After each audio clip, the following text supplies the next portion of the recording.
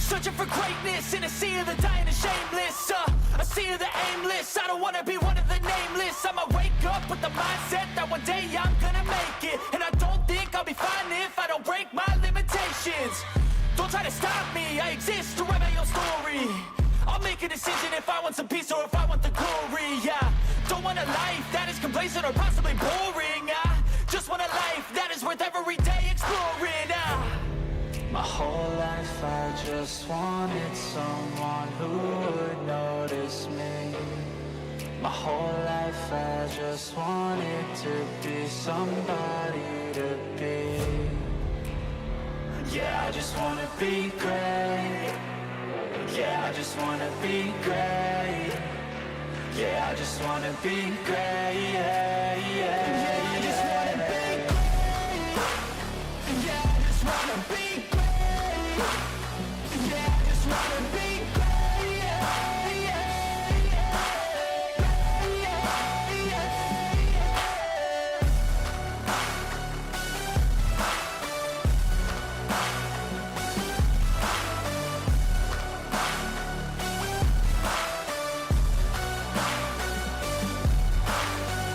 This is a statement to appreciate all that is vacant. It's just for the taking. If you make up your mind, you can take it. I'm never complacent. I would work in a mansion or basement, yeah. There's no replacement for persistence, it's a patience, yeah. In this life, I wanna be soaring, to feel sun inside when it's pouring. And I'll fight till anxiety is foreign. I'm so sick of my mind's extortion. My whole life I just wanted someone who would notice me. My whole life I just wanted to be somebody to be. Yeah, I just wanna be great. Yeah, I just wanna be great.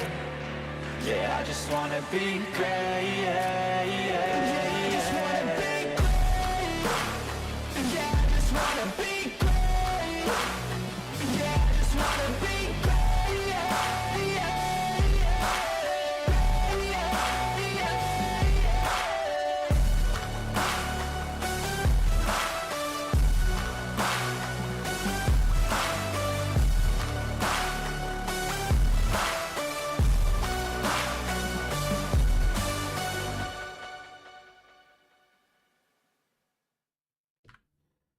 Welcome back, everybody. How's everybody doing? It is an absolutely glorious Thursday because, well, for many reasons. One, it's Thursday. That's a good day because Friday comes after it. And you know what's on Friday? The weekend. And the best part about it is it's my last work day. And from tomorrow morning, I'm a free man. And we've got the rest of the year to fucking stream and boogie and have fun. And that's just one part of it. The other part of it is yesterday we actually did a bit of a push and got a bunch of exosuit upgrades, and we've got many more to go. But the better part is I got the Sentinel A tier weapon upgraded and loaded out with a bunch of upgrades, and it's even better than the one that we had in survival. Like it does more damage, it shoots faster, it's got more rounds in the clip, it reloads quicker across the board. It's way better. And I tested it out yesterday, and we're gonna be collecting glass like there's no tomorrow to get parts and to get upgrades that we can use, but primarily to sell, so that we can make a shitload of nanites.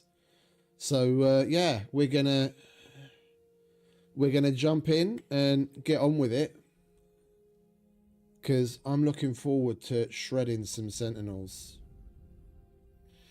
Oh, and to top it all off, our shields are also better. I managed to, now that we got the space in the exosuit, I got an extra supercharged slot, and I switched things around to a different setup, and even the shields are better than they used to be. So we don't take as much damage. Like this is what I collected yesterday, just doing a bit of testing.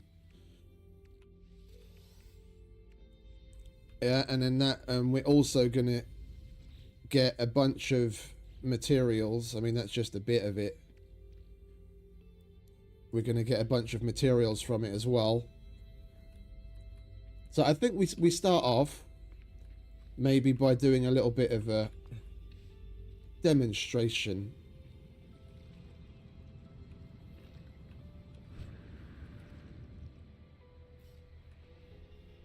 Where did you get to?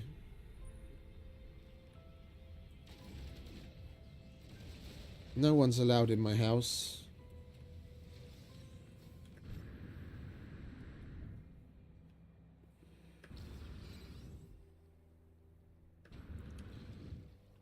Where did they go? Oh, they spawned in quick.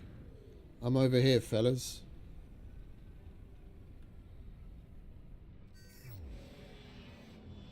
Yeah, they all spawned in underneath the floor. See, he's right there.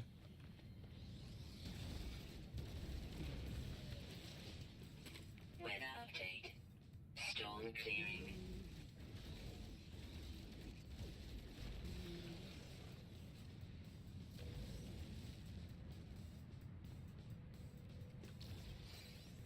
We'll go and find another sentinel to piss off over here. This is going to be where we do all the fighting. Yeah, there's a really nice big open area.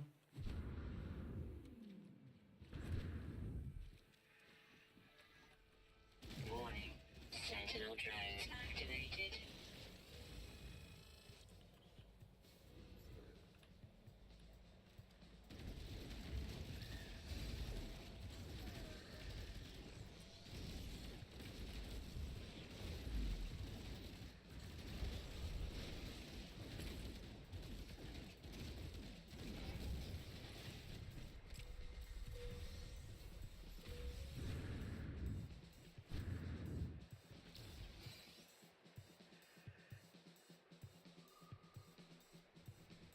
Warning. Sentinel combat unit deployed. I'm over here, fellas.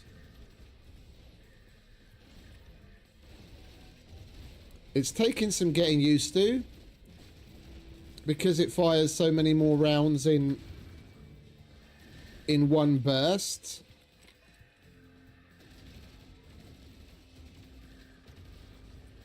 It's got a little bit of a different rhythm to it.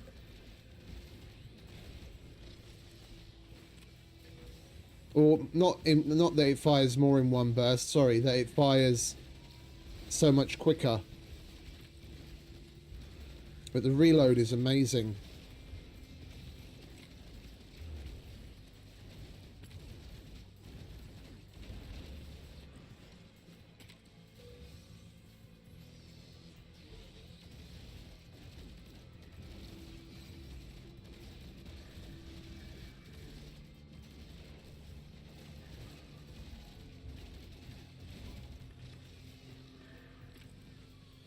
And you can actually disassemble these little fuckers.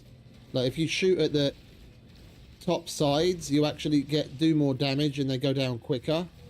And you can remove the Elite Sentinel force. you can remove the plates on their sides. And right now I know that there's going to be a quad coming in, but I'm not even paying attention to it because our shields are so good. My shields aren't going to go down nearly as quickly as they used to when you get hit by a quad laser. Yeah, I'm probably getting hit by it now. Yeah.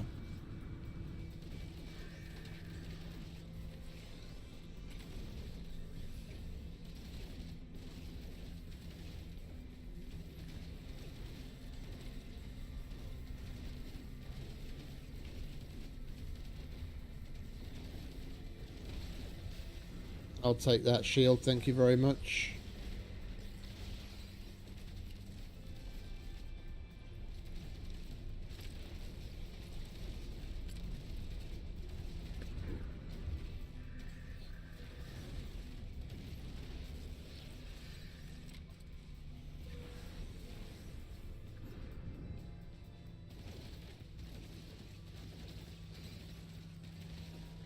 And we're not done yet.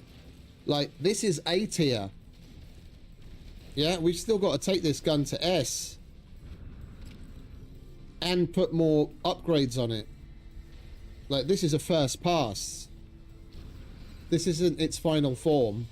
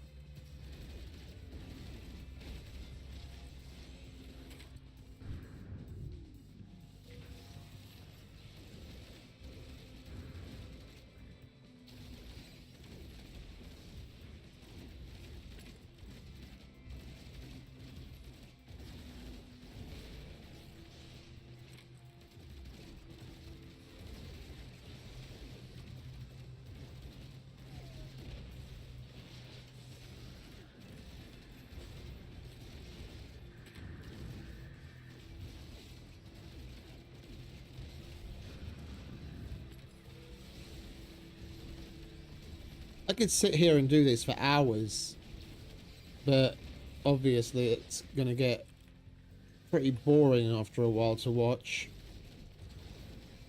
So we're going to call it quits and get rid of Mr. Triangle.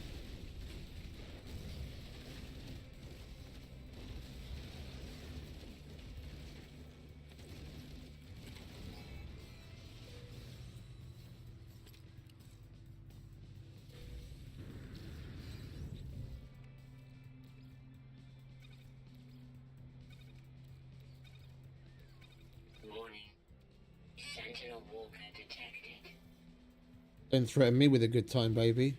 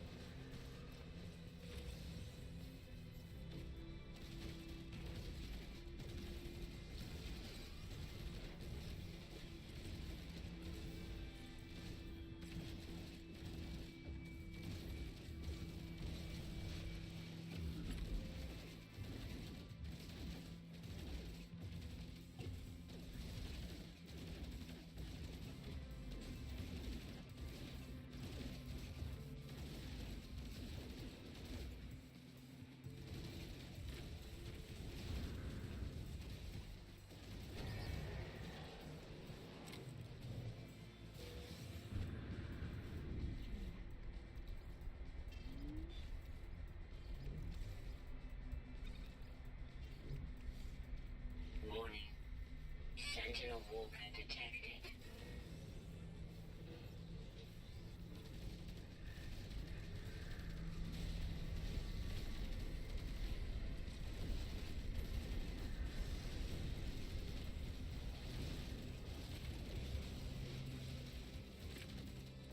Weather warning. Incoming storm.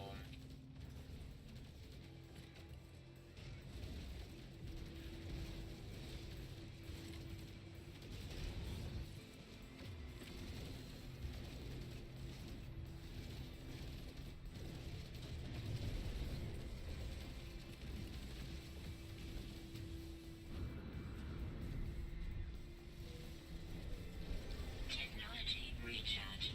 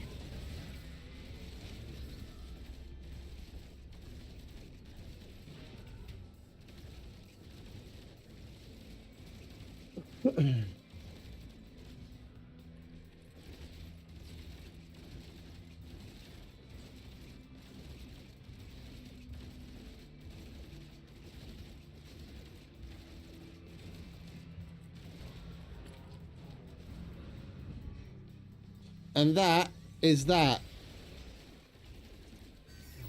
In 3 days, because we already had this yesterday, in 3 days, we managed to go from pleb to sentinel stomper in permadeath.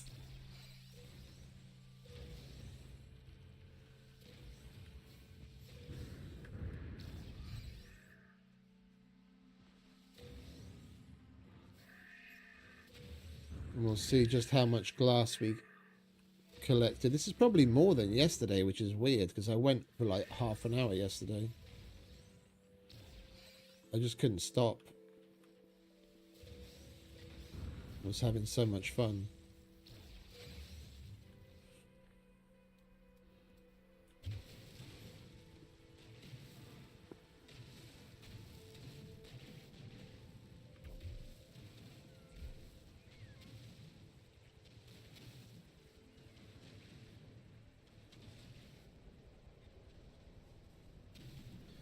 We'll fix the beach for the next fight so we don't end up falling in potholes all the time. Update. Storm clearing. They can really tear the place up.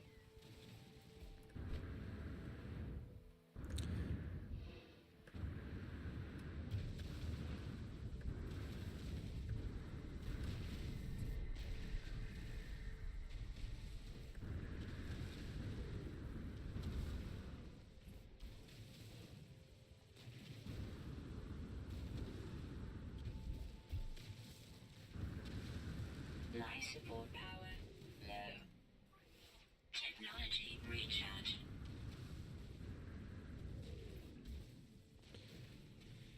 And towards the end of the stream yesterday, we did make a couple of good strides.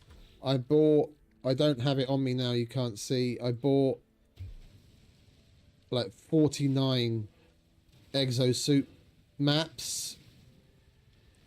And we did manage to get 2 echolocators. So we'll be able to go after a couple of ships. And we're definitely going to make huge strides in upgrading our inventory with all those maps.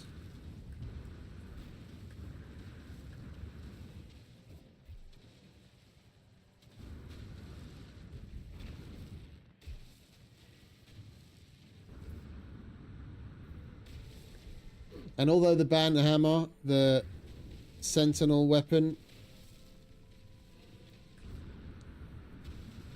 isn't particularly good for mining, I will set it up with a decent enough laser and a terrain manipulator and stuff like that.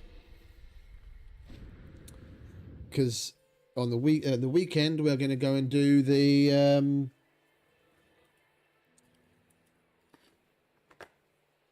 current expedition. We'll go and do the Corvette expedition, and you can call in, like you can clone your ship and your weapon from the main save that you started the expedition from, which will be this one. And we need to get a better ship first and foremost, and then we need to do the little tweaks to the banhammer to make it a better all-rounder instead of just an out-and-out assault weapon. Right, let's I'm gonna need to make more of these storages as well. I used up all of our salvage data and unlocked the remaining storage units, so we've got plenty of space to put things.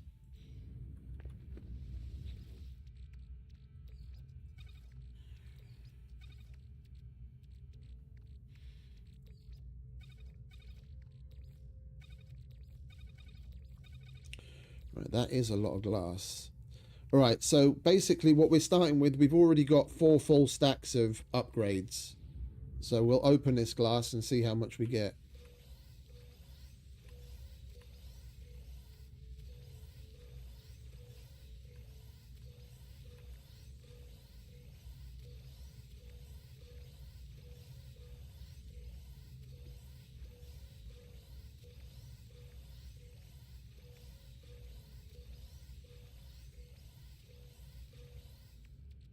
That was better than last time, and I didn't even go for as long. So nearly 5 stacks of upgrades. That's nice. That's really nice.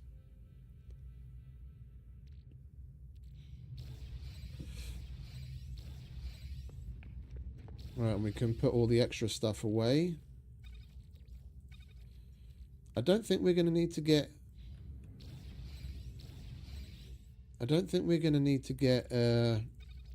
parts, as long as we're sentinel hunting.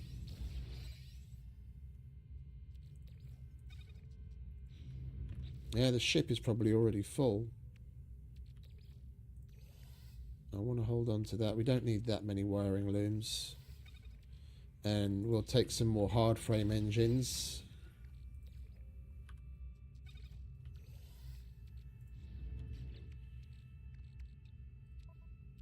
Because we can donate these, and we're only going to need one, if I remember correctly, for the actual quest or whatever it is, whichever way we choose to do it. When you go to make the exosuit, you only need one, and we've got a bunch. Right, you can go there.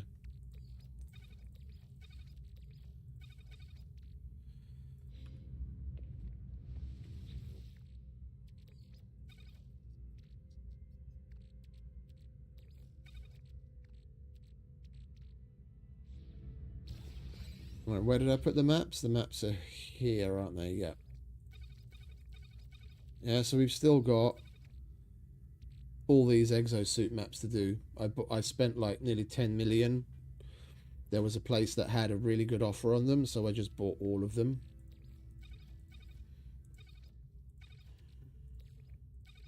We're going to go and sell that. Well, these are Vikine effigies. We'll hold on to a little bit more. We don't need that. And we've got an extra hydraulic cable.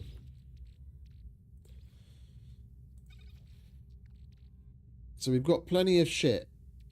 Plenty. Oh, and we've got the 2 echolocators, as I mentioned. So what do we have here? 2, 4, 6, 8. Incoming storm.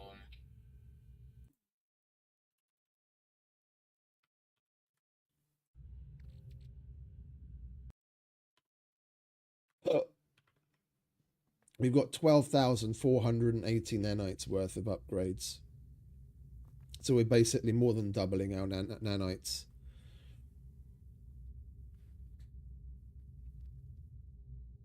Yeah, if we could get a nice long run. If I empty, well, we use up these inventory, these exosuit upgrades and get a bigger inventory, and we can have, you know, about what you see right here, this much space free, empty, and go out and do a fight and just fill that with punium and glass and whatever else you get along the way, and then open up all the glass at the end.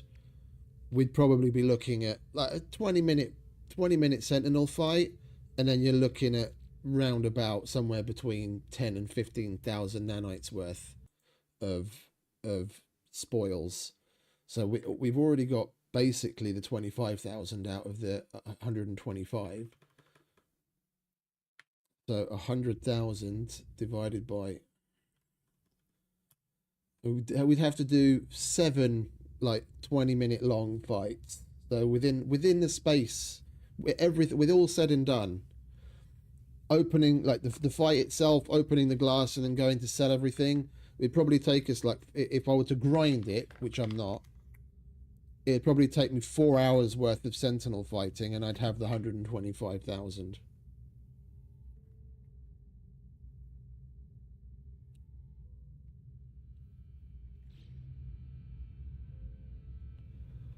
I'm feeling a little weird, but whatever. I've been blacklisted or something. It is Christmas. Okay. Yeah, we're gonna go to the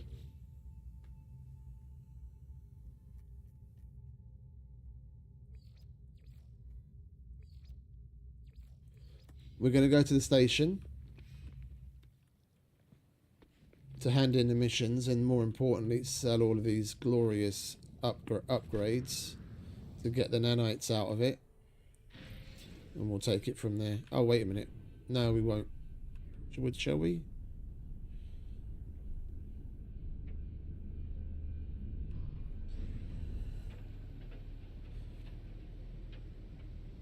Let's go to the Sentinel pillar.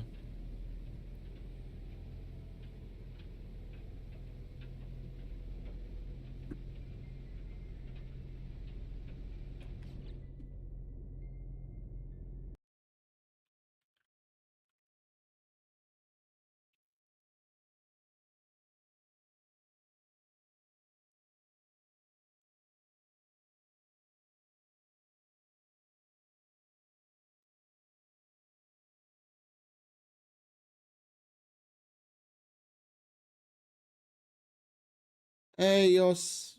Evening, mate. Nice to see a friendly face. How you doing? All good, mate. And yourself? Feeling any better?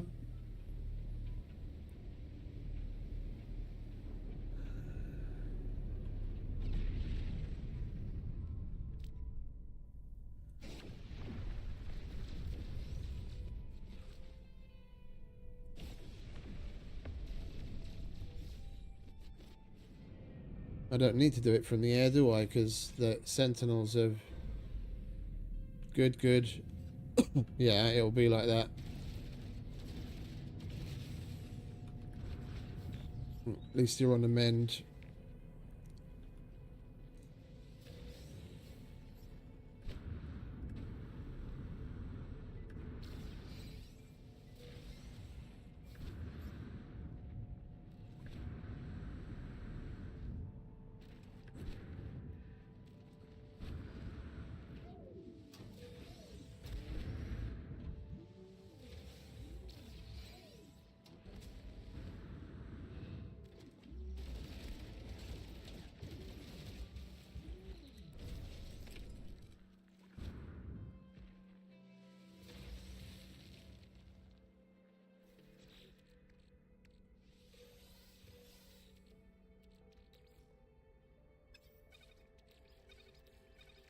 We did a little farming.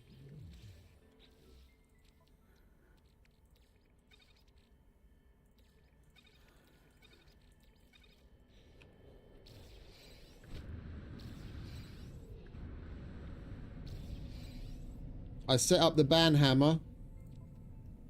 I got this cleared out of all of the junk that was on it after we collected it, and I kitted it out. There's 2 supercharged slots here, and I've got the bolt caster.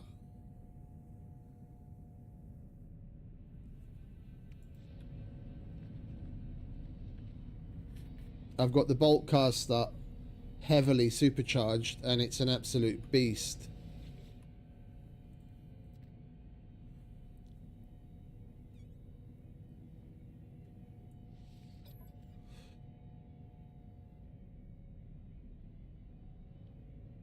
That's a normal rifle. Well, if we can take it, we'll take it. We'll sell it. Well, not sell it. Scrap it.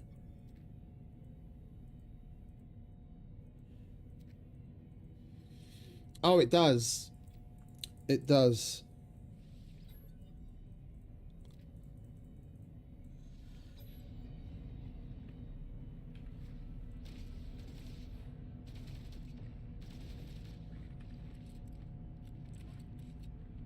It does look really cool.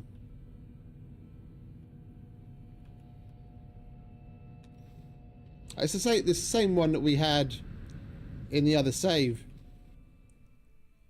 We just got to get this one up to Technology recharge. we just got to get this one up to S tier. I mean, even at A tier right now, it's an absolute beast. Between the gun and the fact that I was able to get the exosuit upgrades and put shields on, sentinel fights are a breeze. Like, I'm not worried about. We've got at least as much protection, if not more, than in our normal survival save.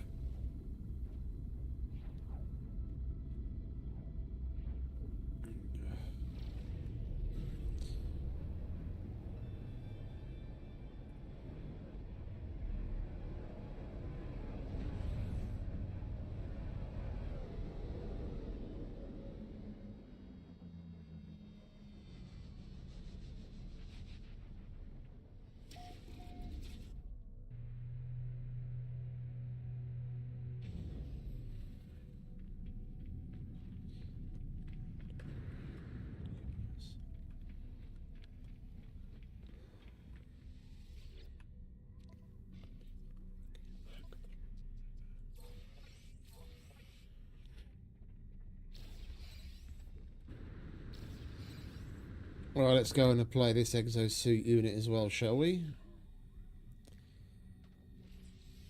And we'll start adding to the inventory.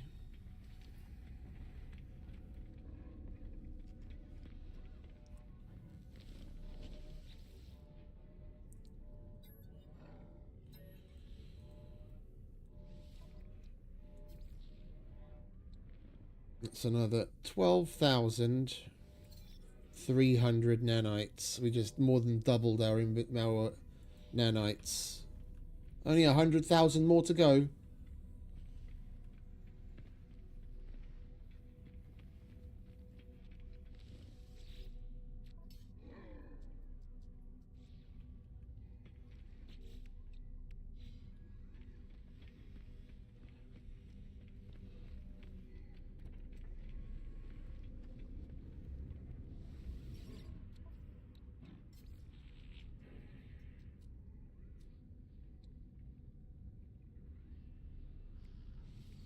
Units received.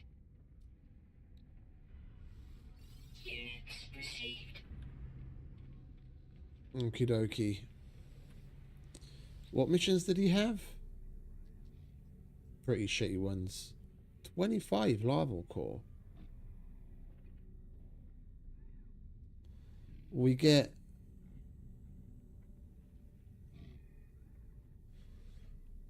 They stack to 3. And per stack we get 150. So it's 50 each. That's another 1200 nanites. And I get to kill a pirate? Yeah, of course. 25 larval core. That's a lot.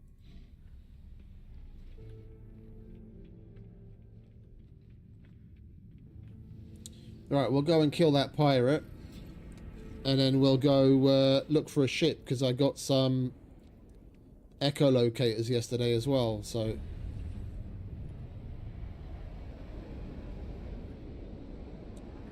We know it's the ship shape is acceptable. We've just got to hunt for a decent tiered one.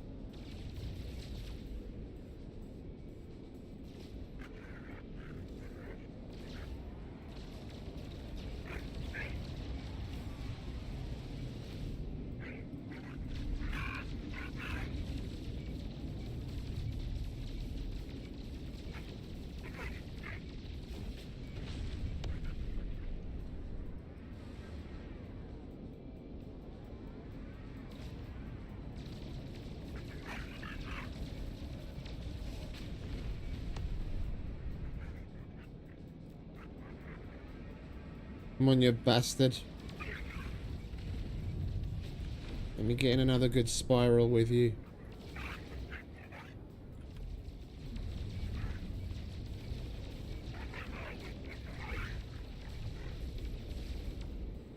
Because of course they can just turn around in one spot.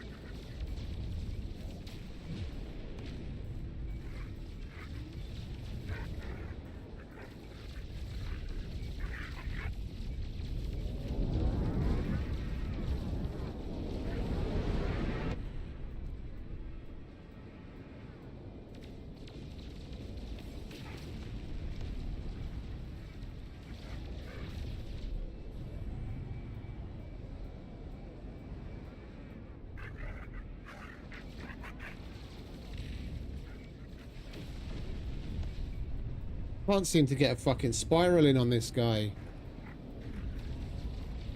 AI is doing a good job.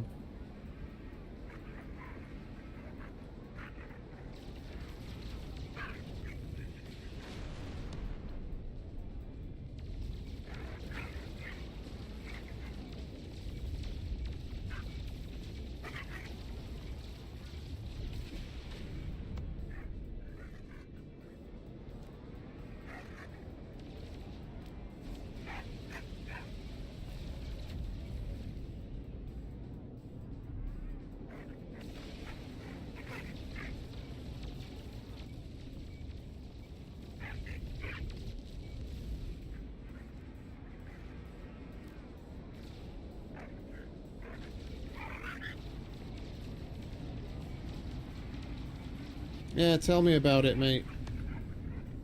It's what we're going to do.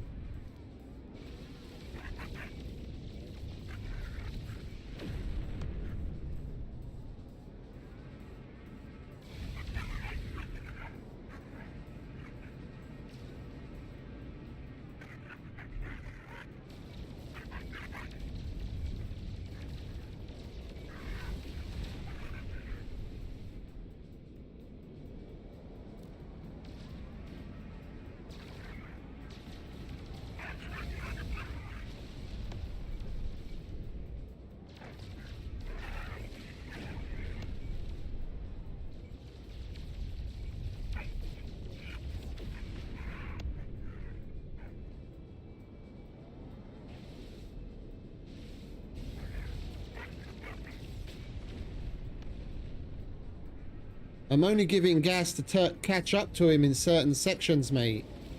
I know when you boost, then you don't turn as well.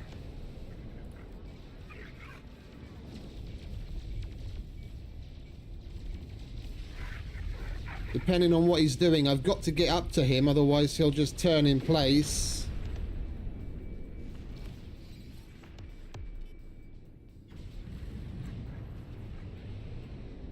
No, mate. I need the W to catch up. This thing is so fucking slow and so unmaneuverable. If I don't get close enough to stay, to be able to see how he's turning, to follow his turn, I'll never be able to get him. No, I know you're not trying to be an arse, mate, but you're not the one pushing the buttons. I understand what you're saying, but you need forward to at least catch up to a certain point. I release it and go into the turn when I want to do the spiral. Other than that, I use the shift every now and then to close the distance because I have to. Because this thing is so slow, I need to stay as close as possible. Otherwise, nothing will ever happen.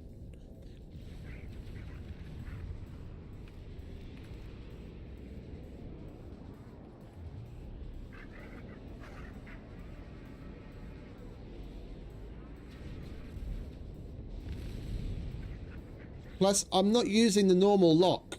The normal lock, yeah, you have to hold S. Yeah, I switched it to where you just press E and it locks on. That's it. I don't have to do anything else. I press E once, it locks. And then I'm free to use W and S how I see fit. So it's a different way of flying than when you have the hold S to keep the lock on. It's a completely different way of flying.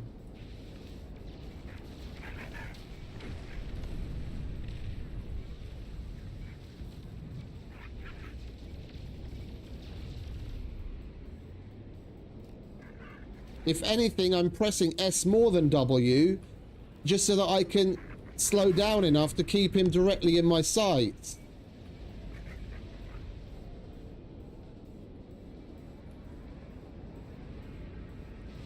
For as long as possible. Yeah, all I'm doing there is paying attention to how he's turning. Yeah, we'll get back up his arse if we can.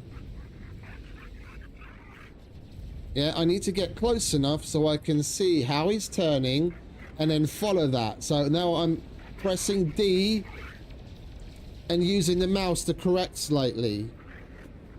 I'm not pressing W at all unless I need to get up to him. Yeah, it depends on how he's coming at you. If he's coming straight at you, counter his spin. When you're right behind him, you spin the same direction.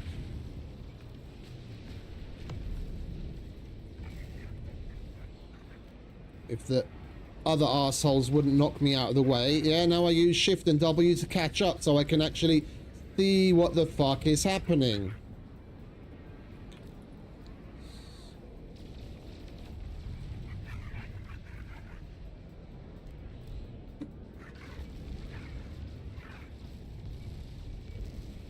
Yeah, I'm just pressing D and pulling the mouse to add to the rotation.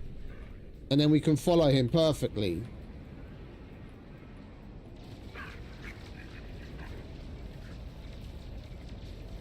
He switches his spin, I switch my spin.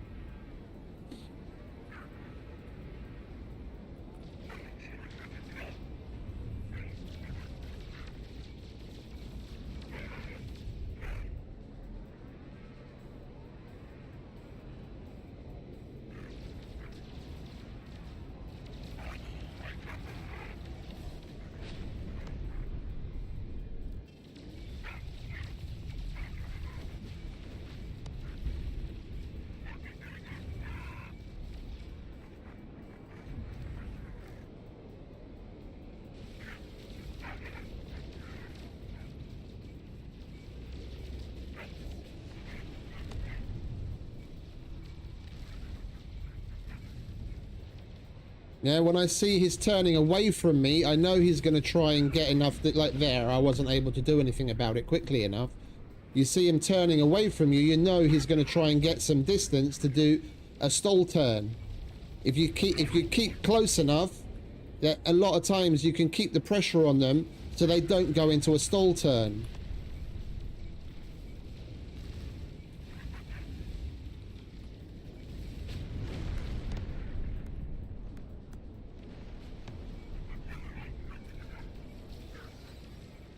We get up as close as we can. We follow his spin. D, mouse. A, mouse.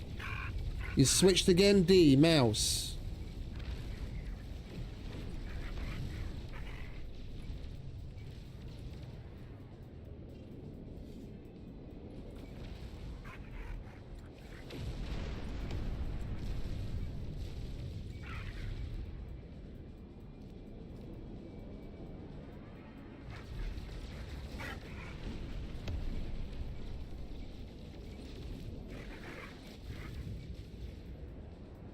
It's at times like that I need the maneuverability where I'd be able to pull back and I'd turn tightly enough that I could still keep on him.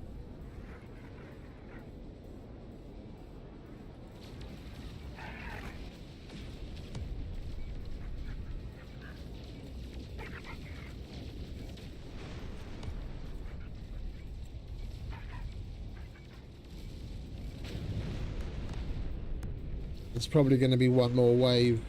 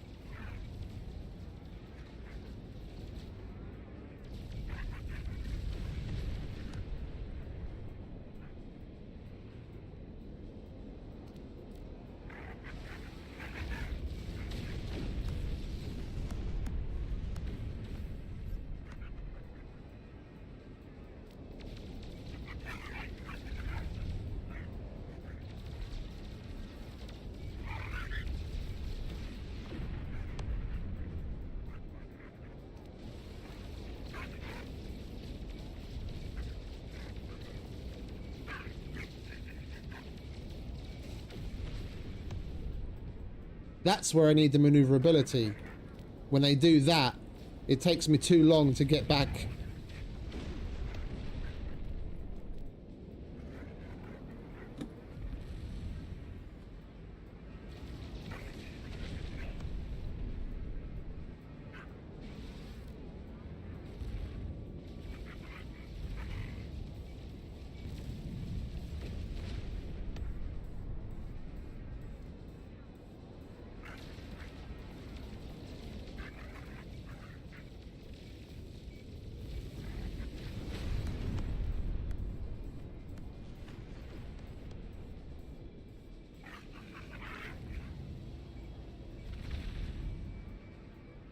I was pissed at this ship to begin with. I was like, oh man, I really wish we had the other one. At least that was this and at least that was that. But this is forcing me to do certain things and practice certain things.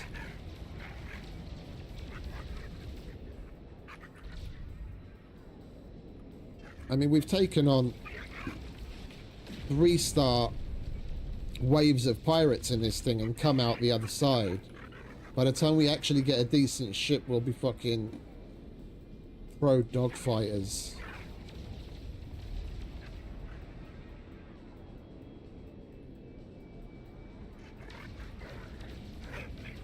Oops, wrong button.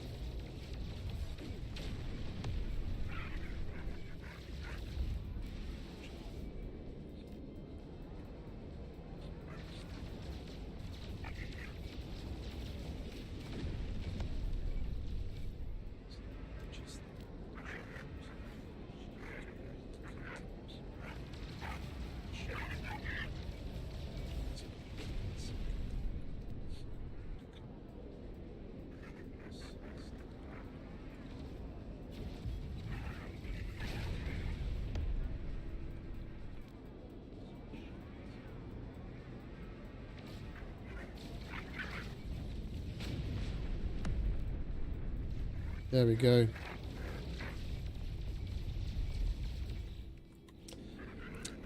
Fucking fat-fingered tab again. We had a lovely spiral and I fucked it up.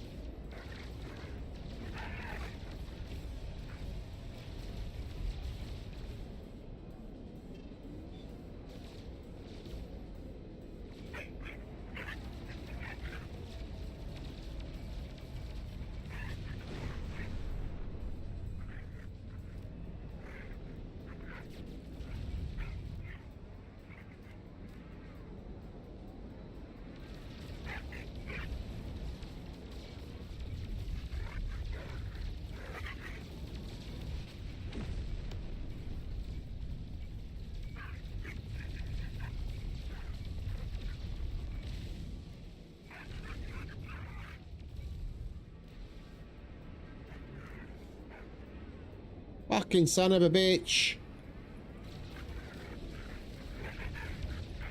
I honestly hate the fact that they're able to do a fucking flat spin turn. Yeah, they basically just come to a halt, turn 180 and fucking shoot off in, back towards you. You're physically not able to do that yourself, then how the fuck do they give the fucking AI that ability?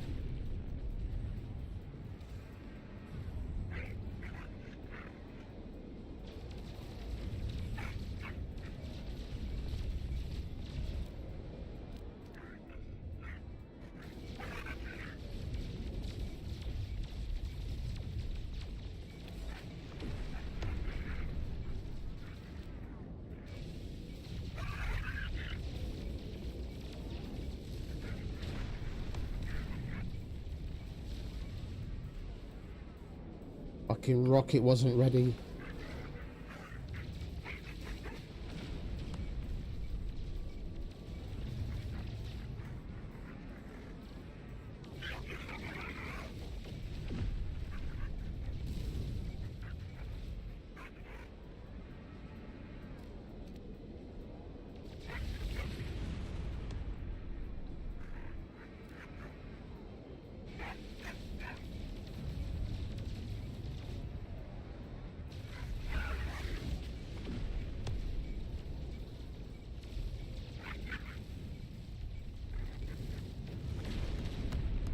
That fucking last.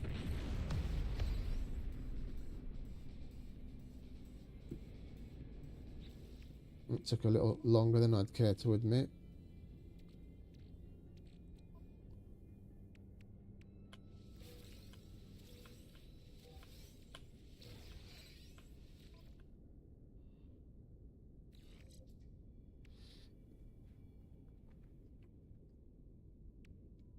We just made the kick-ass bolt caster even more kick-ass. And we got a sentinel boundary map.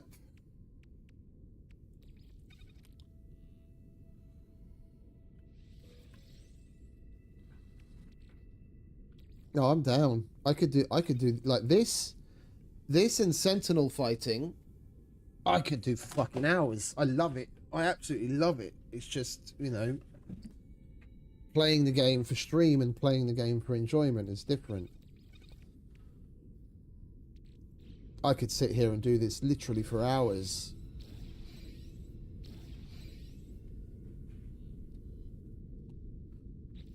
Right, we were coming from the station, weren't we? Let's stop off at home and then we'll go from there. We do have a decent line on nanites now. We'll go and hand in this mission and we'll stop by the exocraft dealer to see if he has any good upgrades for the exocraft engines, and then we'll take the roamer. We'll just drive around.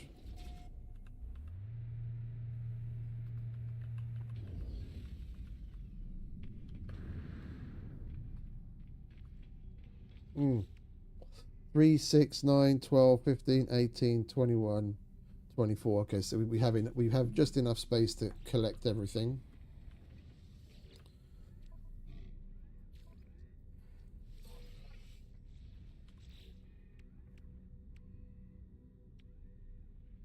Yo.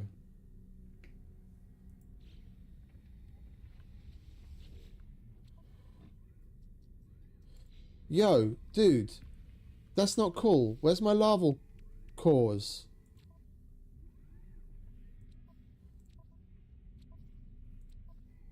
It said I get 25 larval cores.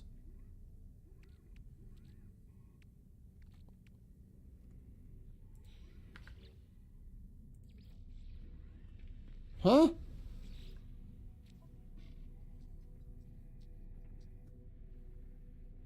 It said 25 times larval core in that little green ball that you get nanites from. That's the reason I did it.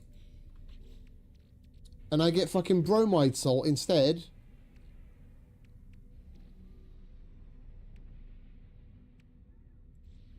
I'm not taking missions from you again.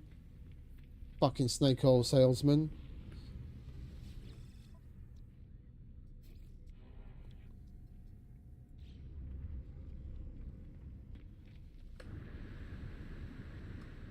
That was like 1200 nanites.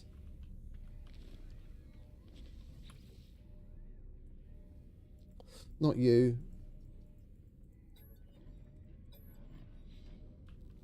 You, exocraft person.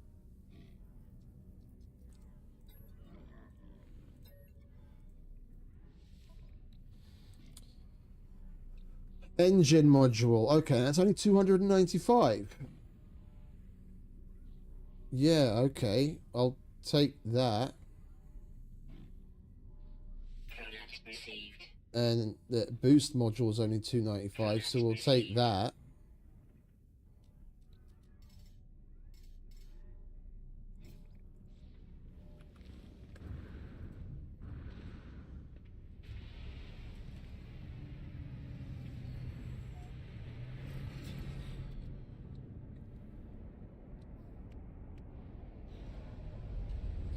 Right, time to go home.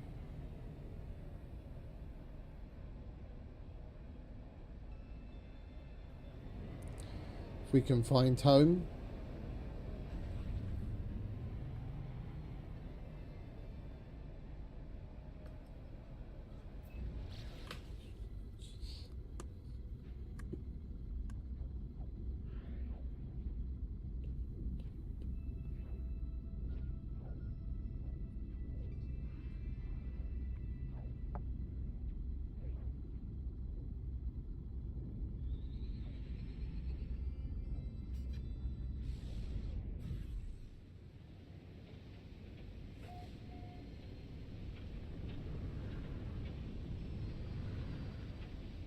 Weather update. Storm clearing.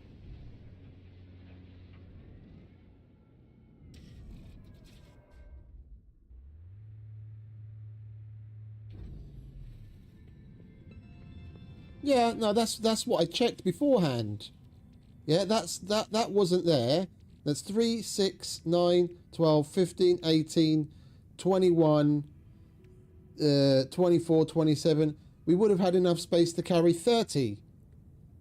But even if you don't have room for the reward, just like in other things, like if you go to disassemble a ship and you only have 2 slots in your inventory and it's going to give you like 6 slots worth of stuff, it says not enough space in inventory. The woman says so and it flashes on the screen. But we definitely did have enough. I checked it beforehand on purpose, just in case.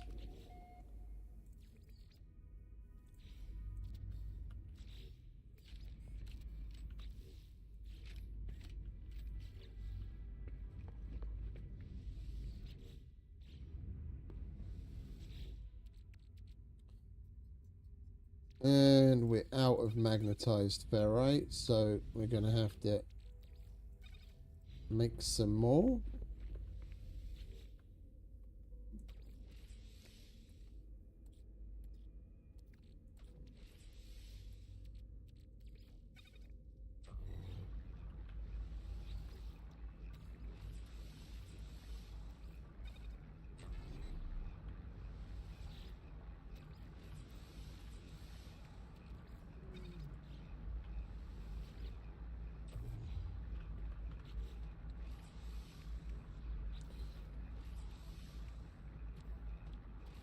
Right, what's that? Boost module. Wait, is that getting... No, it's not. Okay. And... engine module. Lovely jubbly.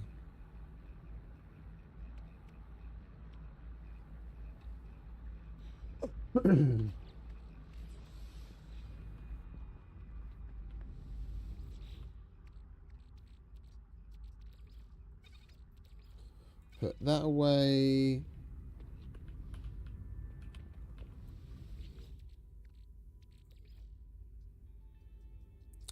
I'll do a little rearrange of this stuff. Not now. But now that we've got more boxes, we can split these things into better categories and make better use of the space that we have.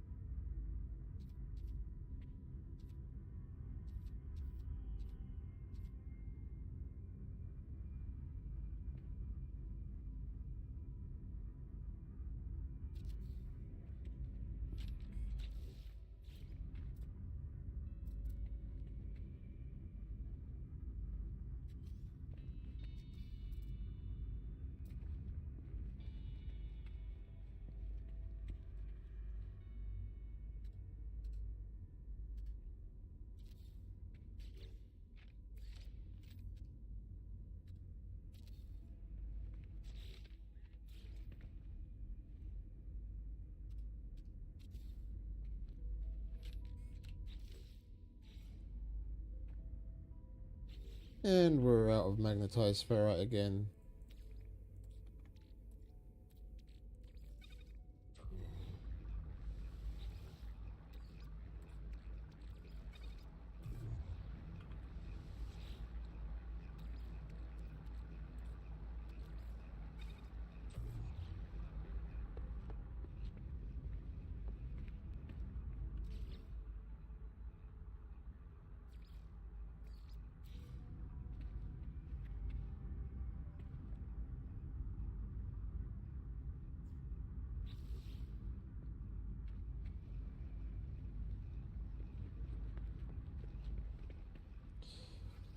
I'll rearrange all of this so that it's better placed, probably off stream or when we need to just chill from something else.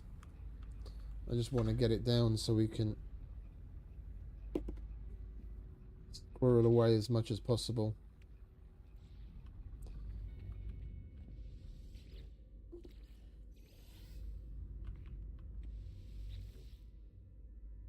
Yeah, they do.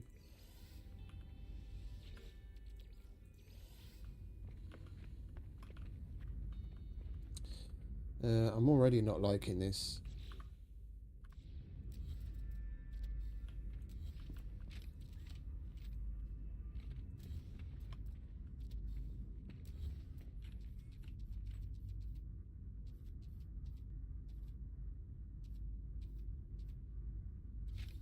If anything,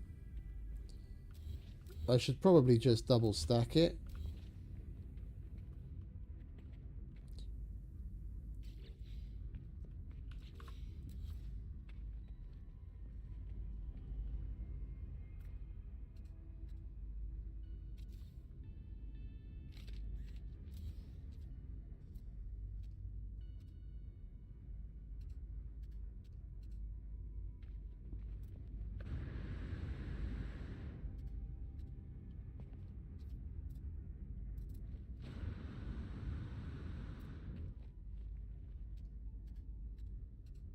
I want the fucking face facing this way. For fuck's sake.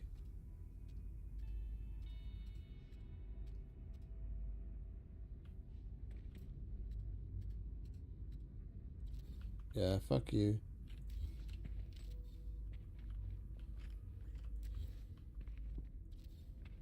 That one went that way round.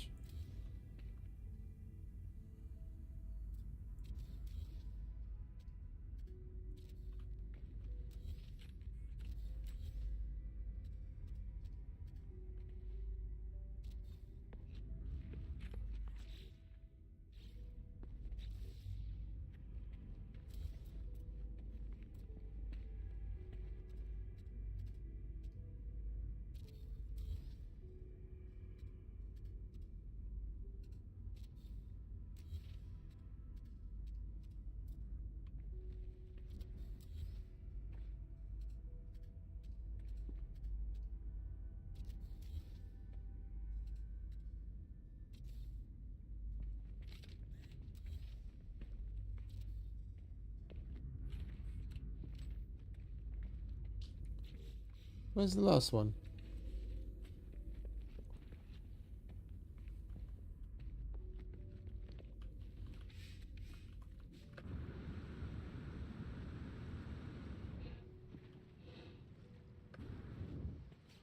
Or did we not make that one yet? We didn't make that one yet. That'll do it every time.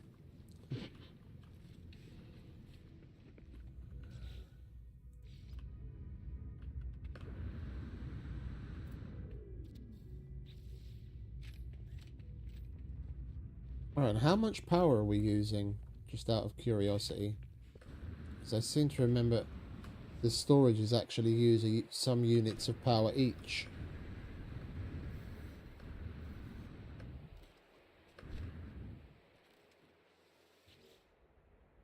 $70. Okay, so we've still got plenty.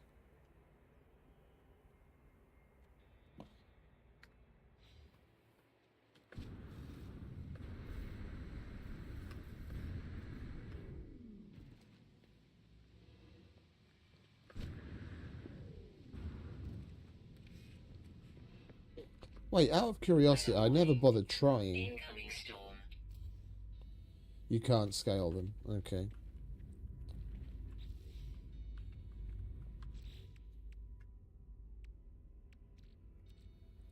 Okay, so we're going to go and do an echolocator, see what ship we get, and then do some more exosuit upgrades along the way. We've got plenty to get on with.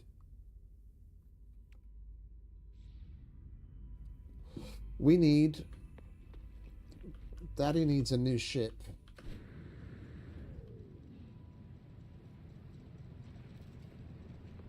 I want to see what this thing is like now that we slapped some upgrades in it.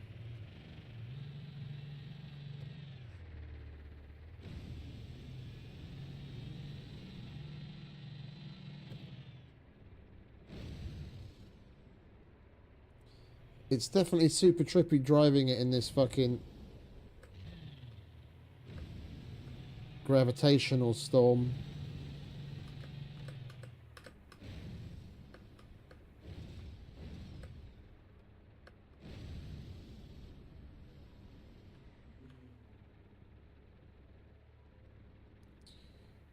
Getting it out over the water wasn't a great idea.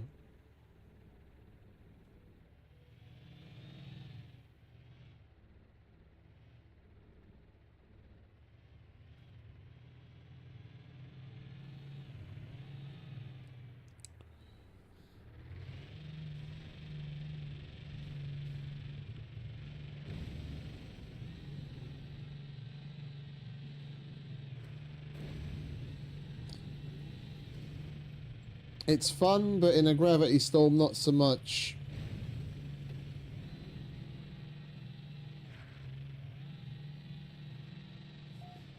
In a gravity storm, it's just trippy.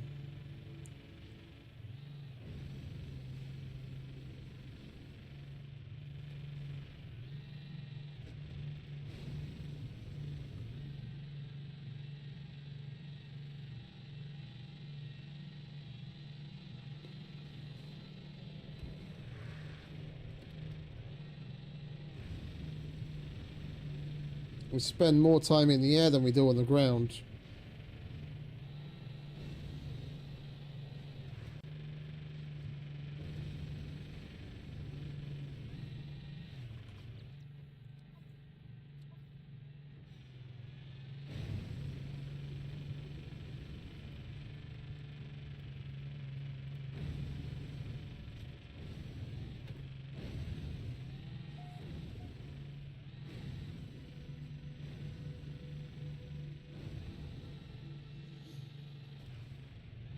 Oh look, a building.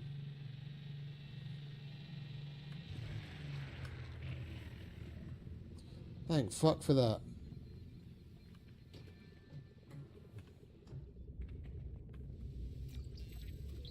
Units received.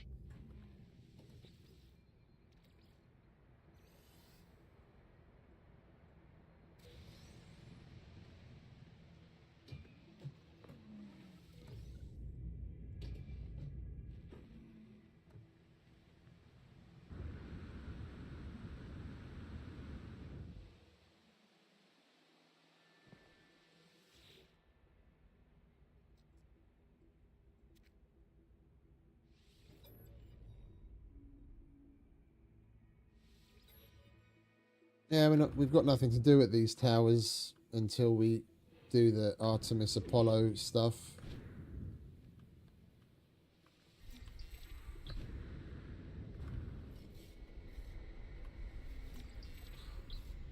It'd be nice if this fucking storm would stop, because then we can drive around without all the trippy weirdness.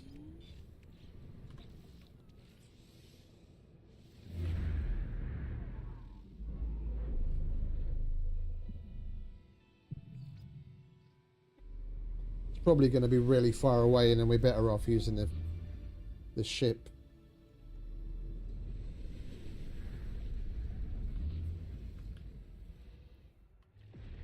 How long does it say if we go with this? 4 hours, yeah.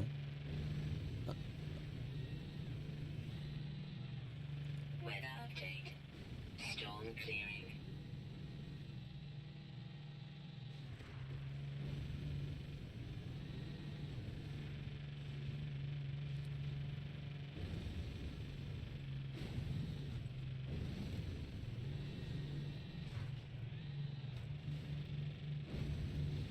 Fuel required. You're not getting any fuel. You want to shut up until we get home and let me get back in my ship.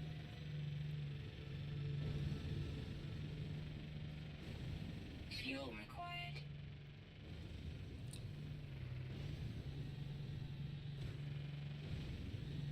Fuel required.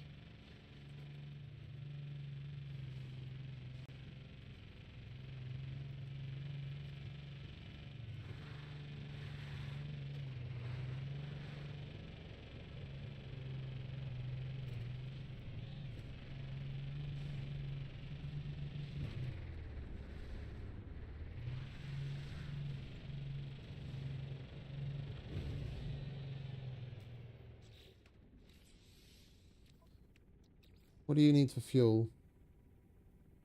My precious carbon. You can have a bit of oxygen. Technology recharge. And shut up. Fuel required.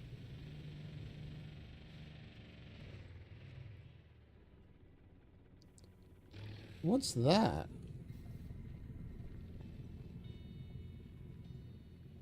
Oh, I've never noticed down a ship like that before. Oh, we got an anomaly detector from it. That's cool.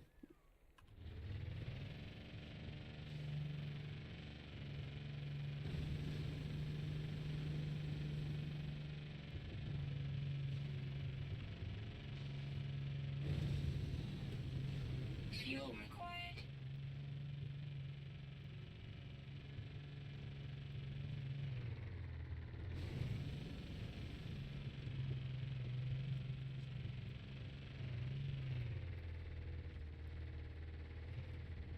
Fuel required.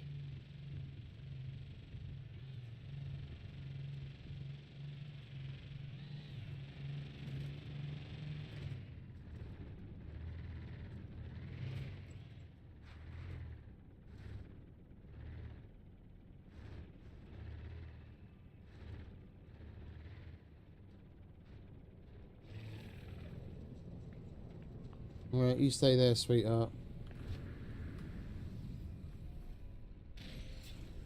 It's orange again, though, isn't it? I just noticed. Oh no, it's black.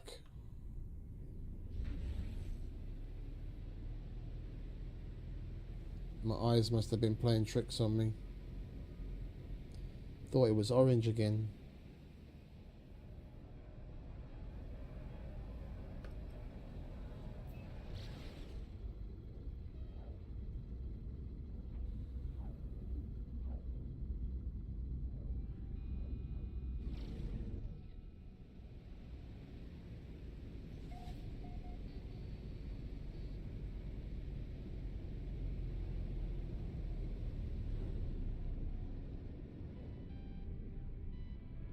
Hey, Wolfie. Welcome back, darling. Long time. How you doing?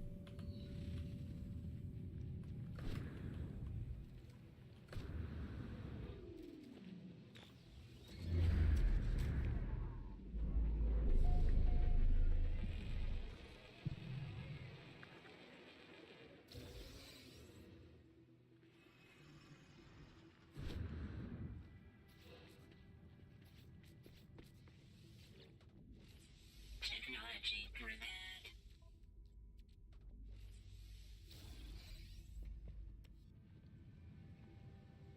Oh, that's not good to hear.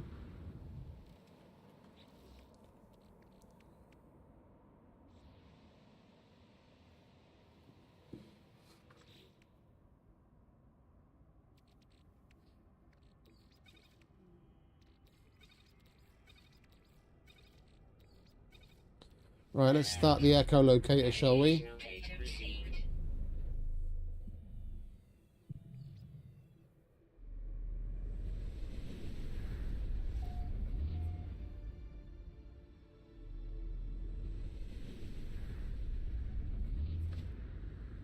Start work on a ship. Weather warning. Incoming storm.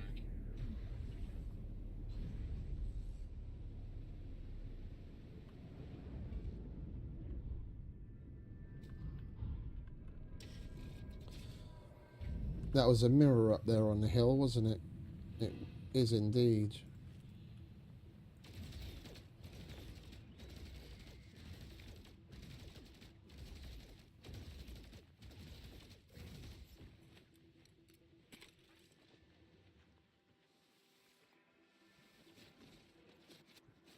Come on, fellas.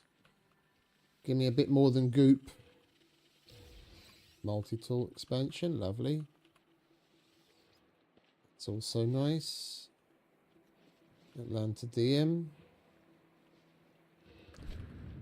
And what do we have in the corner here? More goop.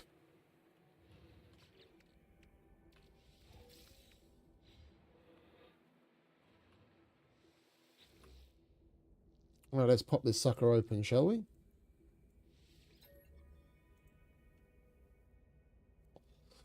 One, 7, 12.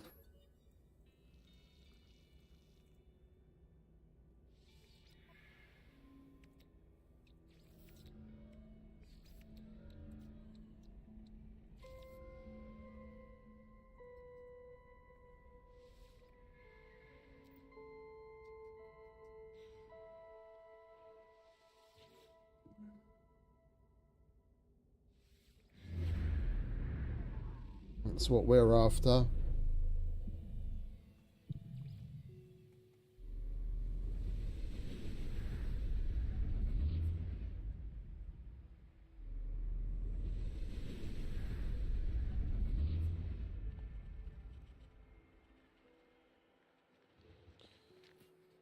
And it's a shitty pistol again.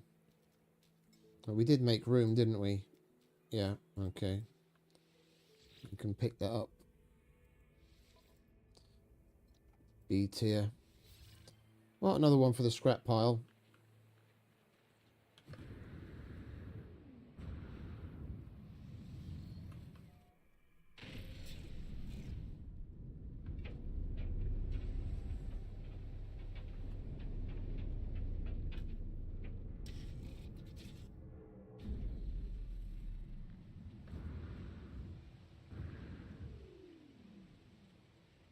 Hello, my lovely. C tier. No free slots in ship inventory.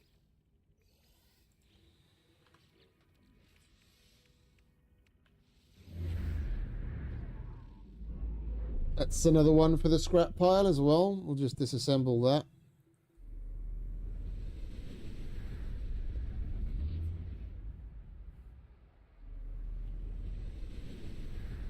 Let's go get you a brain, shall we?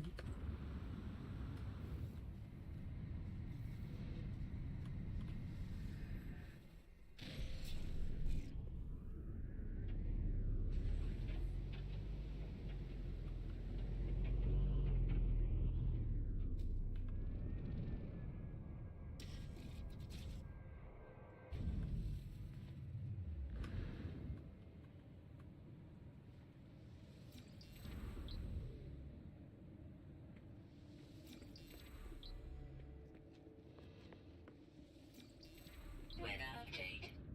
Storm clearing.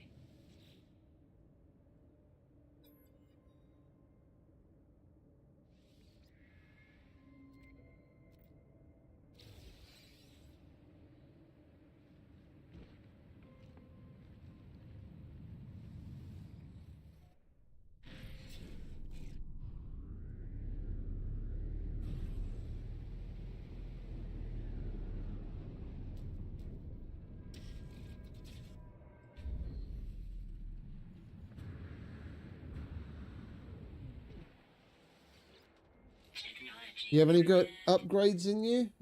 No. Alright, add to collection.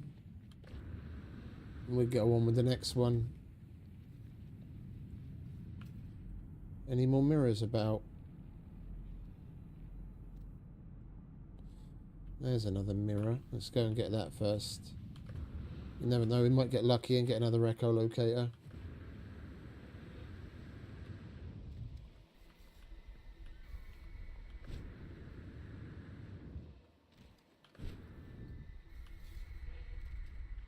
Hey Phil, evening mate, welcome back.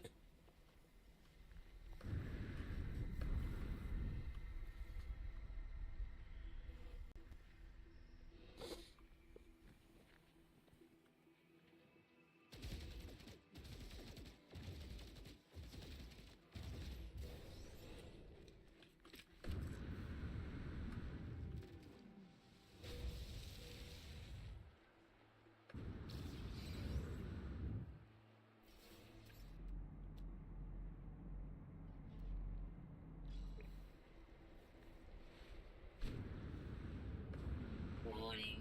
Threat detected.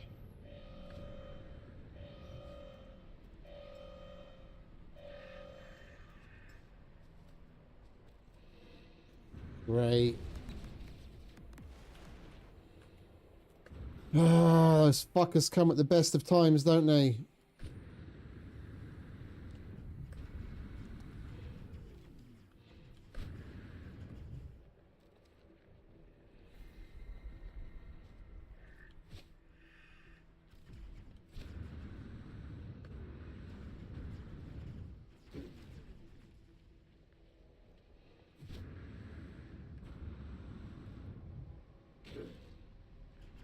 By the time we get to our fucking ship, that shelter will be destroyed.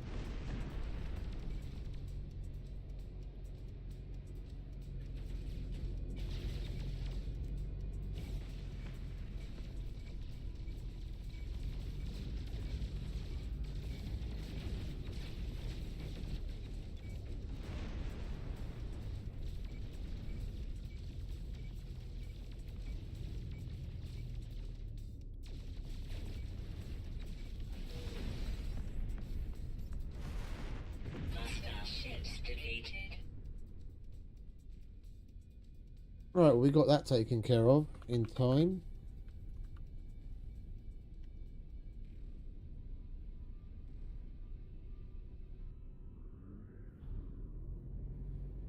You mean summon? That's the first thing I tried, mate. It didn't have enough fuel in it. It's not our first day playing the game.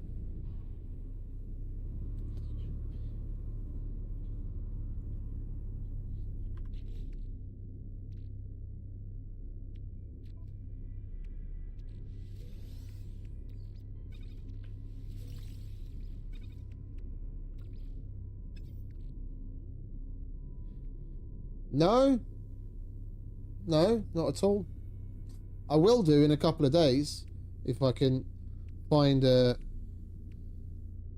decent barber to go to. There's supposed to be one in the village, but I've never been,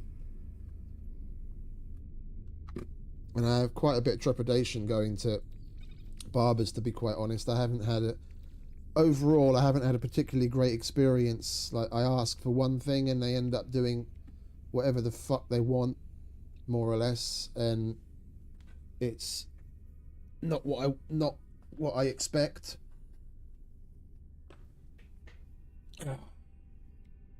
Like the last time, it wasn't quite as long as it is now, almost, but close.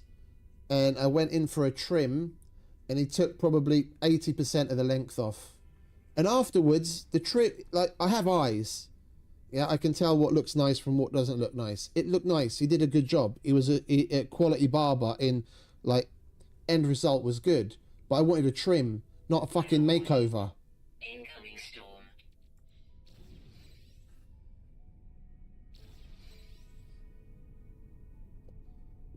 Yeah, I get that to get a certain effect of, on the beard, sometimes you need to go back with, you know, cutting more off than you might otherwise expect. But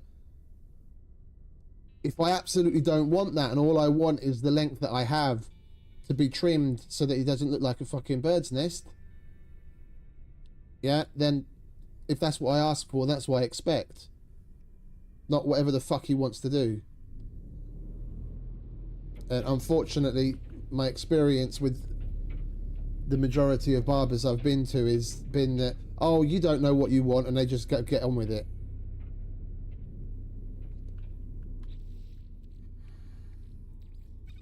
The problem is, I started growing my beard. I had absolutely no idea at the time. It was only when I came back to civilization that I was asked about it. But I started growing my beard at the height of when it became trendy and shitloads of people started doing it. I was in the butt crack of Africa, in the middle of nowhere, and I started growing it for completely different reasons. And I came back to every man and his dog growing a beard, and barbershops popping up all over the fucking show. And when you've got a bunch of fucking trendy hipsters that know absolutely fuck all about beard care and, you know, what it is that they want, yeah, you get an entire fucking swath of barbers that,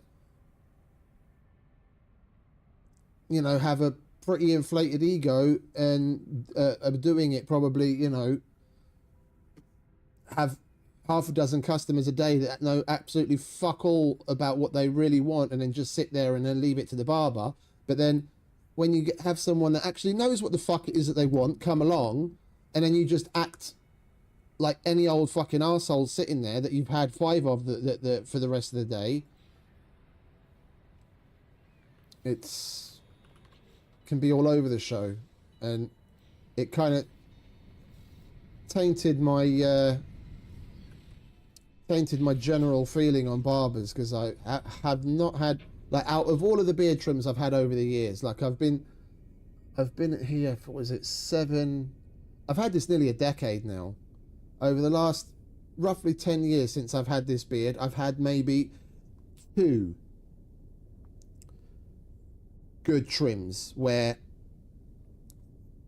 the barber actually like asked what's up, gave me some pointers and things, you know, maybe what, you know, I should expect, but then ultimately made the most of what was available and did as close as possible to what I asked, and was really fucking proficient at it. And they were both decent blokes that we had good, I had a good chat with while they were doing it. That's it. In 10 years, 2 fucking barbers that I could say were actually decent at what they were doing and did what I asked.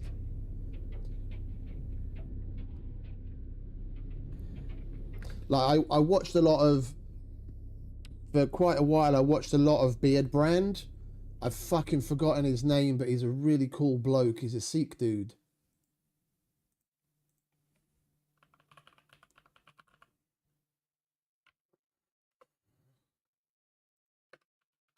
There was a whole series of videos of him in his Mahesh Hayward. He had his own he had his own barber shop. I can't remember where in England, but then they filmed a whole bunch of Beard Brand videos there, and he's fucking amazing, absolutely amazing. And at one point, right about when my passport was expiring, I was planning a trip to go to England so that I could get my passport renewed, and I didn't have to go through all the fucking online and postal bollocks. I just go in and get it done in person, and you know, get a rush on it. You can get it done within like a couple of days. And then when I was there, I was going to go to this Mahesh dude to get a proper trim, but unfortunately, it never happened.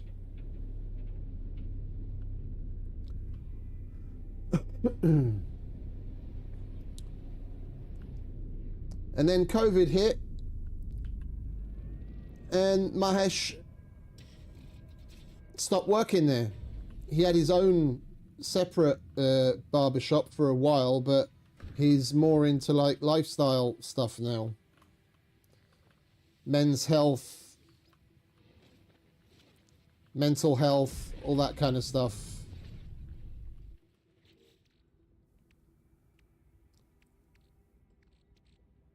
So I missed my opportunity to get my beard trimmed from a legend, but I can't be asked to dig up bones. I thought this was a harmonic camp, that's why I stopped. I've had it for 10 years, mate. This ain't going anywhere until I have some significant reason to.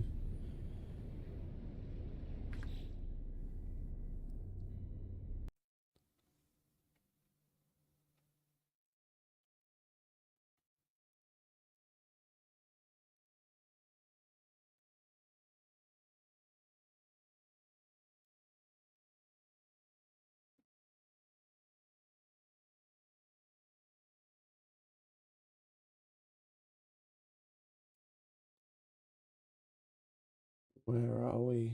P profile.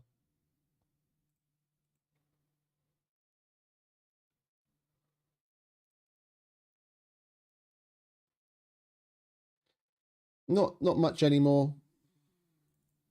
Not much anymore, no. I use a bit of oil on it every now and then. What? It might sound silly, mate, that there is a thing that's called beard butter, beard oil, beard balm, all sorts of beard related shit. Here you go, mate. Take a good look. Naked hammer. If the fucking thing would open. Why isn't it showing the right thing? I select the main screen and it's showing something completely different.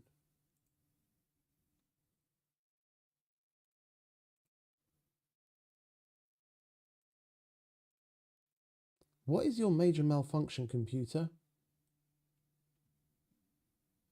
It's showing the wrong monitor.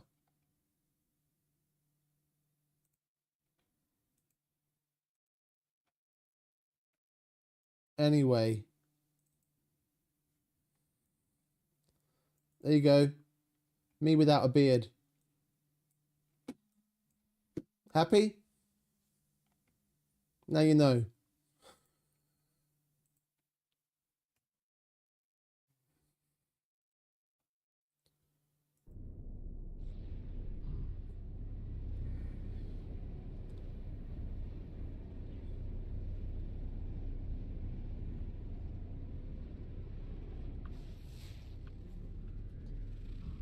Beard isn't going anywhere.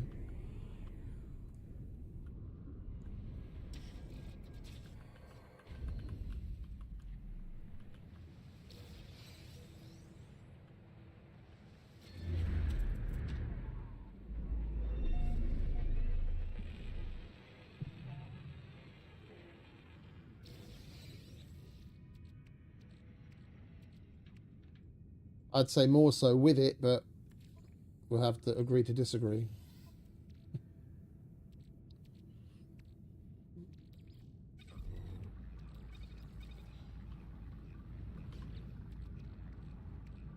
Right, let's get ourselves another one of these, shall we?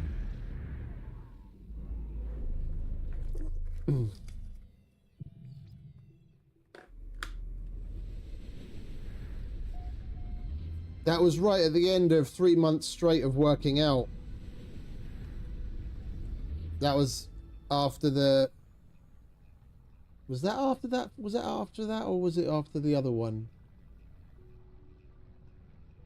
I've told this story before, but my friend and I were supposed to go tandem skydiving together. And they've got a weight limit of 95 kilos. And I was working in Africa at the time, and I was 120. And in 3 months, I went down from 120 to 95. And that was what I looked like at the end of that. Technology recharge. Technology recharge. But we never managed to go skydiving because I came home for my 4+ weeks of holiday and it was pissing with rain. So we never actually got to go.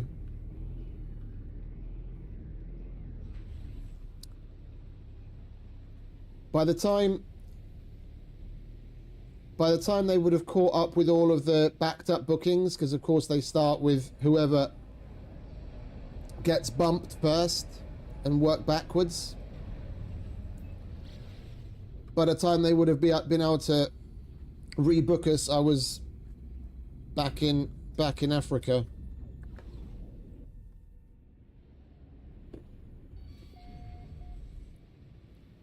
I was looking forward to that.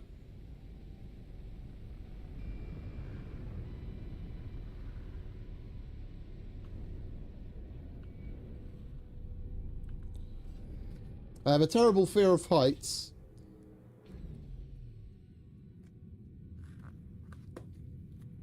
So it would have been interesting, but it's one of those things that it's more, the fear's more related to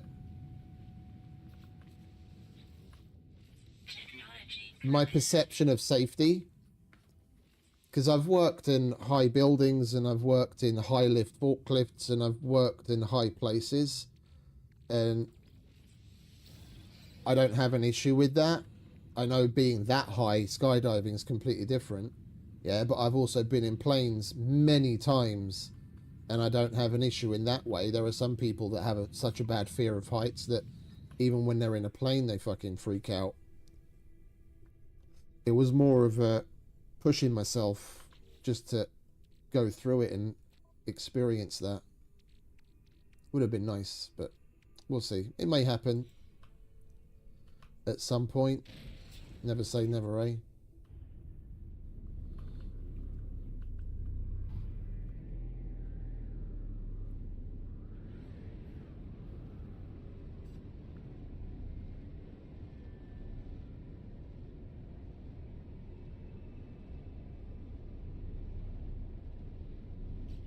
Let's do the other echolocator, shall we? Alert. Navigational data received.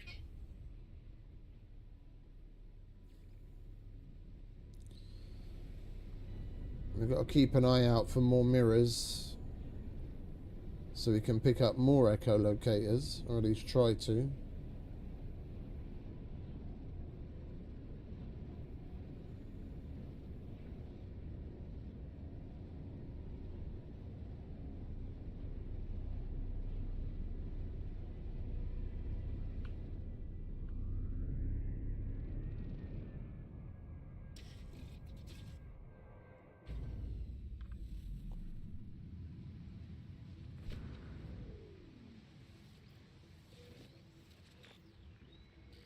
What's with all the goop today, fellas? Stop with the goop. Give me the good stuff. Suspicious packet. That's nice. More goop.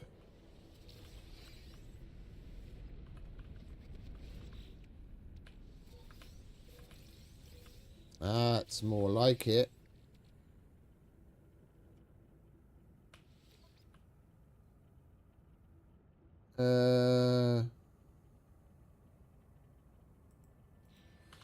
How much is that worth? Weather warning. Incoming storm. Yeah. Hey, Lavoya, welcome.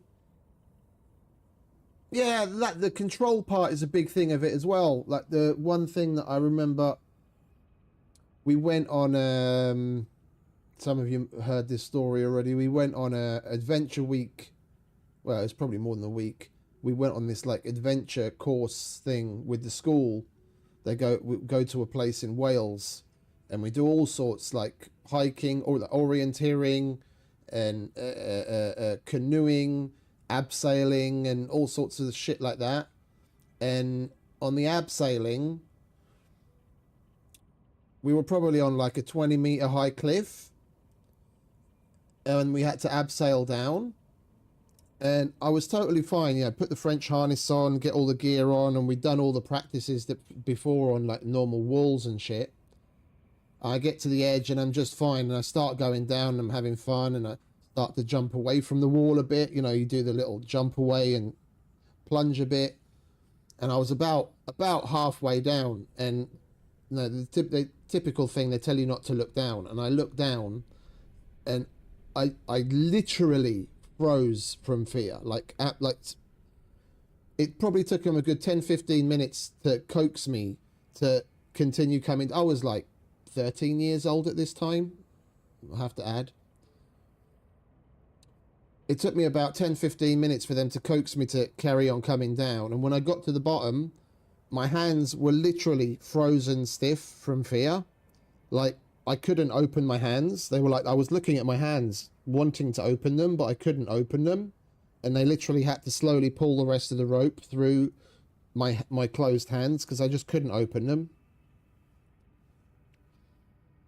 Doing it felt fine, yeah, and I did abseiling many times after that, where I didn't have the same issue. It's like getting over those first hurdles is the worst bit, but that was the first like significantly tall one I did, and I just kind of fell apart, but it got better after.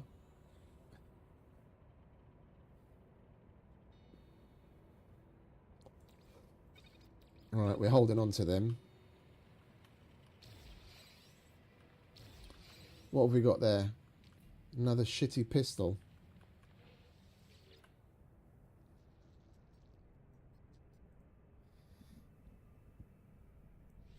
Like, we had to do training.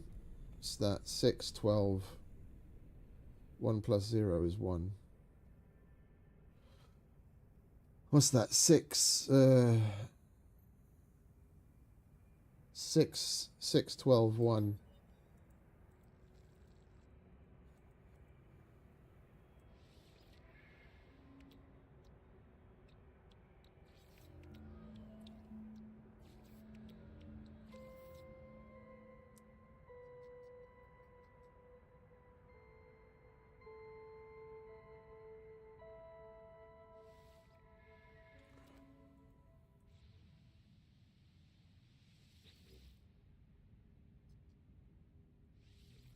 We did other cool stuff there as well.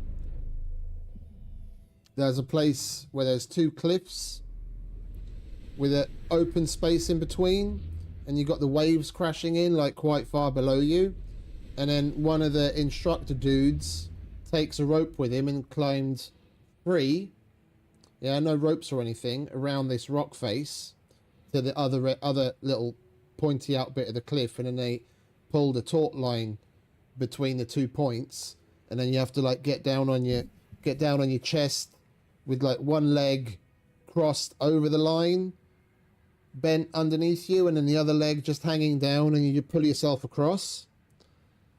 And that was really cool.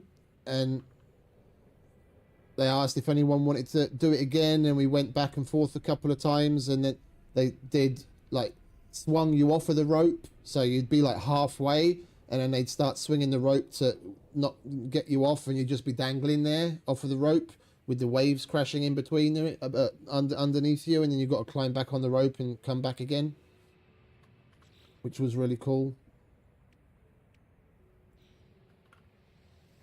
Wait, we've done that already, haven't we?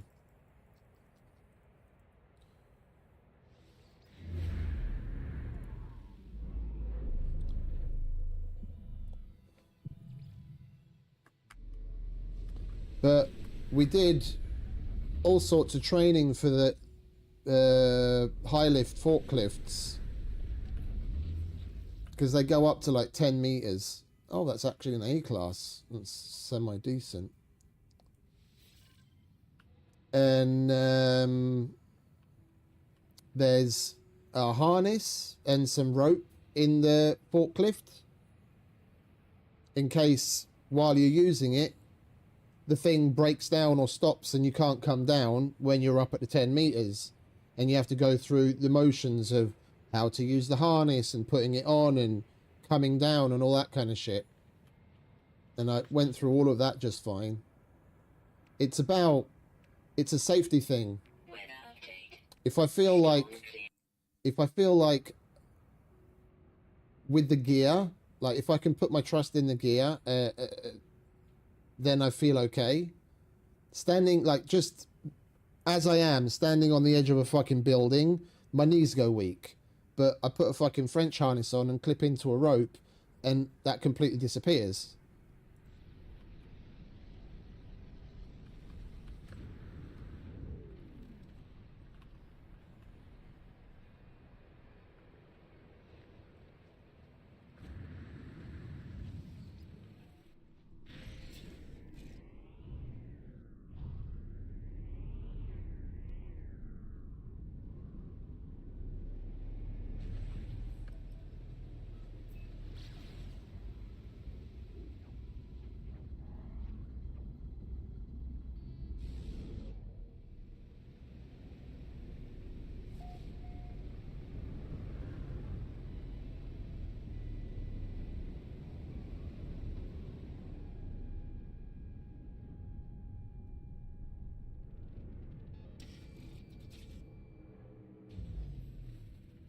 Please be a decent one.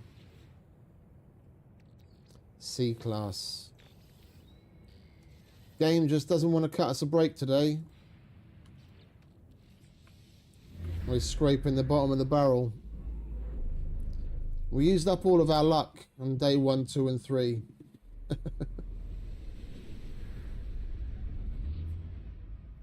The game's like, you've got kick-ass shields and a good gun, now fuck off.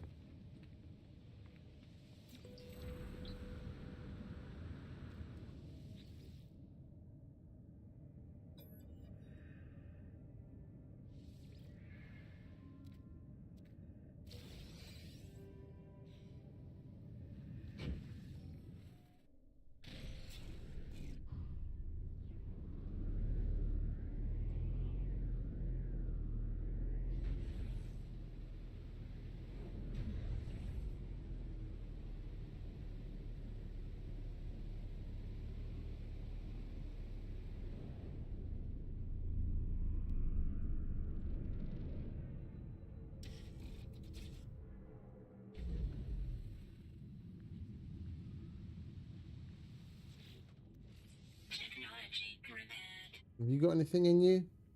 Nothing. Right, we'll put you into the collection as well. Let's see if there's any mirrors around. We need more echolocators. There's a mirror. Alright, you stay here, chicken legs.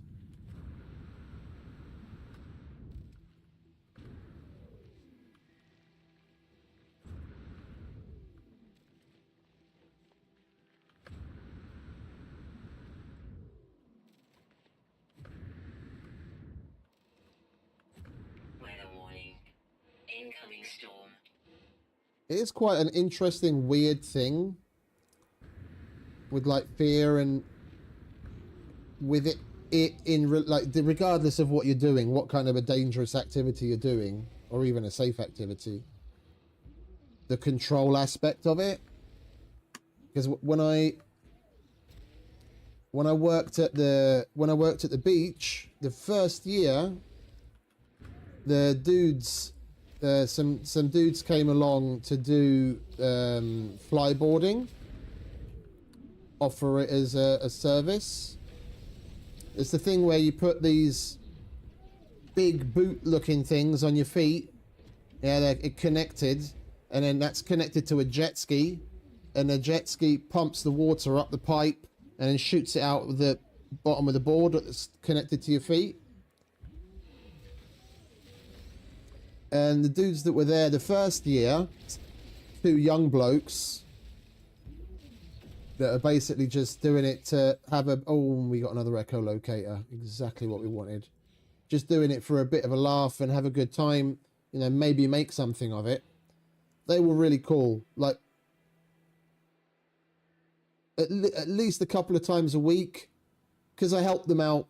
I was doing site maintenance there, so if anything anything anyone needed, they'd come to me. Power, you know, had an issue with sewage, whatever it was, and I could help them out with shit. And they needed this and that, and they were always like, "Oh, if you ever want to go, just come to us. Blah blah. We'll help each other out."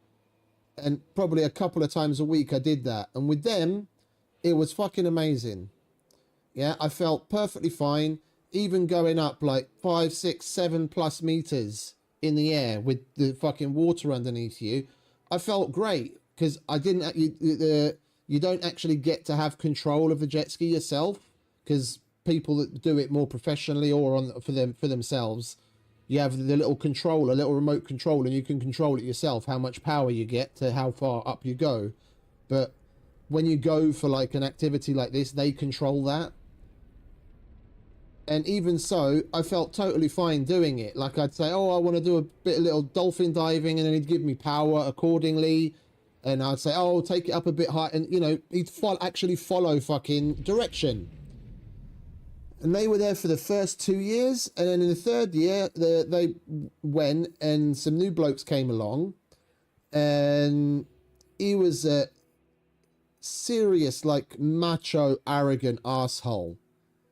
And I was there every other day almost, trying to help them with something, and it was barely ever a fucking thank you or appreciate it or anything. And I'm not talking about like me doing my job, I'm saying like things that are above and beyond that, like helping them out on the down low, and it was barely ever any fucking recognition. And it came up in conversation that someone else had said it, and they were like, oh, have you tried this yet? You were like doing it really good last year and the year before. I bet you're having fun.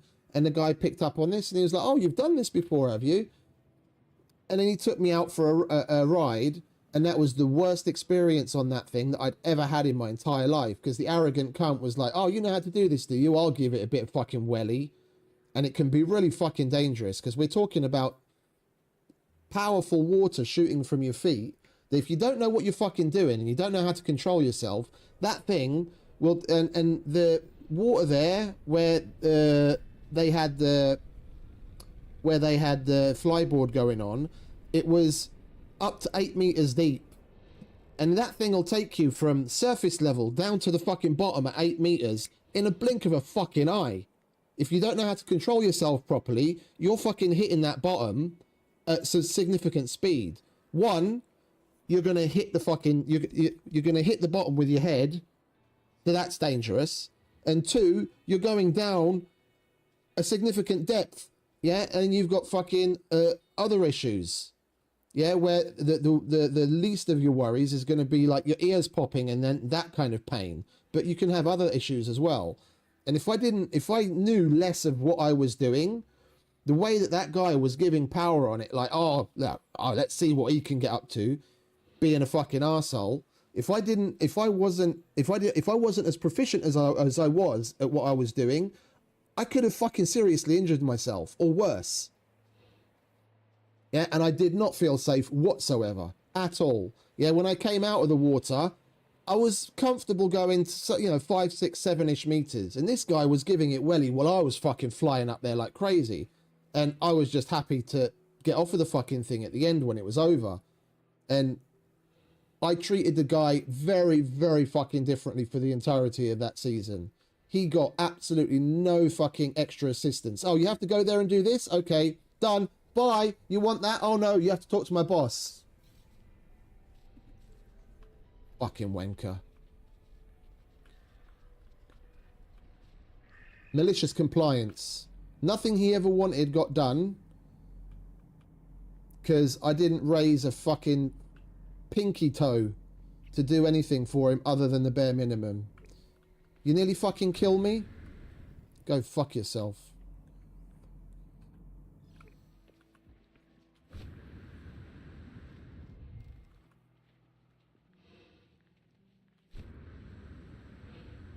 And people like that don't even fucking realize what they're doing. They're surrounded by like-minded, arrogant, macho assholes, and they all just laugh it off.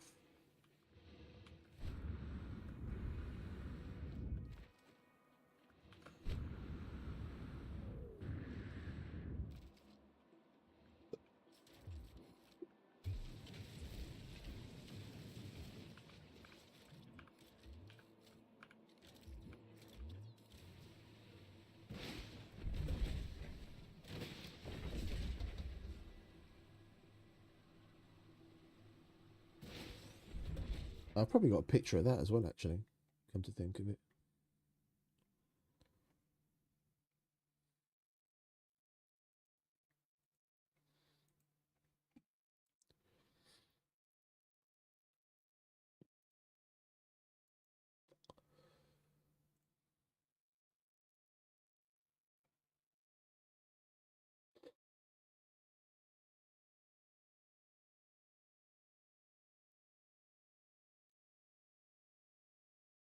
Let's have a look.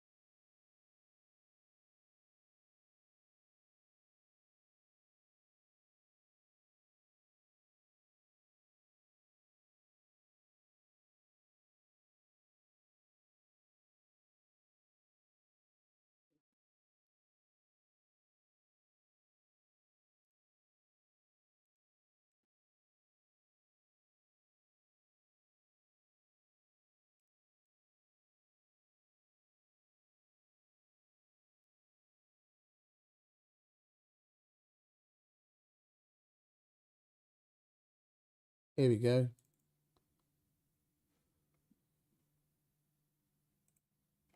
This thing.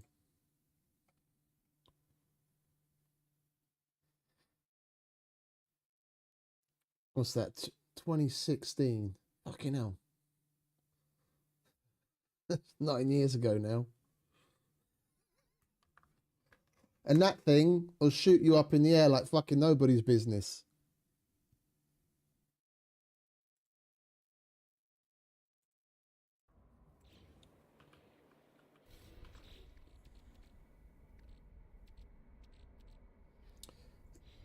And our inventory's full again.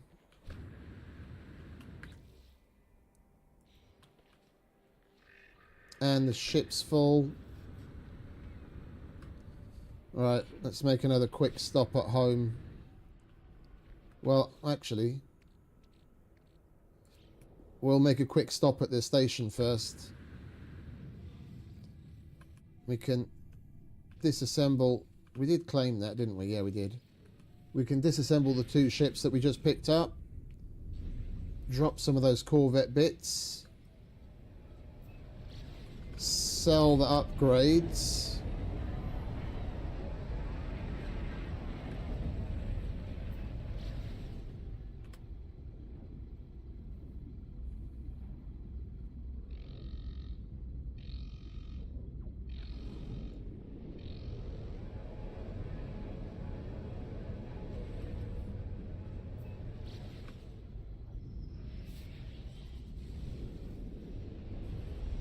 I don't want to trade. Go away.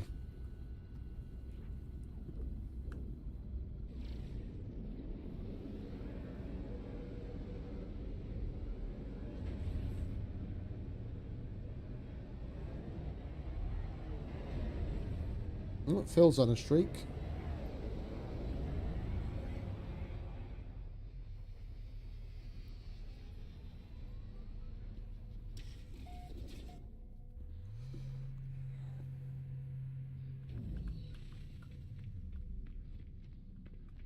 I'm looking forward to starting the Corvette expedition tomorrow.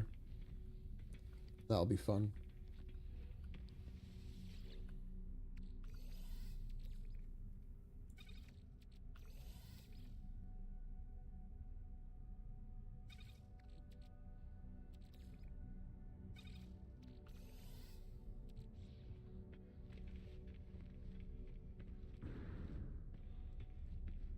I doubt we're going to be able to get it done in 5-6 hours like we did the Relic one.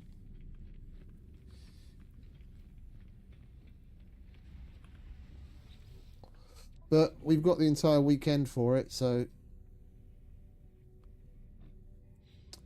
Oh, wait. Can we take this one now? We still can't.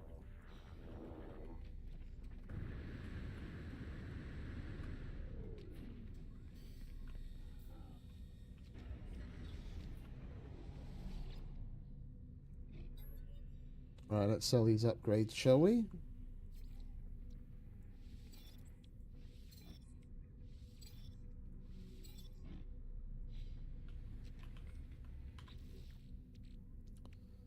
Anything else we want to do here? Do we need more room on here? We don't need more room on there. And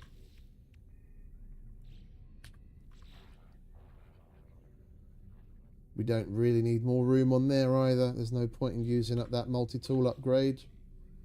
We'll keep it for the Atlantidean one. Whenever we get one of those eventually.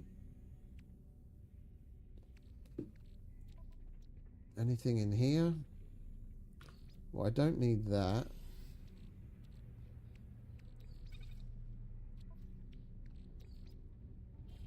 Put that in there, put that in there, put that in there.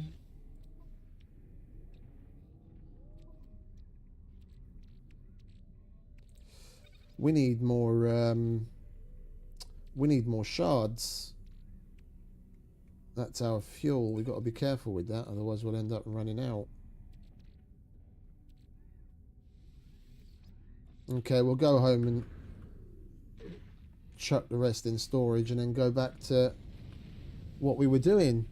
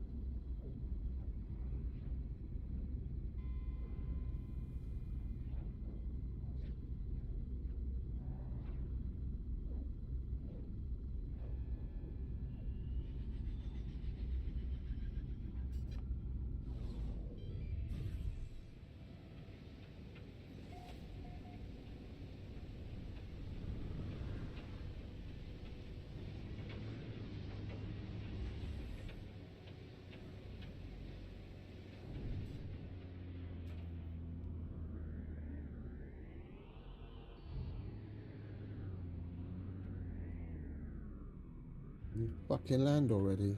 Thank you. Oh, we didn't. I'm always in such a rush when I get to the fucking station. I don't get it. I forgot to disassemble the ships.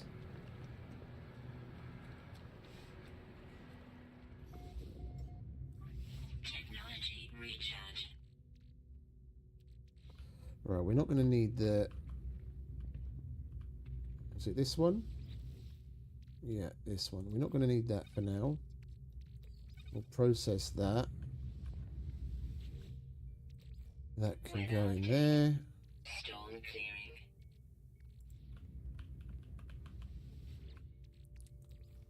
Put the dirt away.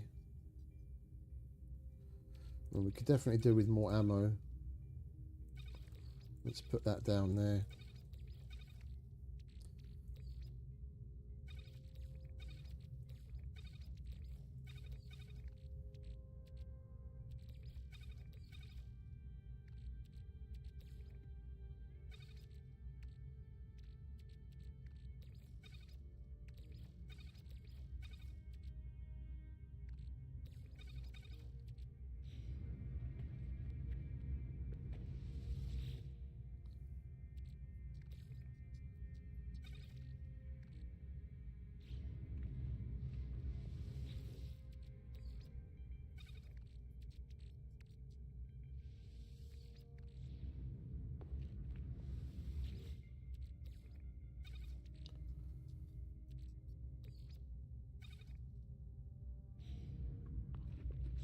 Alright, that'll do. We just got to not forget to keep processing things.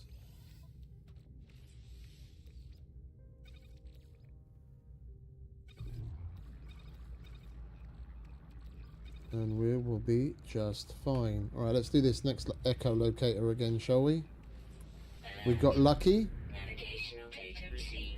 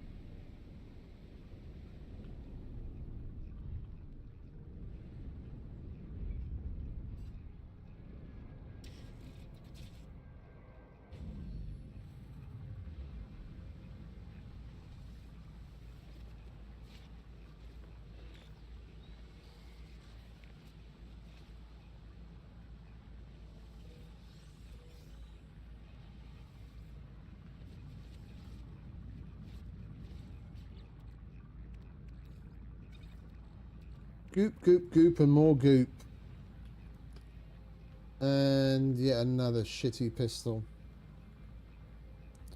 Wait, are we even going to be able to pick that up? Yeah, I think so.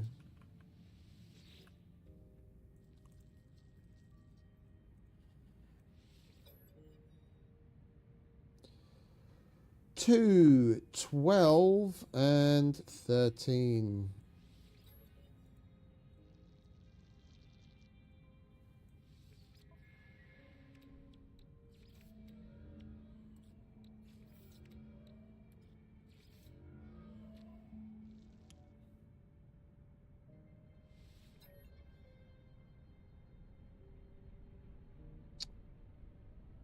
How can I be such an idiot? It's 8, not 12.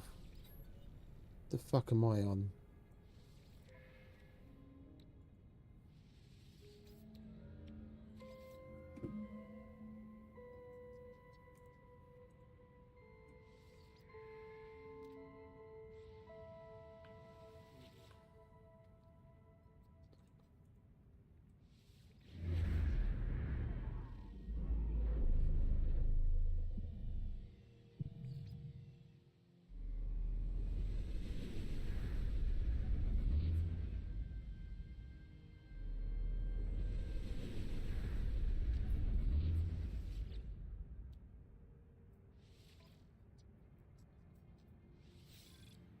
I'll grab that. We might as well stop by the anomaly after this ship as well. We've got plenty of multi-tools we need to disassemble.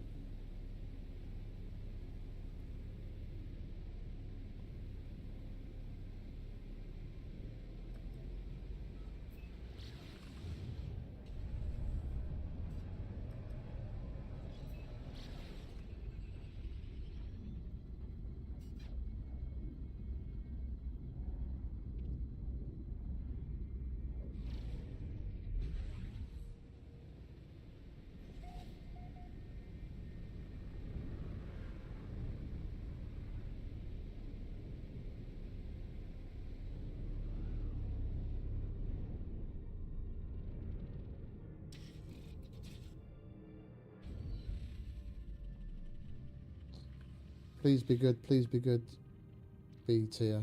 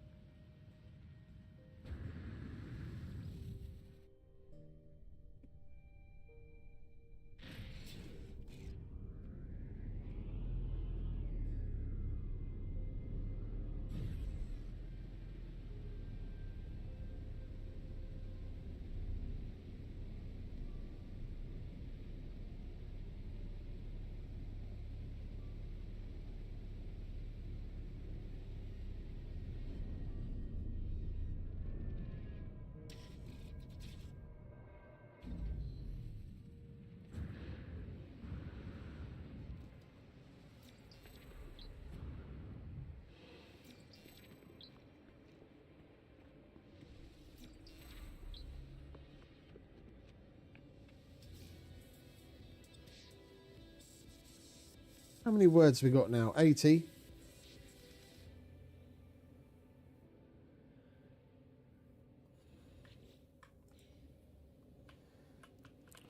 I do wonder how many words were in the game when they put those achievements in, because the numbers, like the number of words you need for certain levels and ultimately to max it out, seem kind of low when you just look at the fact that there's 4 languages, 3 main languages, and then the Atlas. And the main languages each have, at this point, nearly 1,000 words in them each. And you get the highest rank of achievement by learning 100 out of more than 3,000.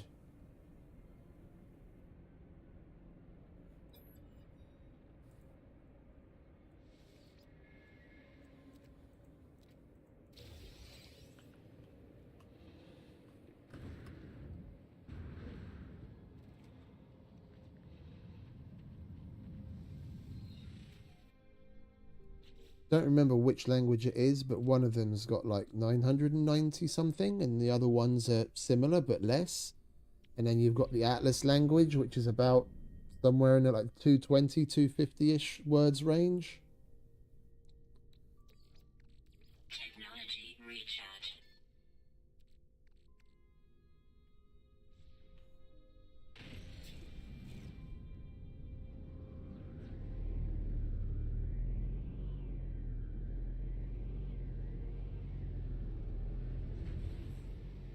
Like, it's increased as time went on, as they added more and more quest lines, and they needed more and more dialogue. Weather warning. Incoming storm.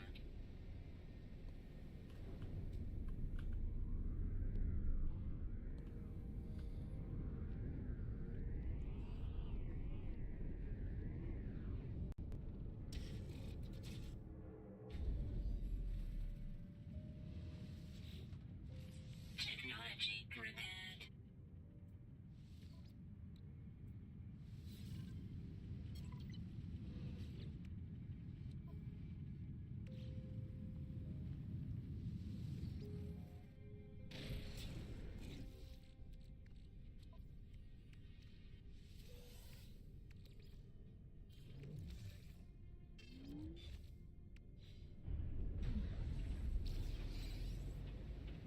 Like station, and then an anomaly. We'll disassemble the ships that we forgot to do last time, and we'll go to the anomaly on our way out.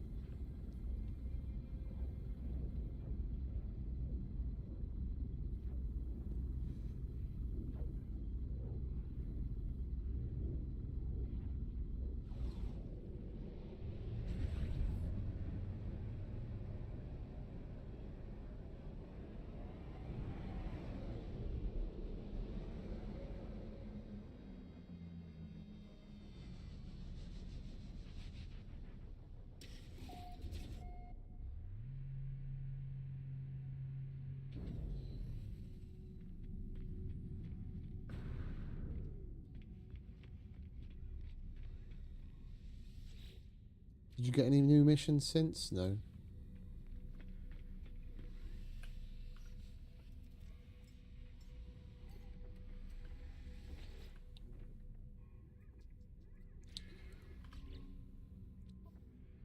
C tier.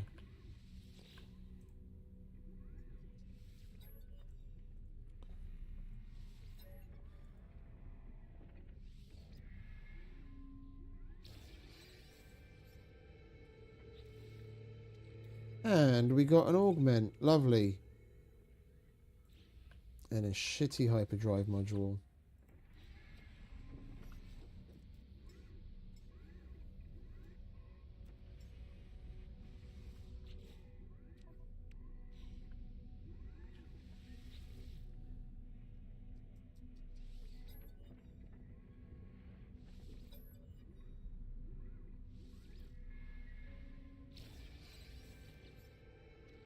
And we got another augment. Lovely.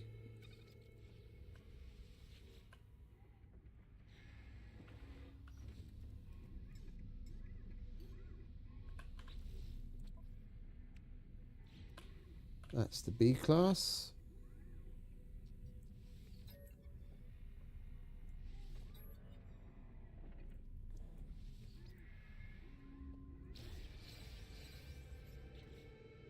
And we got another augment. We got an augment from each of those. Okay, that's cool. That's very cool. What's that? Pulse, warp. No, we're going to sell all of that. Right. Let's get rid of the shitty upgrades.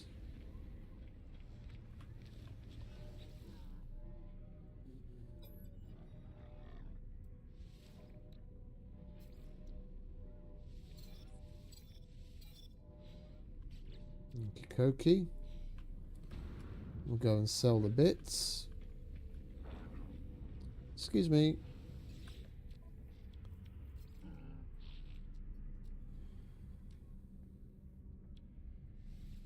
Units received.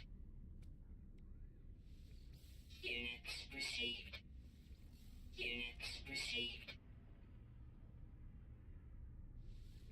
Units received. Right. And we need to keep that thing chugging away. Technology Otherwise we'll never be finished. Alright. Anomaly.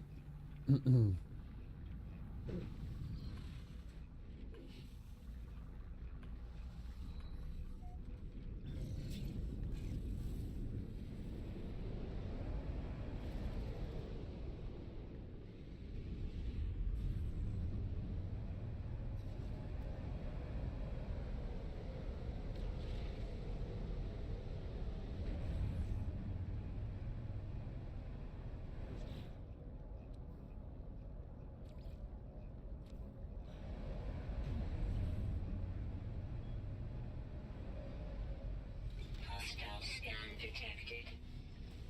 Not today, friend.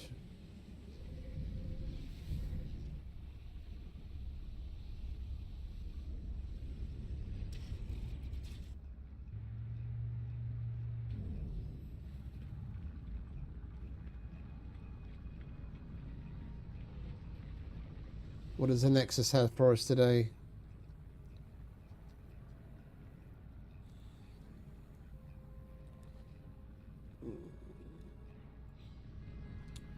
I wouldn't mind doing the top one just because it's a fun thing to do. And it's exactly what we want to do anyway. We could get one knocked off the list.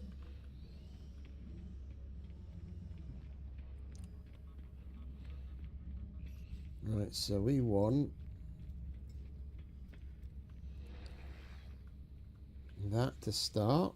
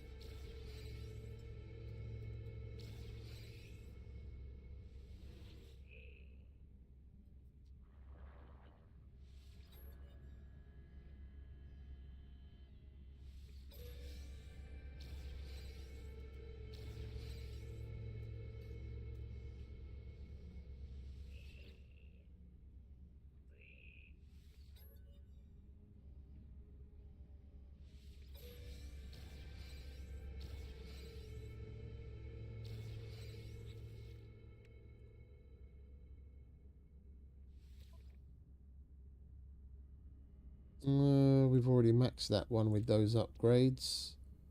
Scanner module we don't need. Bolt caster. This might be worth a look in. Oh wait a minute, no.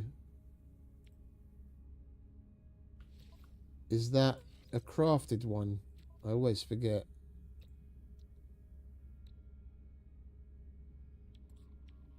It's not a crafted one. And that was a C tier. Okay, so that's definitely going to be better than it.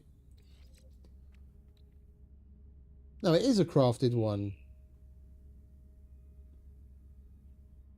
It is a crafted one. Oh, I didn't notice this one over here. Yeah, we've already got 3. All right, never mind. We'll just dismantle it then.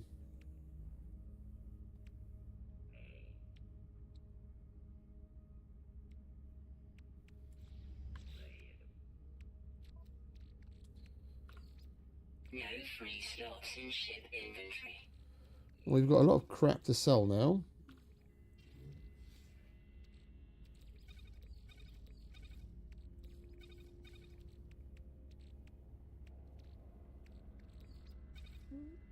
We've got a bunch more upgrades to sell too. And we've got 3 more augments. That is really lovely. Alright, do we have any... We don't have any salvage data, so there's no point going over there. Right, well, that's that done.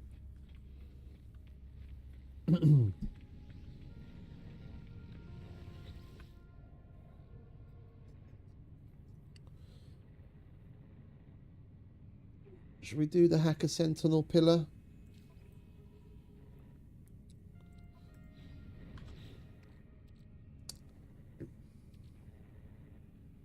If we do the Hacker Sentinel pillar, then we're going to be killing a bunch of sentinels, and I want to have room to store things when we're completely out of room again. We'd have to go and sell this and come back, but then by the time we do, I guarantee you the fucking mission's changed again.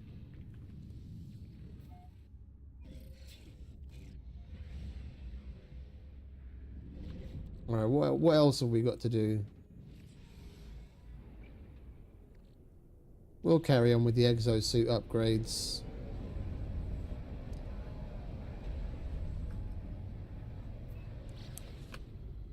Oh, I know it's Christmas and all. Like, Christmas is coming and things are crazy and people have got much better things to do than watch the usual stream. I'd be lying if I didn't say it's disheartening. We go from having maybe a dozen people watching at peak during these kinds of hours down to as few as there are. But it's Christmas. People have got real world things to get on with.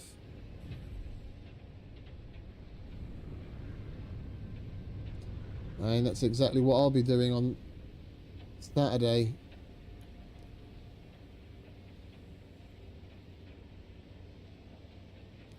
Let's go to that trading outpost, shall we? We can get a better price for all this shit that we've got on us. But then again, we've also got upgrades, which I forgot about. We need to go to the station to sell those. My head's not there today. Technology recharge. Technology recharge. Oh, and we're completely out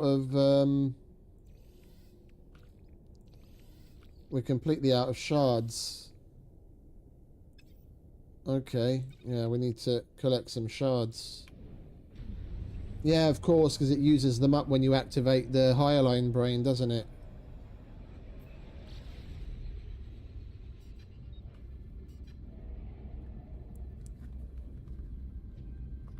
I'm just used to having like 4 or 5 stacks of 10, and then we can get on with whatever we want, and it doesn't really matter. But when they only stack to 3 and we've got barely any room, you go through what little you have very quickly.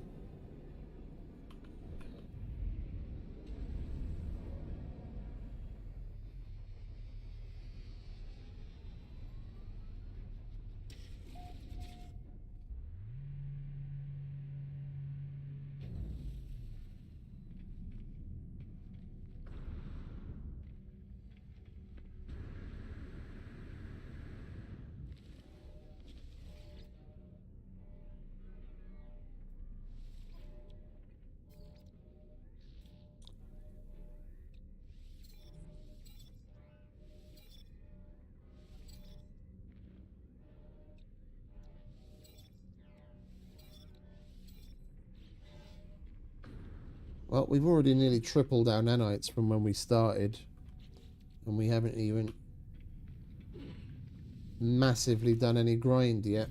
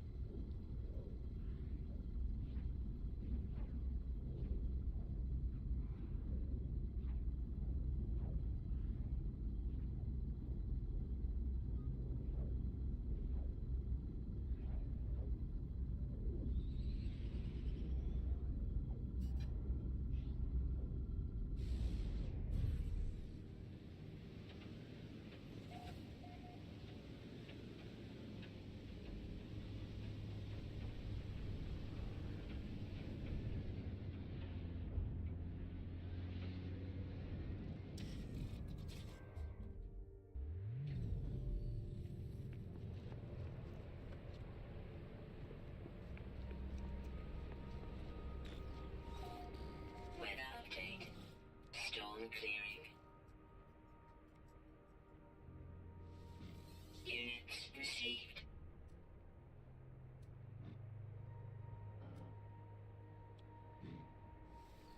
Units received. Oh, okay. Alright, now home, drop off the extra shit.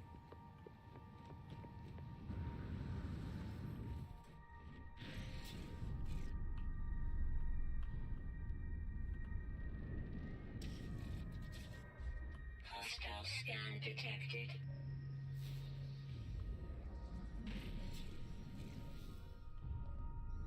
I'm not picking up the phone for pirates. You want to shoot at me? Come and shoot at me. Hostile ships approaching. Good.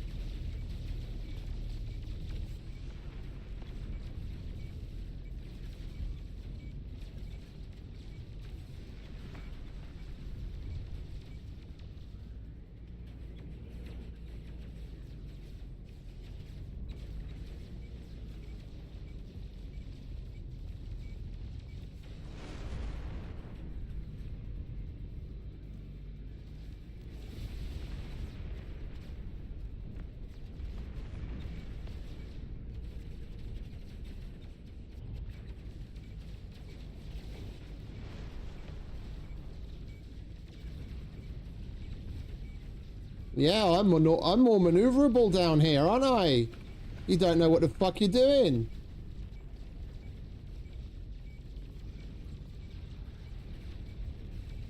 You should have fought me in space. Then you might have a fucking... a hope in hell. Down here, I can turn on a dime and you can't.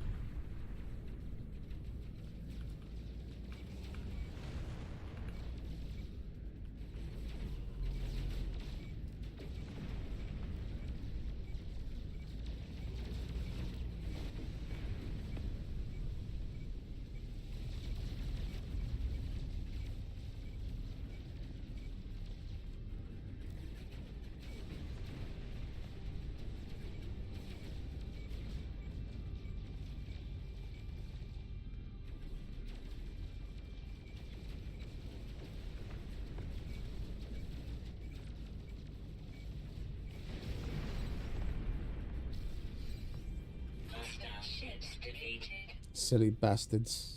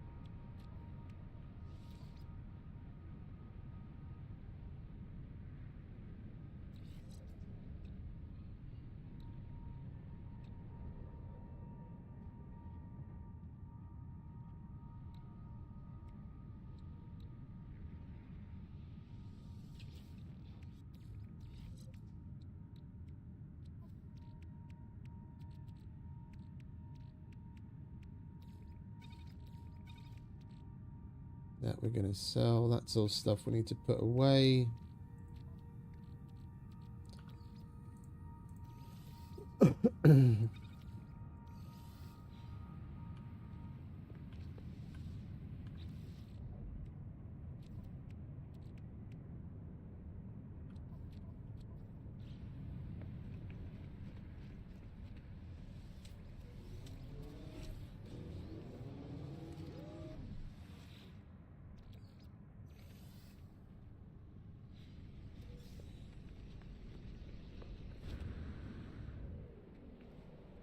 Excuse me, fellas.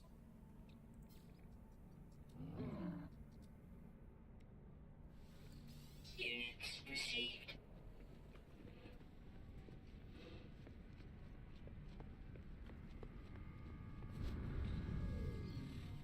Oh.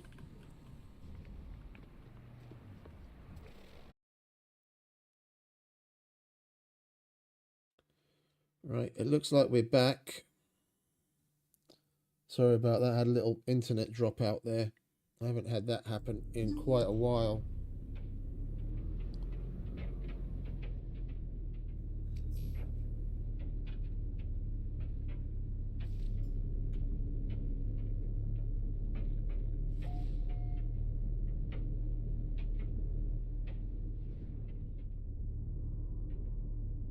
Right, now it's time to go home.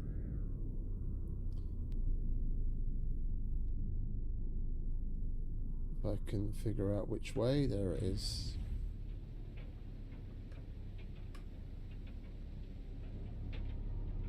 Weather update. Storm clearing.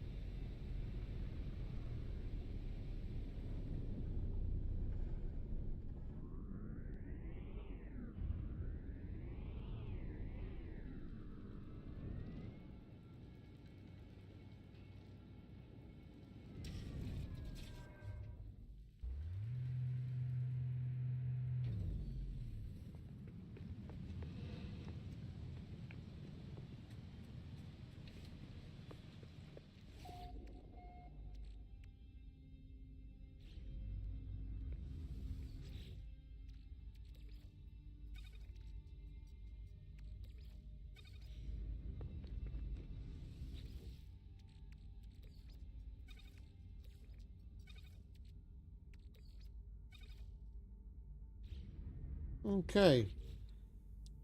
That's all of that. Do we have any more green? We don't.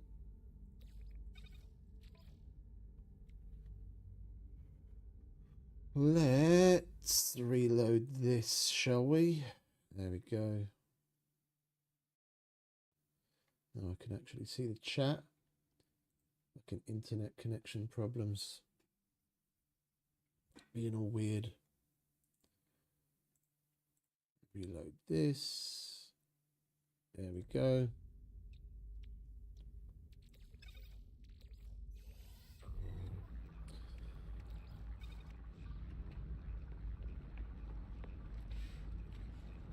Right, and we've got free reign of the planet, which is good because the sentinels are off.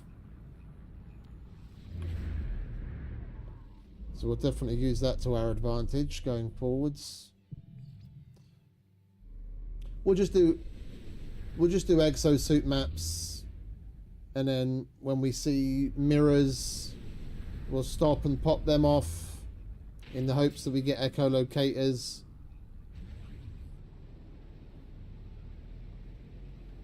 See if we can't get a better ship while expanding our inventories.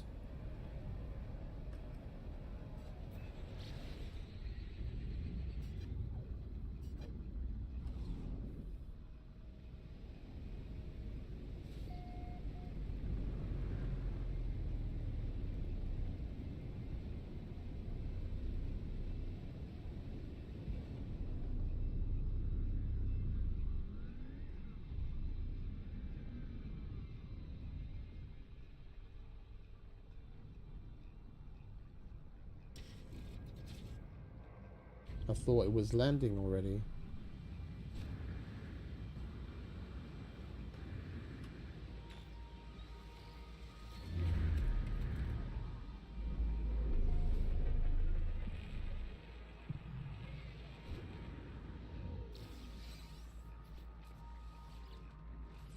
Technology prepared.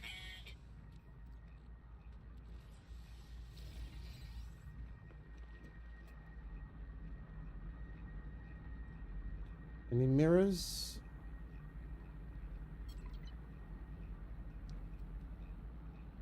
No mirrors nearby. Okay. Next.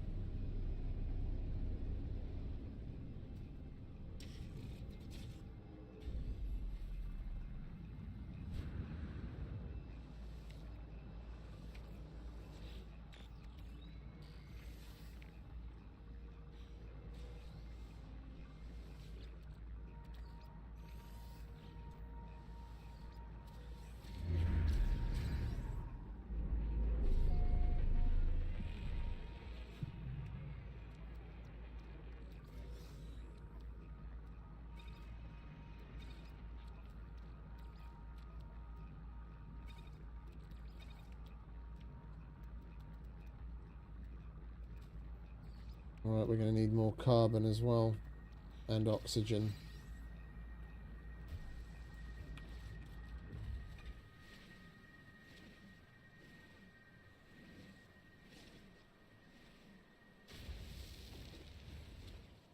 We mustn't forget to collect shards too. Nearly forgot that. We've got fuck all in the way of shards. For fuel or anything else.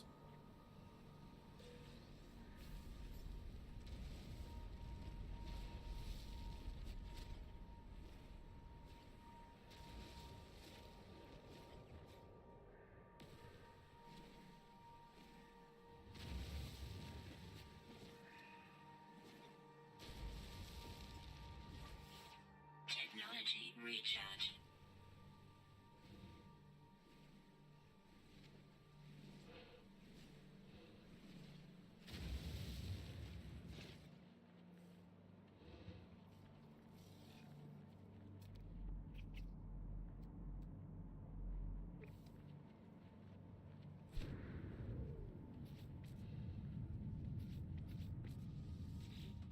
Technology repaired.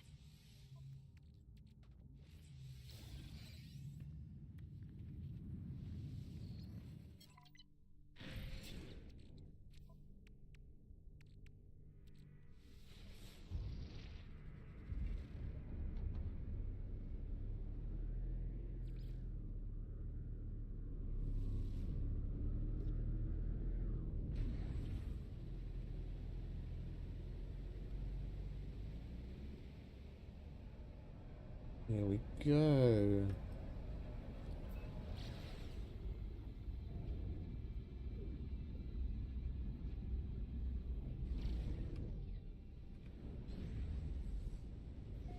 Hey Zen, welcome back.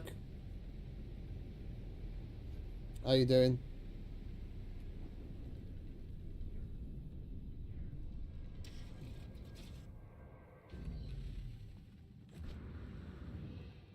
Oh, would you look at that? 2 mirrors.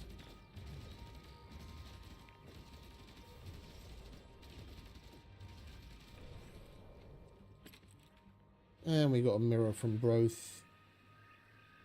No echolocator.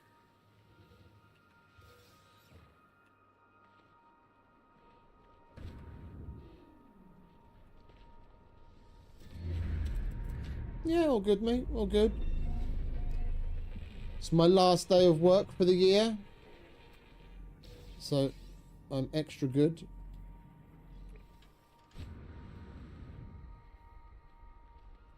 I finish at 8 AM tomorrow morning, and that's it until January 5th for me.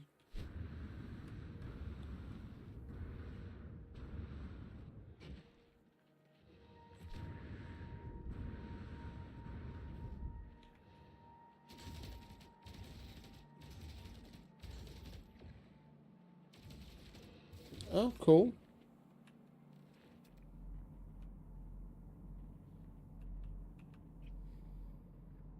I haven't played any Assassin's Creed since, like, Weather warning. Assassin's Creed 2. That wasn't yesterday.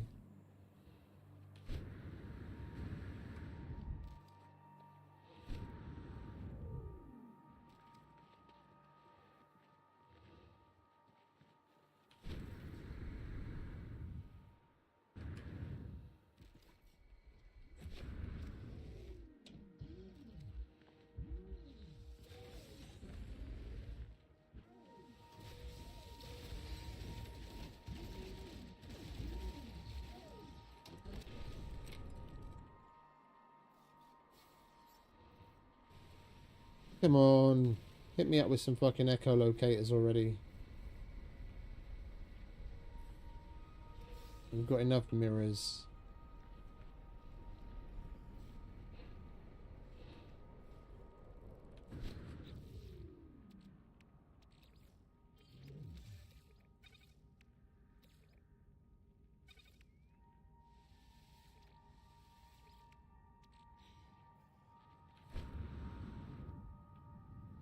Alright, next pod, here we come.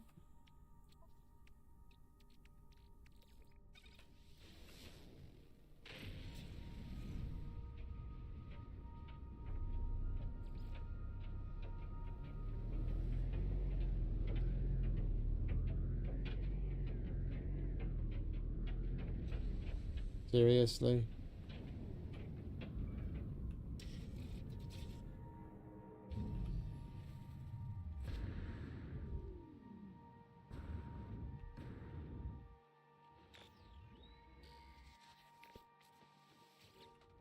Technology repaired.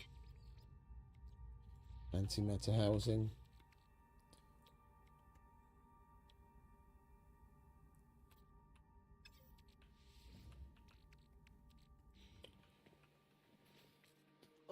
I enjoyed the first two. If it was, I don't know if I played three. I can't remember. I enjoyed them, and they were really cool mechanics, and like for the time, they were pretty novel, and like I like the premise and everything, and they took a little too long to make the movie.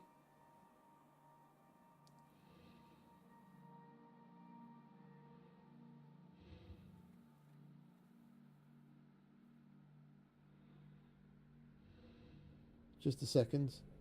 They took a little too long to make the movie, and it kind of fell flat by the time they made it.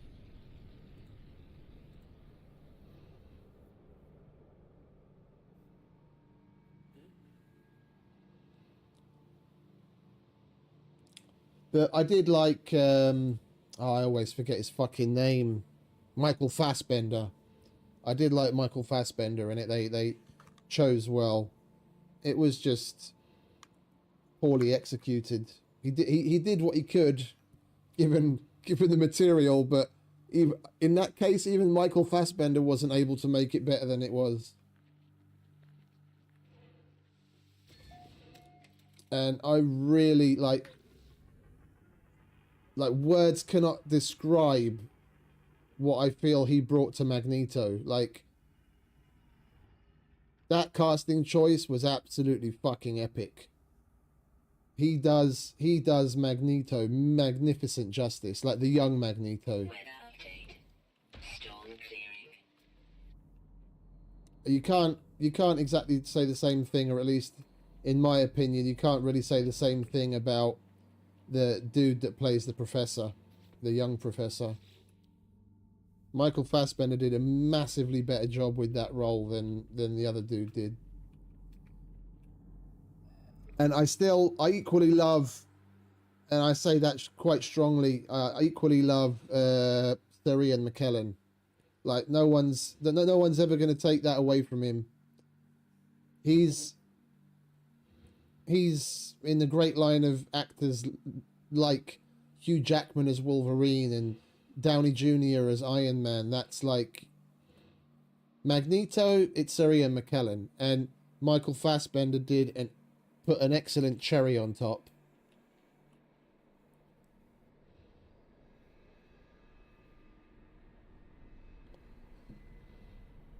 Yeah, I must have only played 1 and 2 because I don't remember playing any that actually had names. Because I remember they started to give them little tagline names instead of just numbering them at a certain point. Then I must have just played the original and 2.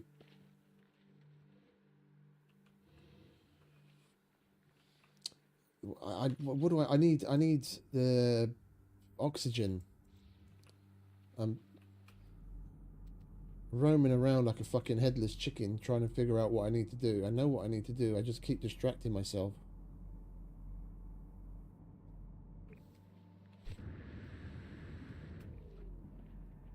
Why is that sentinel pillar visible? Anyway, getting distracted again.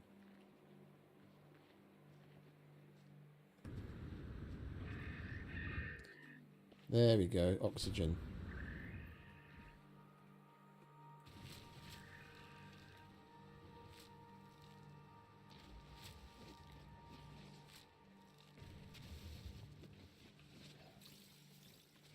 But yeah, I was going to say what you said about you went back and played the older ones and you didn't really feel it. I kind of feel the opposite way.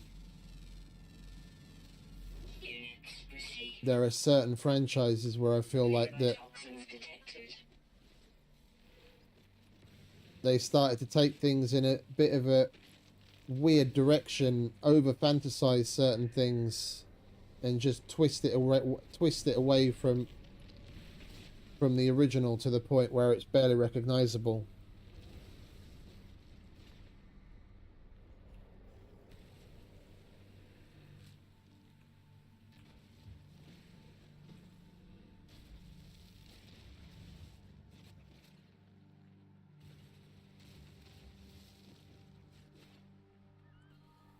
Oh, come on, game. Don't do this to me now. I'll have my frames back, please. Thank you.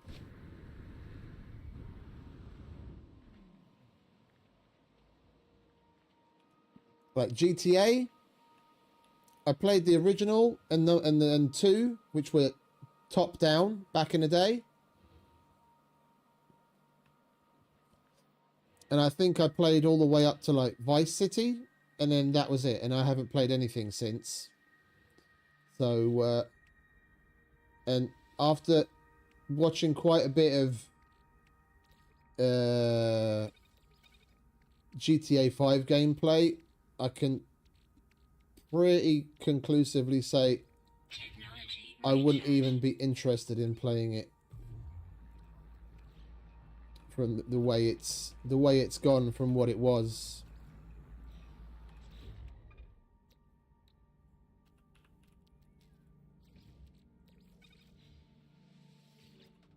Technology prepared.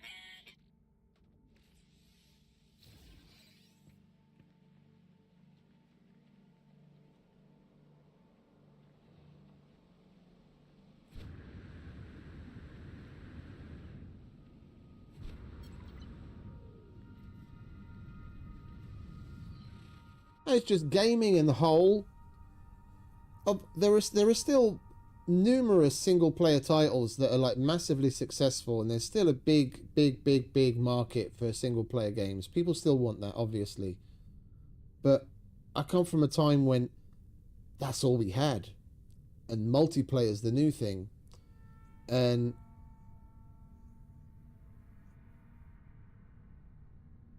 I still feel a lot more comfortable. Even if a game has multiplayer, I feel a lot more comfortable and feel like I get more out of the game doing what I want to do, the way I want to do it, when I want to do it, why I want to do it that way, and not having to confine myself to whatever multiplayer norms there are. It's like when they make you jump through certain hoops where you're forced to be in a multiplayer instance to get something done, I feel like that's when they start to lose me. Like, I really enjoy playing Grey Zone, and they've done a really good job with the AI, which does, you know, it's the tip of the spear in that game. But then when you're in PvE mode, there are a bunch of missions in different areas of the map where you have to be in a squad. Whether it's they've cranked the number of enemies up to a point where they think you're not going to be able to do it solo or what, or whether they're just trying to promote multiplayer gameplay, I'm missing out because I don't have anyone to play with that play that game with to be able to do everything that there is available. So things like that kind of lose me past a certain point.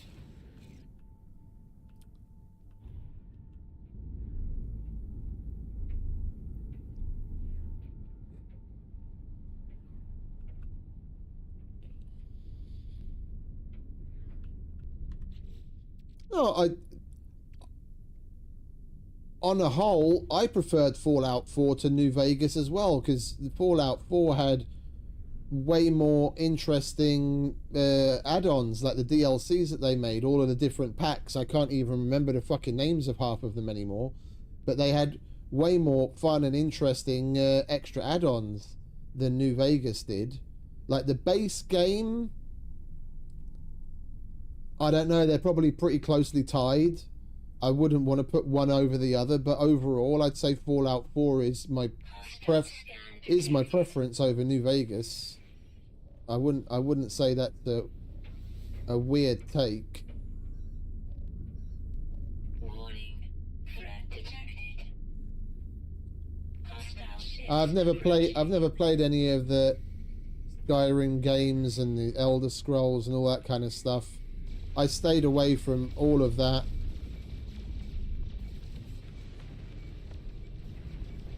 I'm not a medieval person.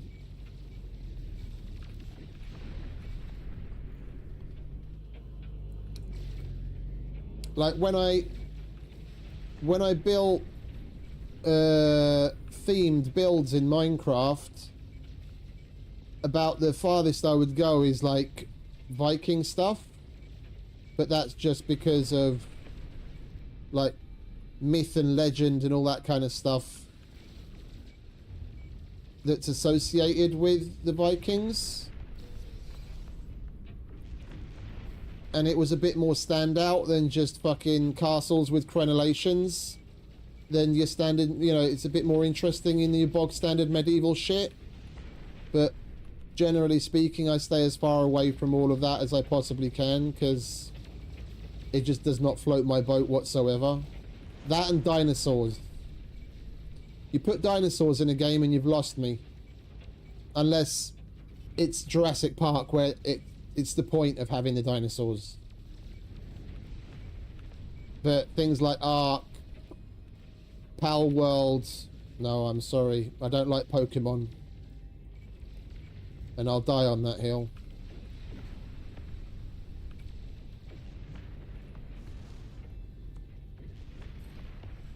Hostile ships defeated.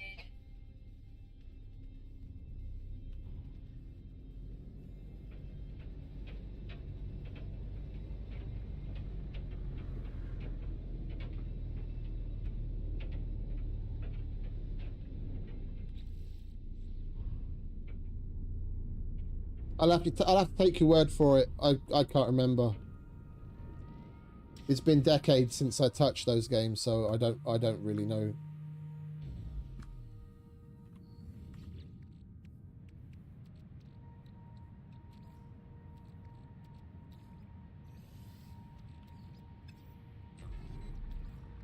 Technology recharge.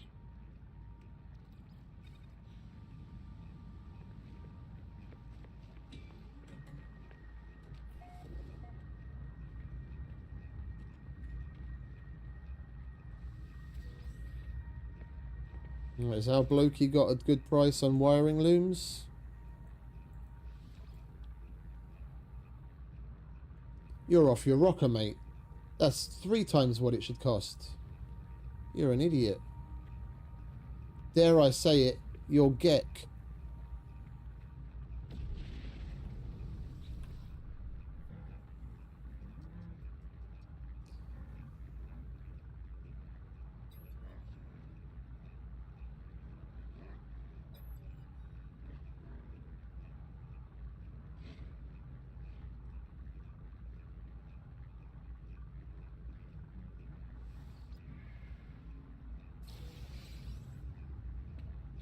Oh, we got another radiation protection module. Okay, cool. We've already got one, but more is better. And we need to rearrange this. Problem is, I'm trying to make the most of the supercharge slots with the shield and the hazard protection, and there are certain things that have adjacency crossover. That'll get adjacency from there, and then that can have adjacency there.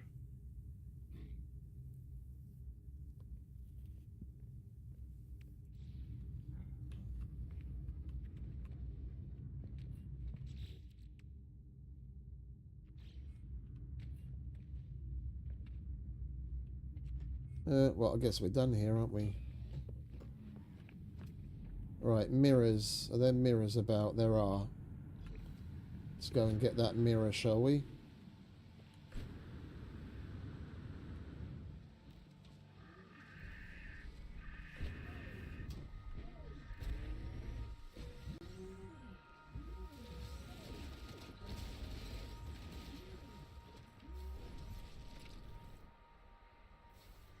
And another mirror.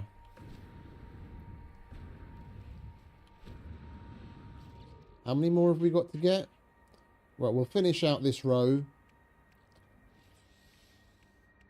And then we'll do a little bit of sentinel slaughtering. Stack up some upgrades to sell.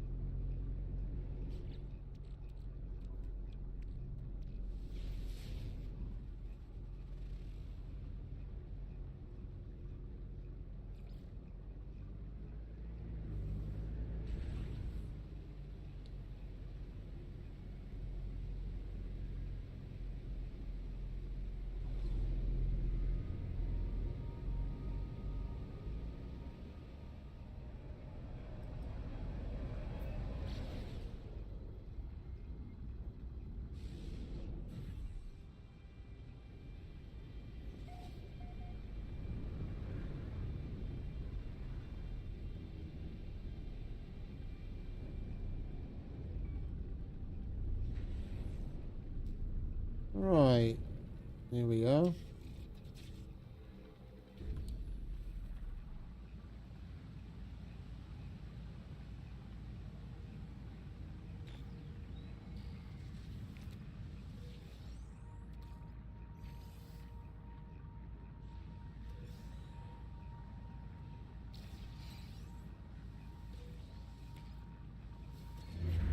Yeah, that's the kind of direction that more things should have taken sooner. That's exactly what, after God knows how many fucking spin-offs and weird retellings of different perspectives of the story, that's what The Walking Dead's finally doing with that Daryl Dixon, where he and Carol go overseas. Yeah, that's eventually what the Horizon franchise is looking to do, supposedly, with 3, where it's going to start going further afield than America. That the world is bigger than just the USA, and we knew from the games alone, but they included some info on that. It depends on whether that was the writer's spin or that was some genuine reference from the game, but they did include information from Vault Tech in the show showing all the different vaults from around the world. It would be nice to actually leave the fucking United States after God knows how many fucking decades of just going from state to state, but mainly focusing around California. It's starting to get old. I want to see how the fucking Germans and the Australians and the Russians and all the other people fucking fared. Not just the idiot Californians that fucking deserved it.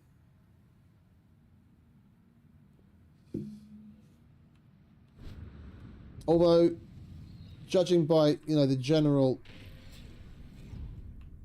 cross-section of the population, California probably is the best place for them to be, seeing as the vaults were social experiments, and you've got just about everything you can possibly imagine under the sun in fucking moron running around the streets of California. So it kind of tracks.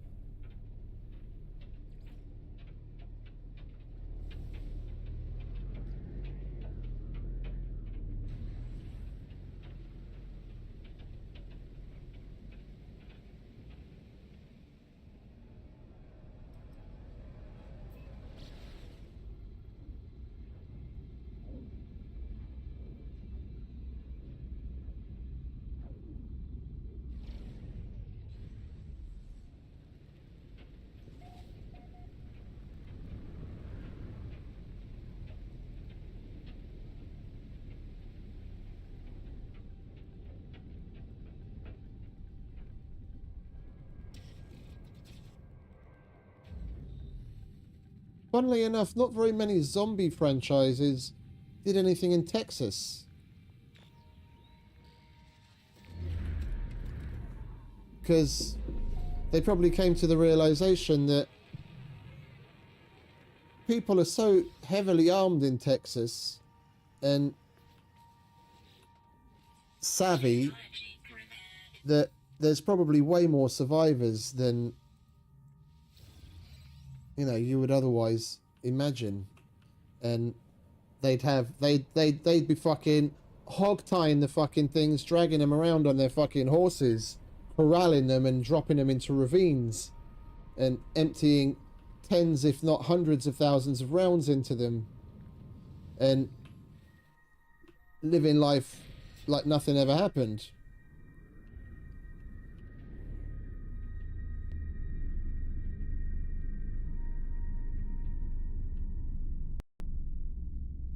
Well, the thing with Canada is, if you follow Fallout lore, is that it was annexed. Yeah, this is where one part of the Great War, where the beginnings of the Great War was. So there's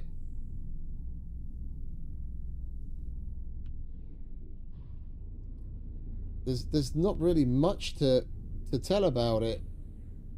It's probably a wasteland with maybe 1 or 2 vaults if they even survived.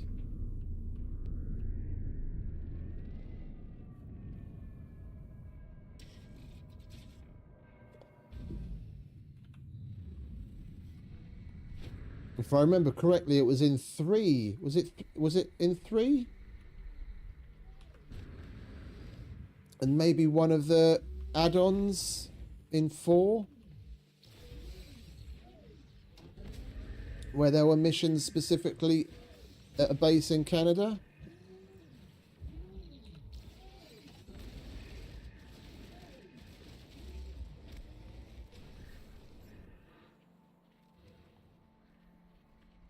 But yeah, that's still just North America. They need to take that shit global.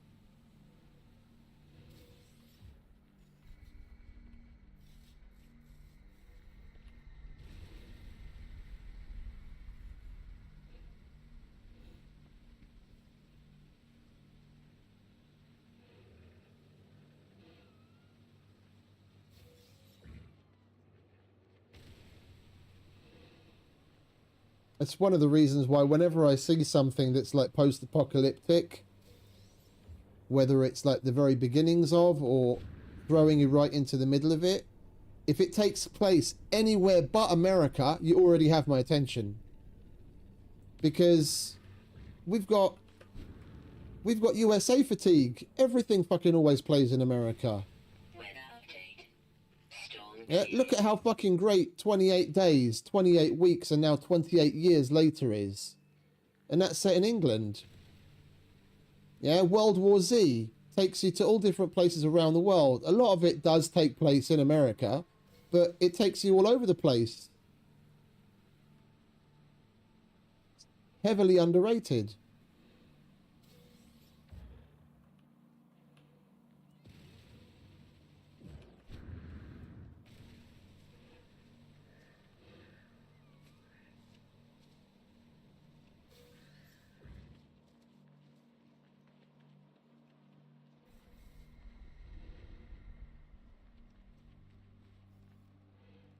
Oh, was that Alaska, was it? Yeah, no, that's the one I was thinking of. Okay, then my bad. Yeah, that's the one I was thinking of. Yeah, that's Alaska, Anchorage. I was thinking of playing that, but I didn't get into it. I had it on my wish list. I don't think I'm gonna go for it. I watched a bunch of videos of people playing it, and there's certain aspects of it that just don't jive with me. It was on my radar. I saw like, oh, this might be fun and interesting. Finally, a little bit of step out of the norm, but I don't know. I can't really put my finger on it. It just feels off. The way they've some of what they've done with the British characters, like making a lot of them almost, you know, larger than life caricatures, playing on the English tropes, just kind of fucking hits weird. And they've done it badly, in my opinion.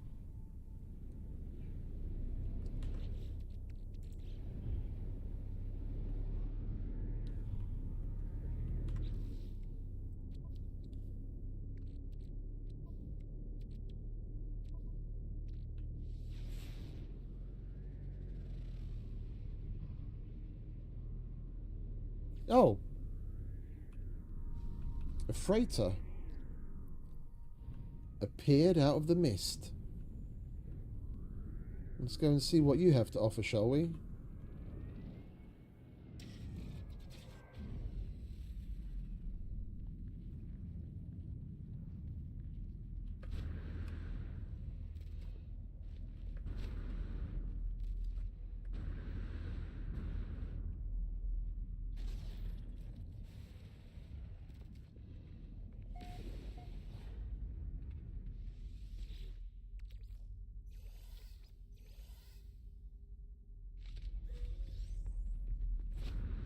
Corvette parked.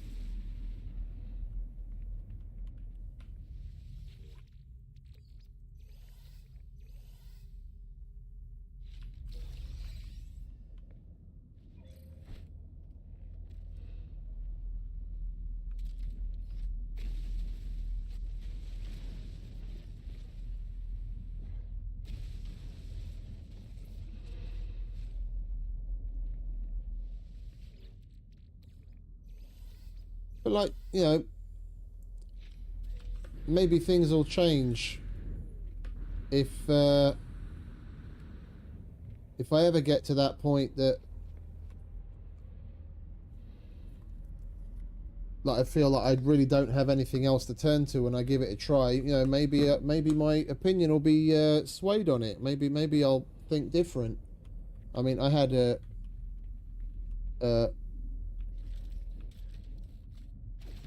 rather skewed opinion of this game before I'd played it from what I'd seen other people playing it, although I didn't really look into it all that much. Like I tend not to. I can't really give a genuine opinion of what I think about it in a lot of instances because I tend to stay away from games until I'm in need of something to play.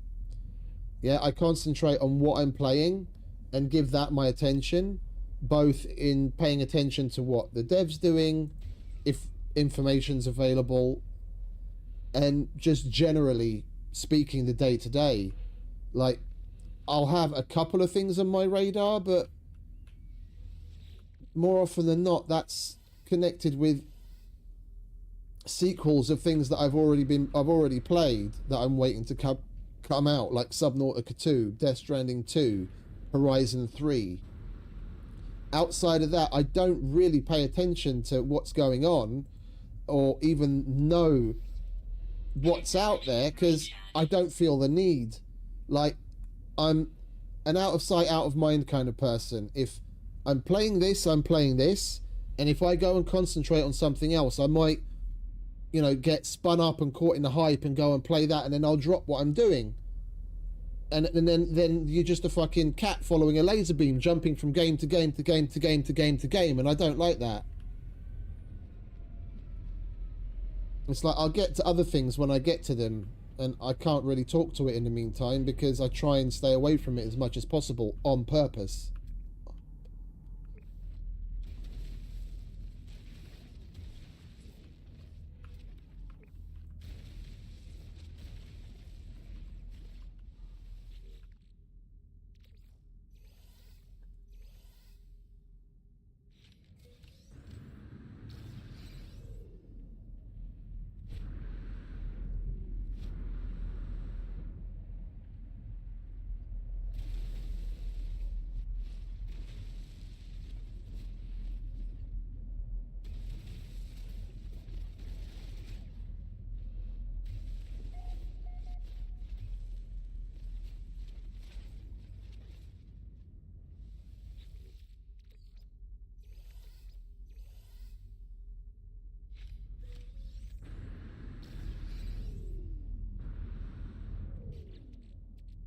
Are you Canadian, are you?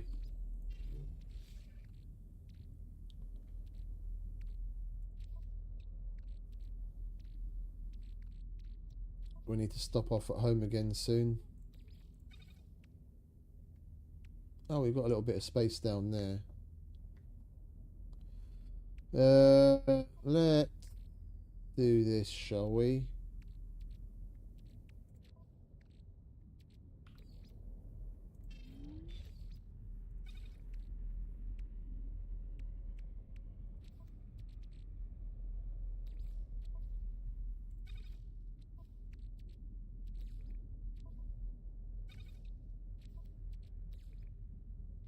We'll keep a selection of those there. And we can free this up.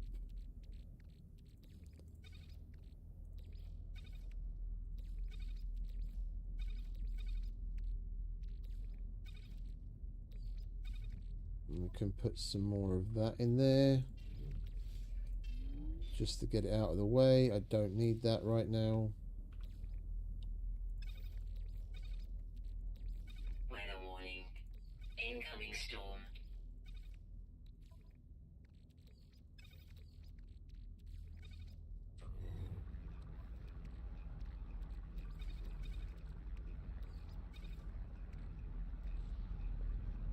Right, did we get all of them?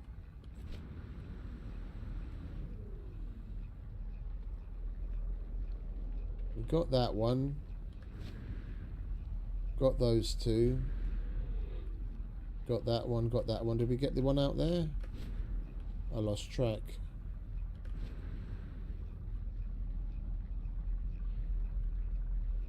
Yeah, we got that as well. Okay, we got all of them.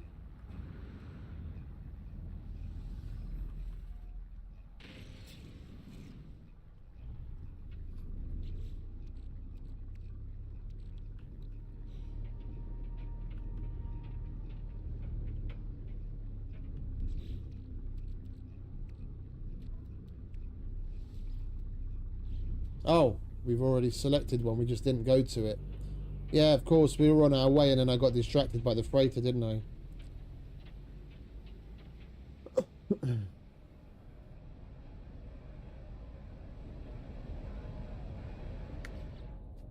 Bear with me a sec. I have to make a phone call. It's 11:15. It's like 45 minutes after the handover time and they still haven't sent any handover. And there was a quote in particular that they've now sent 3 follow-ups on that no one's done anything with since.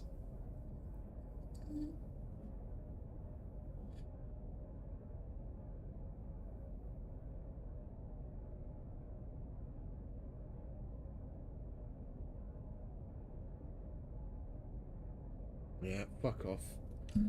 Right, I'm going to have to take a moment and go over and take a look at what's going on and address this customer email, because it seems that dudes in the office aren't giving 2 shits about it.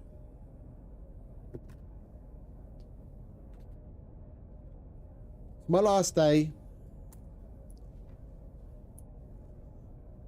I am absolutely not surprised that they are the way that they are right now. Alright, what did they want? Alternative.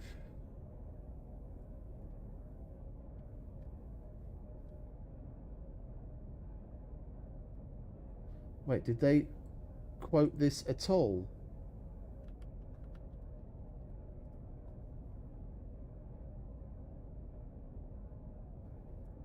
So this came in at 7. And they haven't done anything on it whatsoever.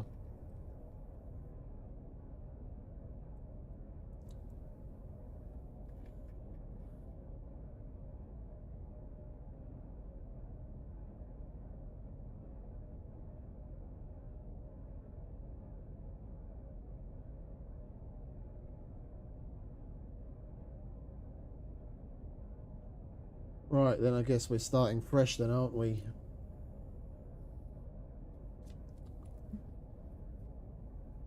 Oh.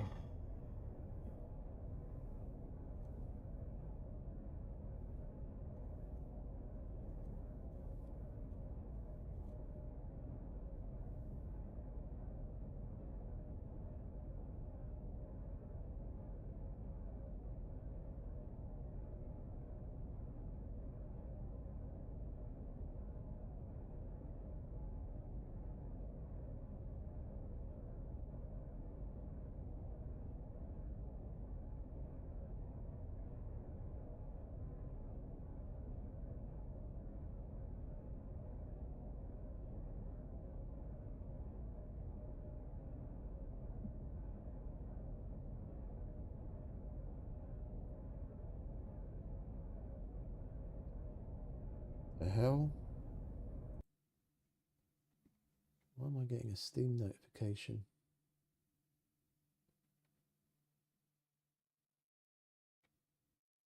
Yeah, fuck off, I don't care.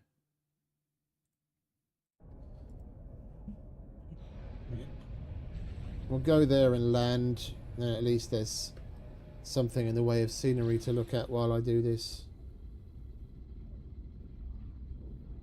I need to do it. Customers sent the original mail at 7 PM and it's now nearly 11 and then no one dealt with it. And sent like 3 follow-up emails in the meantime.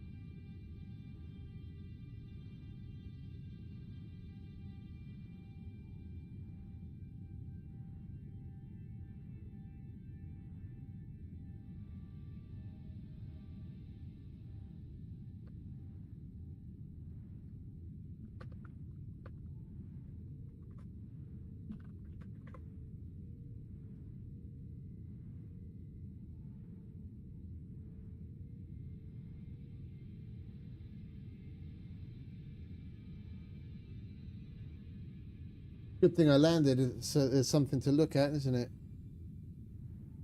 Let's fucking...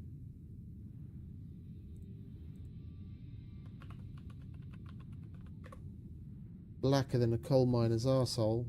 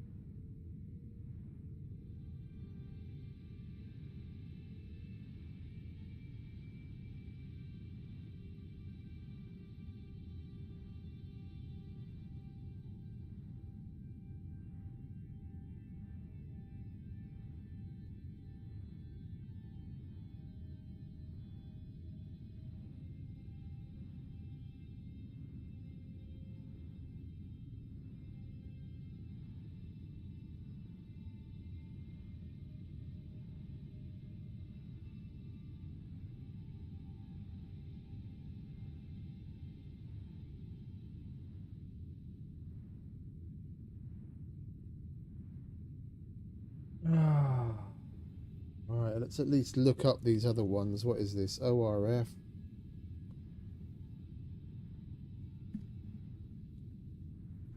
Where are they fucking pulling these airports from? Are they just pulling fucking options out of their ass?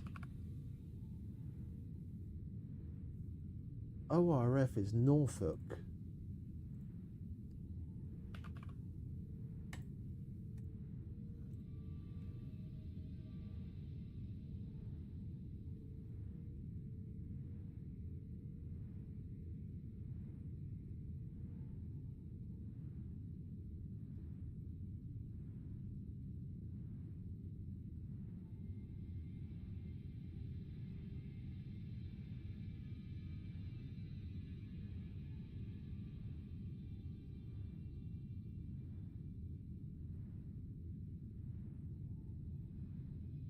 Weather warning.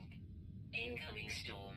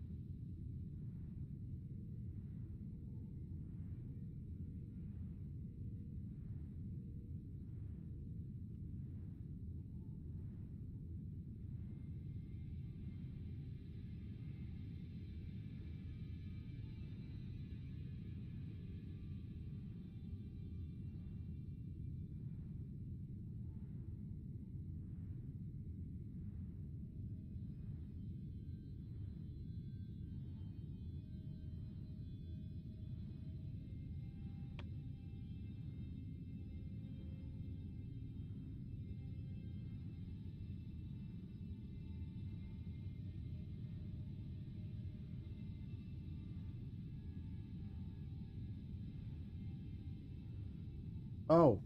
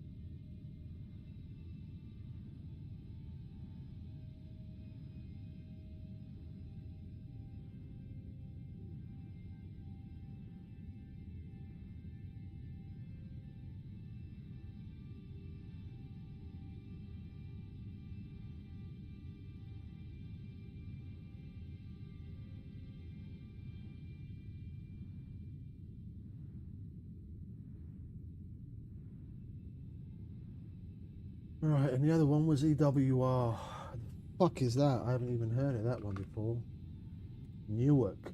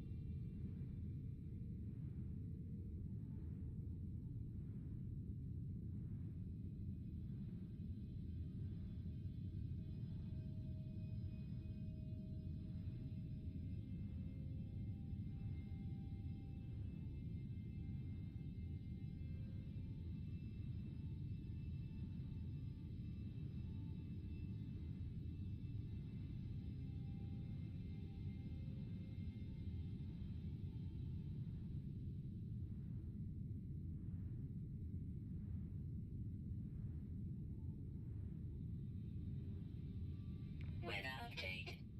Storm clearing.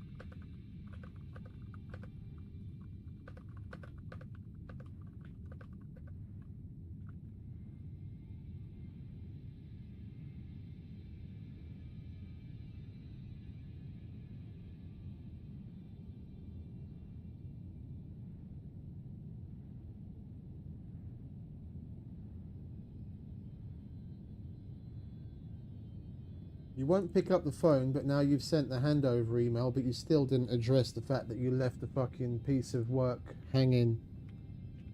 I'm so happy. I'm so happy it's my last day of the year. I can just switch off from all of this shit and then hopefully start fresh in the new year, where things by that time they would have been able to straighten out. Things can't go on like this.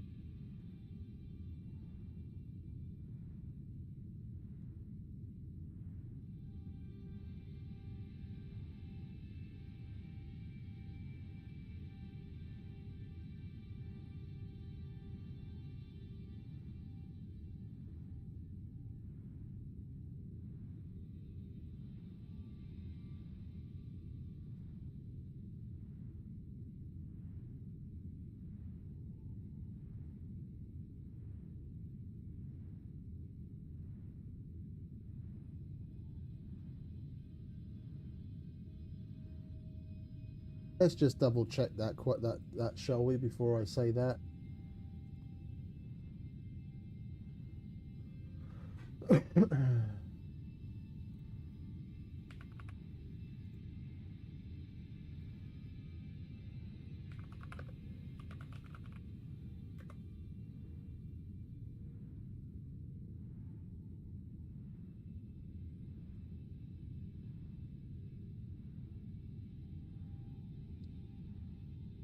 Come on, computer, don't fuck me around right now. We're in the home stretch.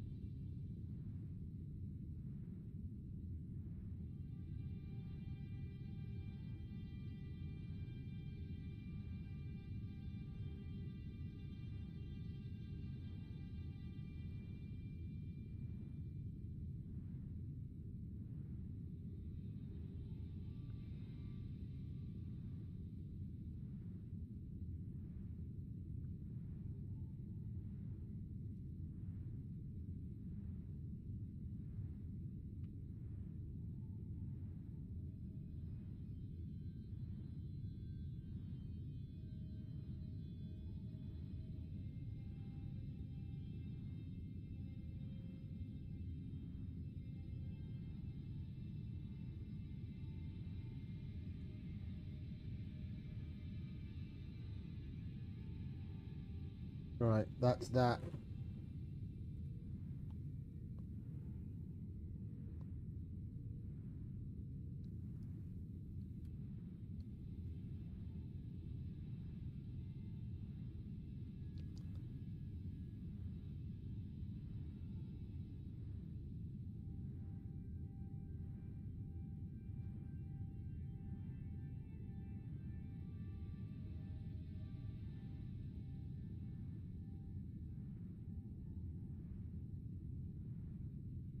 Okay, so that's basically the one thing I really need to pay attention to.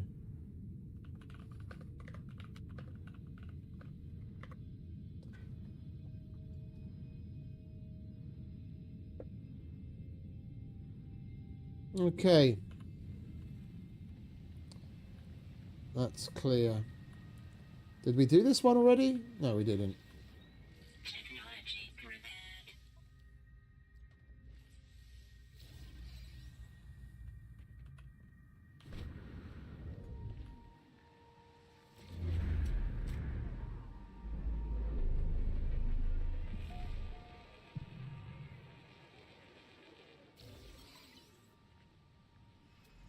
Right, mirrors. Are there any mirrors about? There is a mirror right there.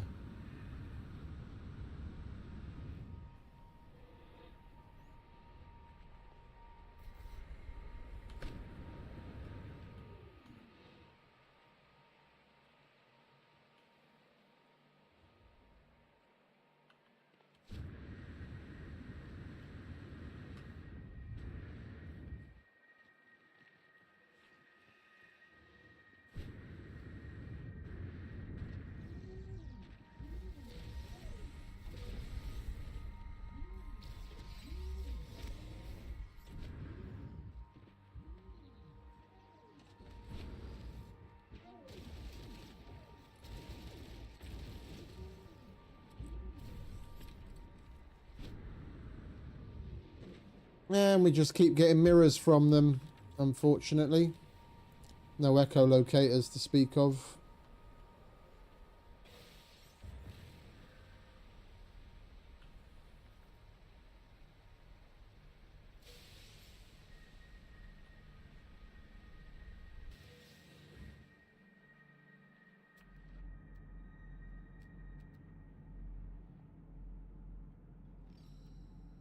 Ah, that's pretty far.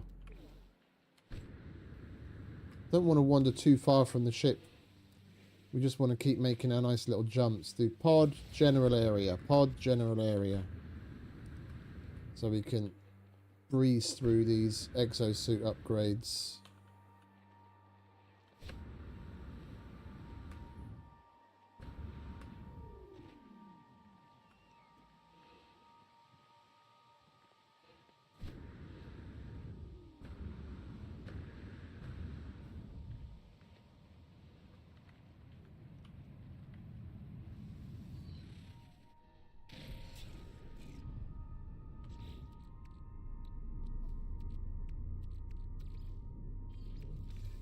No free slots in ship inventory.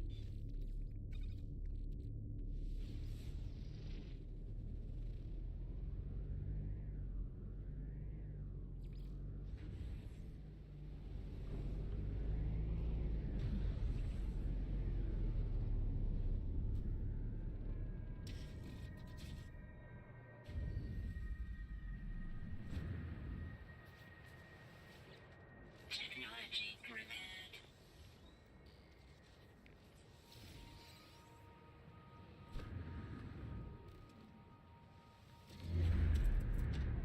Weather warning. Incoming storm.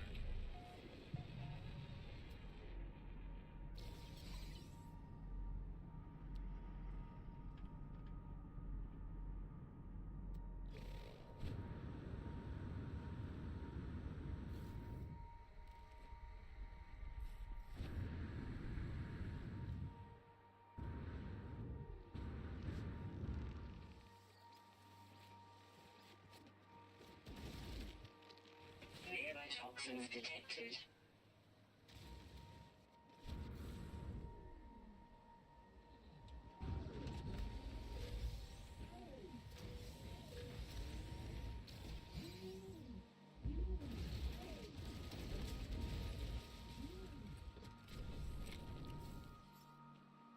Yet another just mirror?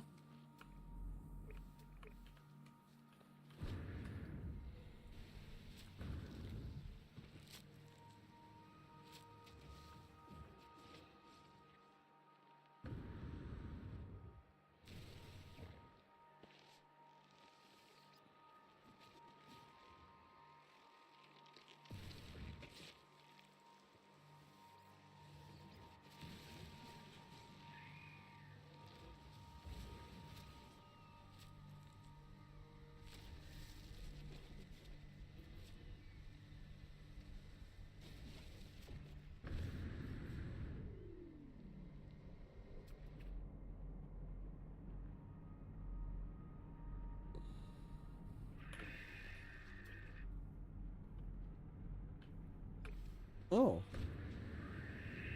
Is that the pod that we just came from?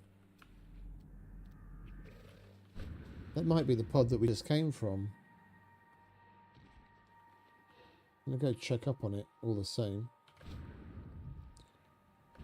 Free pod. Don't want to miss out on that.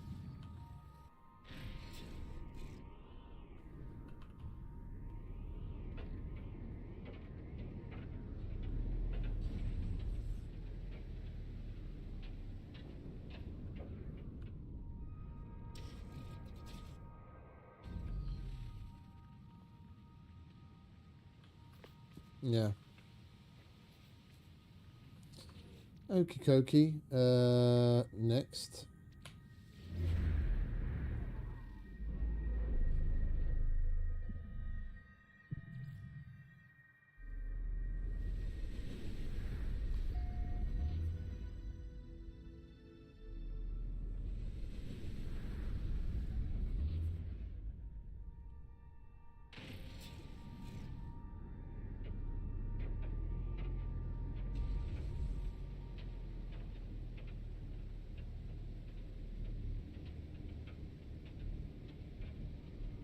We'll get another row of exosuit done, and then we'll transition to sentinel squashing.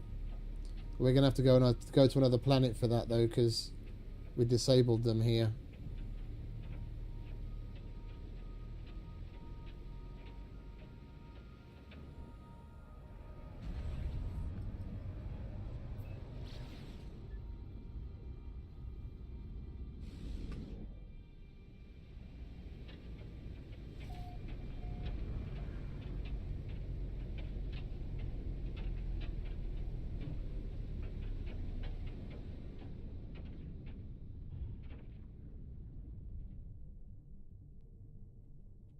You want to land?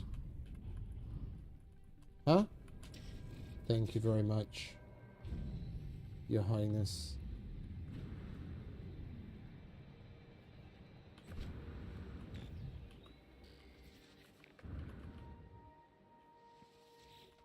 Technology repaired.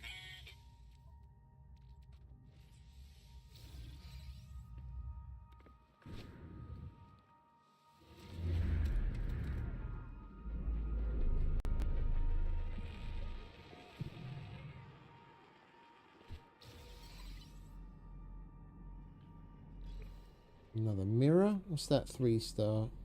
Curious deposit. I'm not a big one for mold farms. Like, it is really far from what I would enjoy doing. But the sheer volume of fucking nanites that we need to collect, it might actually be a good idea to set up a farm for that there. We go there every so often. Let the refiners roll. Collect what we can, let the refiners roll. Every little helps. Weather update. Storm clearing. Not going to do that now though.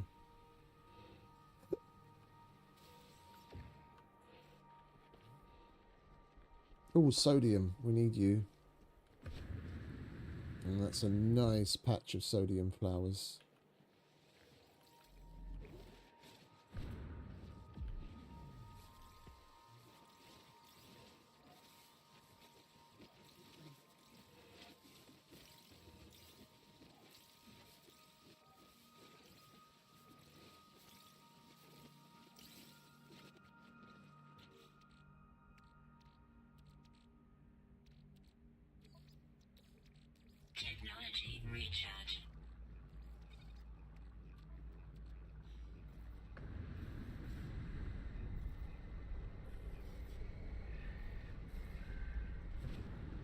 Excuse me,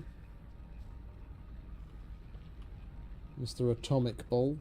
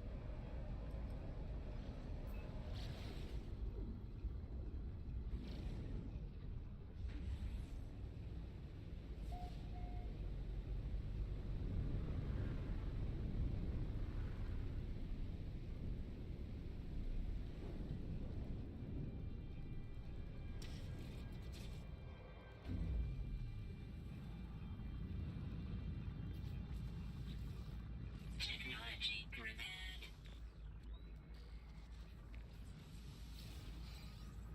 That's that.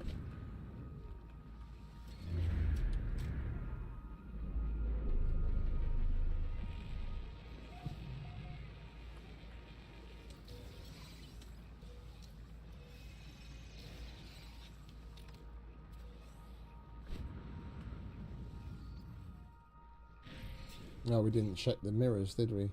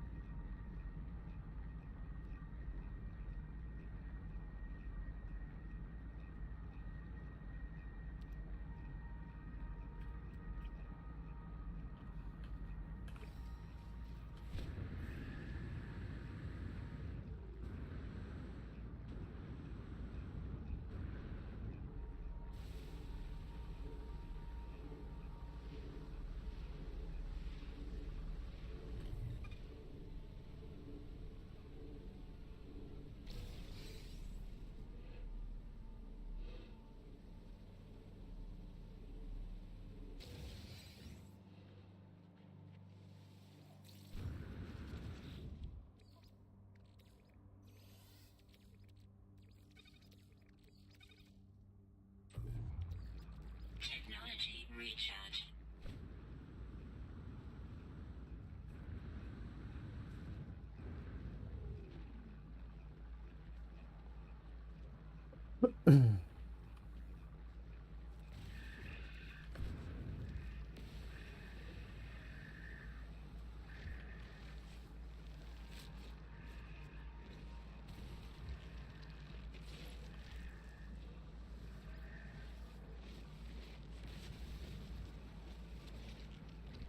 Nearby toxins detected.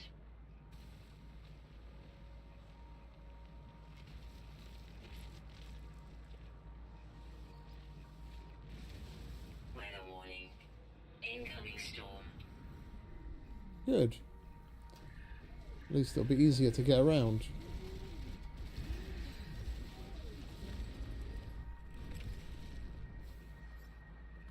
And yet another just mirror. Seems to be really fucking stingy on the echolocators today. How much navigational data have we got? Plenty. But, of course, launch thrust system isn't charged.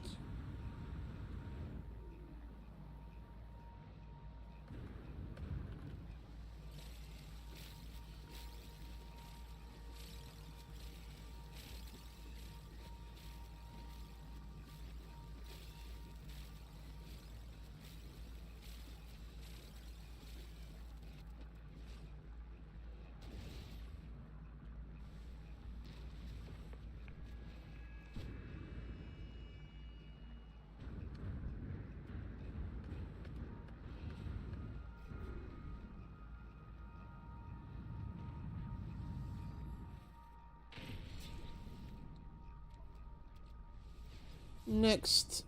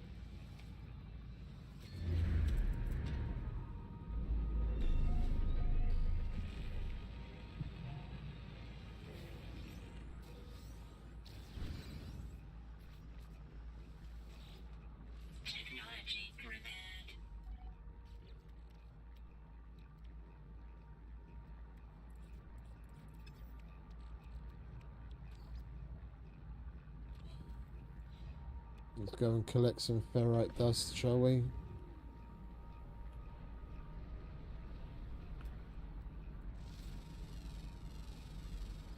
Units received.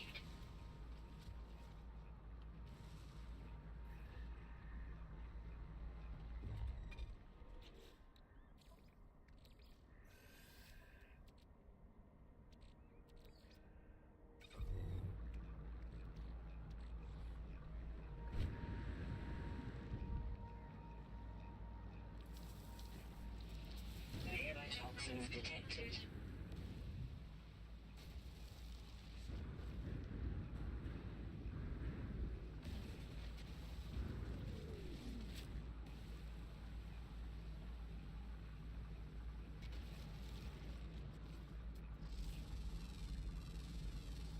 Units received.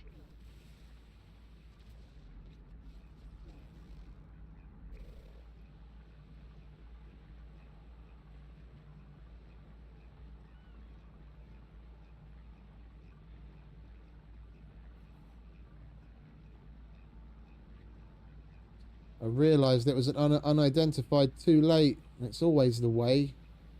There it is. Got to make sure we scan them all. Units received.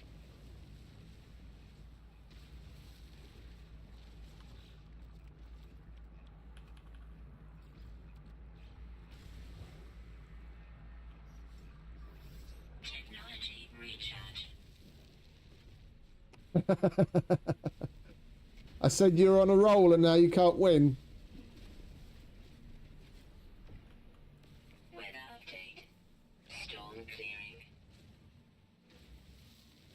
Well, third time lucky, mate. Give it another one. Give it another whirl.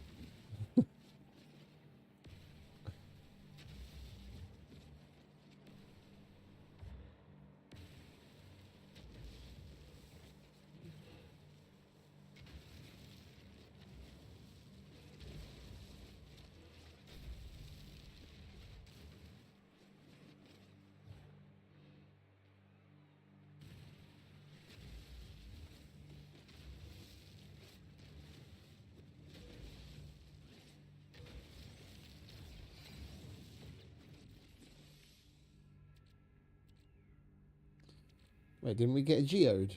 Where's my geode? There it is.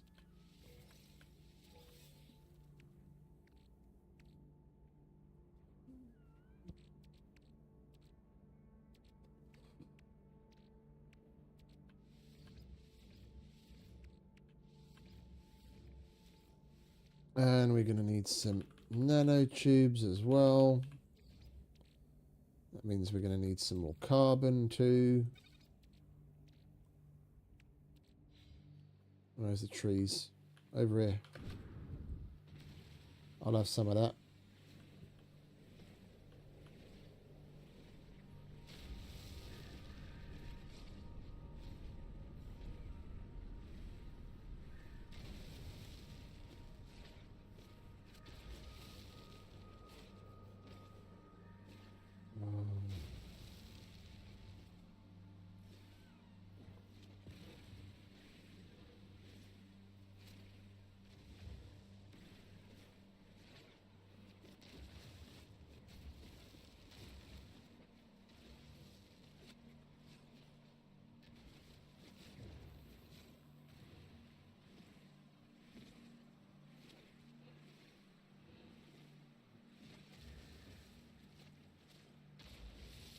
I'm looking forward to smashing some sentinel butt.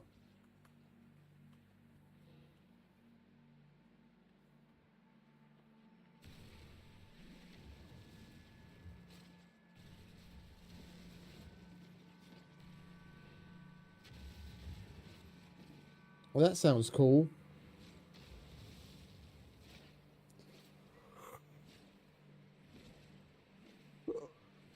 I must say, I did quite like The Mandalorian in spite of it being that dude. Thankfully, we didn't get to see him too much.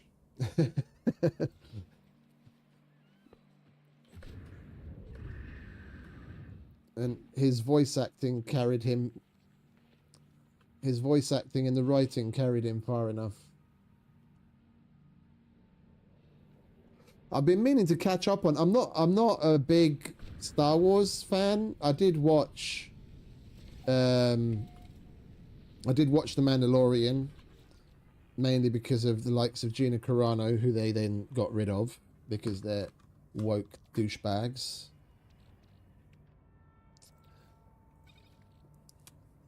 I've been meaning to catch up on some of the other things that my YouTube shorts seem to be littered with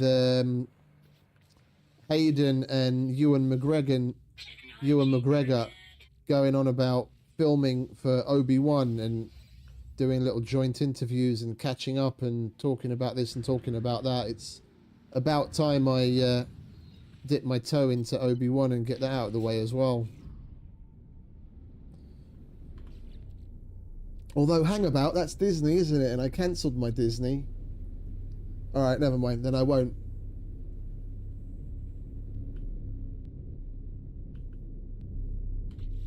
I cancelled my Disney Plus. They were getting too expensive in comparison to the others. And the fact that there was only something moderately interesting for me to watch every like 6 months or so outside of The Mandalorian and Obi-Wan. There probably wouldn't have been all that much that I would have bothered to watch there over the past 8 months. And then you're just paying for it month on, month on, month on, month on for fucking zero reward.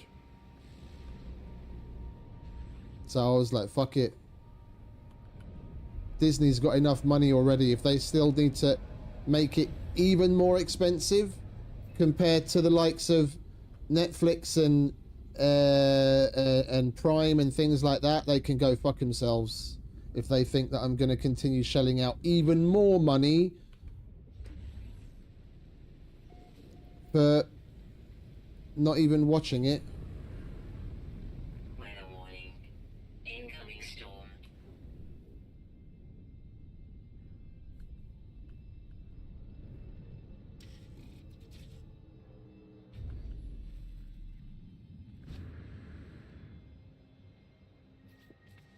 One thing I do want to get that I can't seem to get is Apple TV. For the life of me, I can't fucking start a subscription there. I've tried probably a dozen times. Yeah, and I go to the Hungarian Apple TV site. It's all in the local currency. You know, it's working. It seems to be fine. And I've got no way of signing up without going through, like, you sign up for a week free or whatever, or 2 weeks free, or however much free time it is that they give you, and then it would kick in. But when I get to like the last step in the sign up process, I click to go on, and it just sits there fucking spinning. It doesn't do anything, and I can never go on. And they've got a shitload of things there, not just series but movies that I really want to watch, because they went down the sci-fi rabbit hole, much like Prime did back in the day with things like The Expanse. Yeah, they've got The Silo, and they've got The Gorge, and they've got that multiple movies and series with Jason Momoa that I really want to watch. I just can't, because I can't fucking register, because the fucking site doesn't work. It's really fucking pissing me off. Like, I'd love to. I'd probably, because I'm going to be off for until January the 5th now, to get a little bit more balance and just switch off time. I'd probably stream a little bit less. Well, one, I'm not going to have to be on the night schedule anymore. Yeah, I'm not working, so I can get up in the morning like a normal person, go about my business, and I'll probably start streaming sometime in the early afternoon already until the night. But then I've got time before that where I could watch something like Silo, or I could watch whatever, but I can't, because I can't register. It's like, Apple, I want to give you my money, but I can't. Fucking fix it.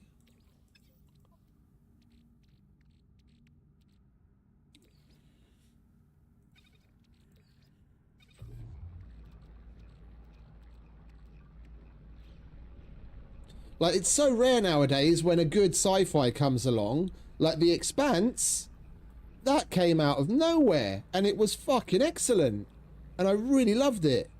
Yeah, and it kind of comes in fits and starts, where you'll have, you know, a little while sci-fi's kind of on a high, and then it just fucking nosedives where there's fuck all, or what they do make is shit, and then it'll come up again, and it's just like this, up and down, up and down. And they finally they seem to be on the peak at the moment as far as sci-fi goes. I just can't get hold of it.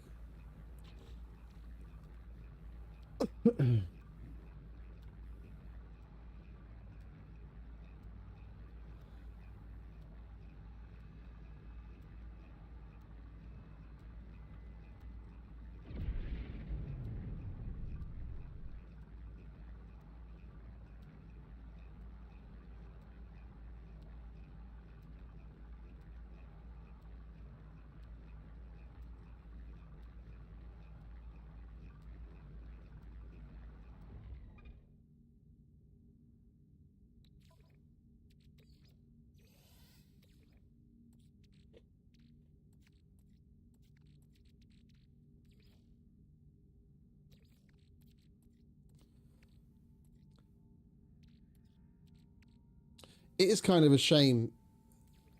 It is kind of a shame about the Obi-Wan thing, though, that I don't have Disney. I think I'm going to ask my sister-in-law if she give me a login. I wouldn't mind watching that. I like a good Ewan McGregor, and that Kristen Haydenson's done a good job with thing. Like, I've probably watched the majority of some of the episodes just scrolling fucking shorts, and a bunch of it looks really good. And I'm a Trekkie. If I say Star Wars is good, then it's good.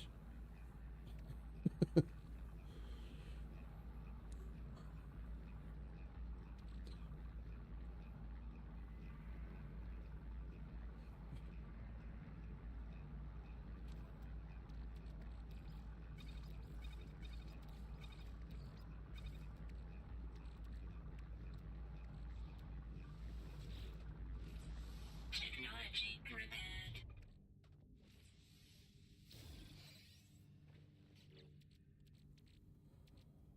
Right, let's start utilizing this extra space, shall we?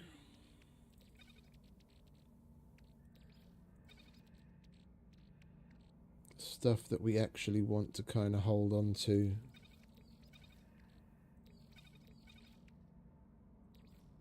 That's not supposed to be there.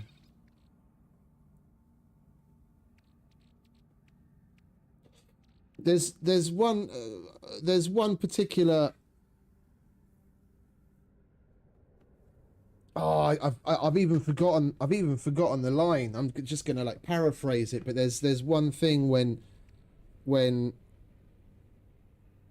Hayden's in the Vader costume, all fucked up and what have you, and you just see his like the bit of the mask missing, and you can see his face all like dinged up and everything.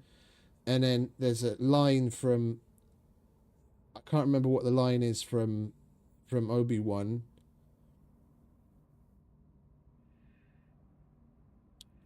Something along the lines that is that Anakin is dead and Vader is all that remains, or something like that. And just like the emotion that he presented that line with, and the situation that we're in, it just fucking plays perfect. And I've only I've literally only seen little fits and starts of it through fucking shorts, and it wants to push me to watch it as a Trekkie, because they seem to have done such a fucking fantastic job with it at last.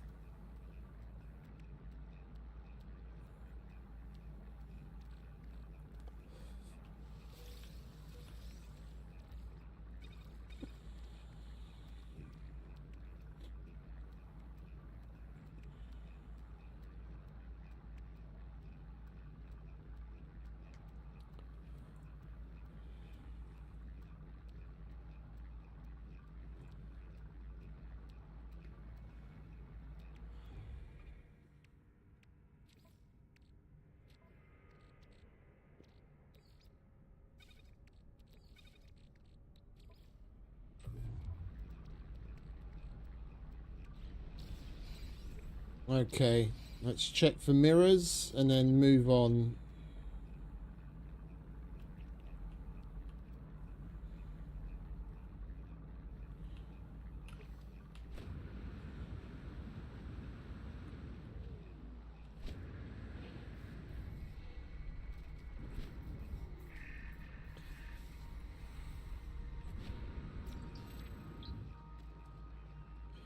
One thing I think I will do, which I haven't done in a while, is I'll do a bit of a movie marathon thing. It's probably going to be to the behest of streaming in some instances, but I do need to kind of just switch off sometimes. But I wanna do like a Matrix day. Watch the original, the Animatrix, Reloaded and Revolutions, more or less in one sitting, and then probably one of the weekends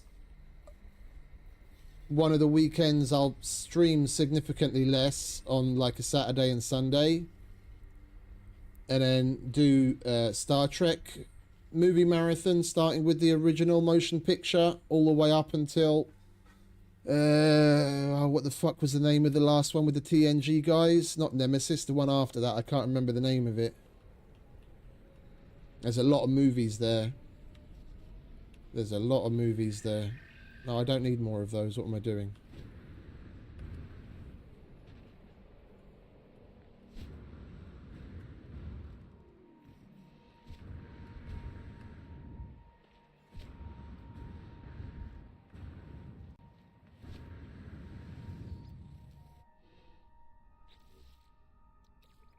I haven't done it. I haven't done a good movie marathon in a very long time. Basically, streaming takes precedence over everything nowadays.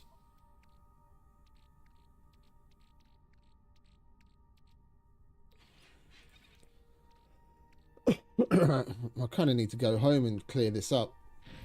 Let's do that, shall we? And then we can carry on with some more. Band of Brothers.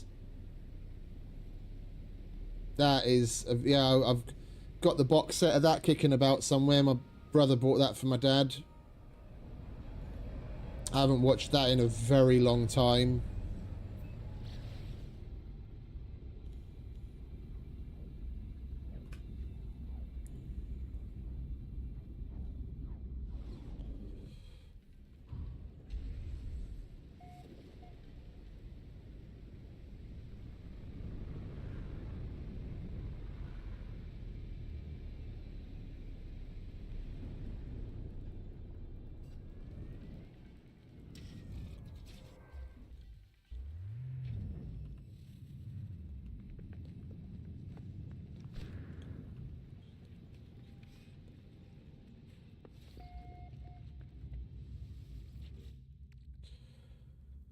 Oh, we need to do this properly.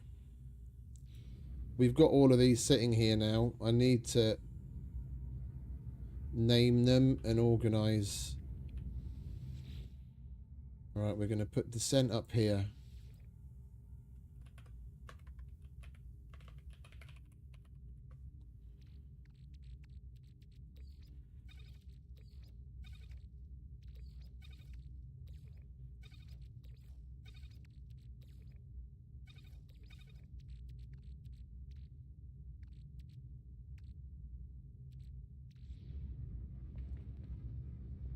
We've already got bits.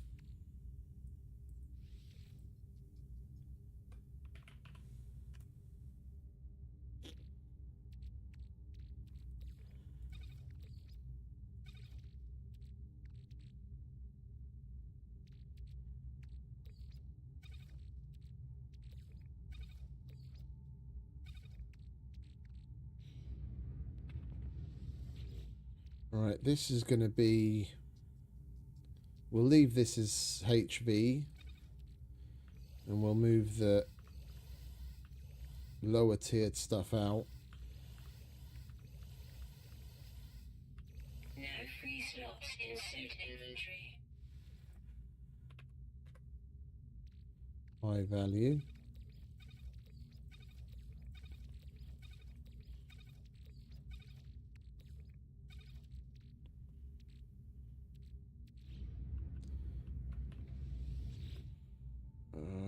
We need to move a lot of shit out of there. Alright, you can be raw.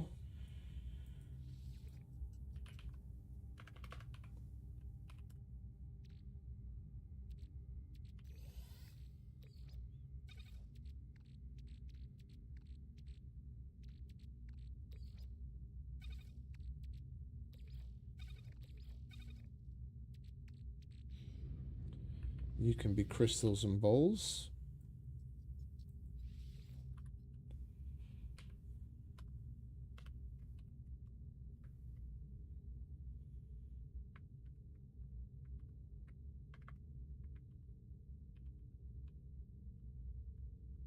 We'll just call it C and B. I know what I mean. Crystals and bowls.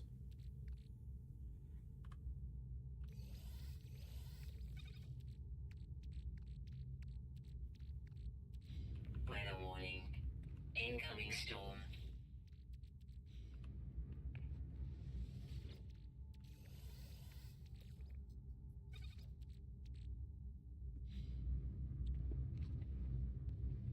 C and B. You can be gases.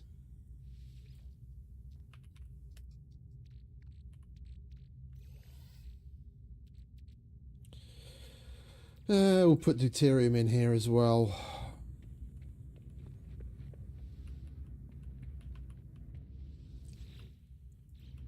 Yeah, we keep coming back to that.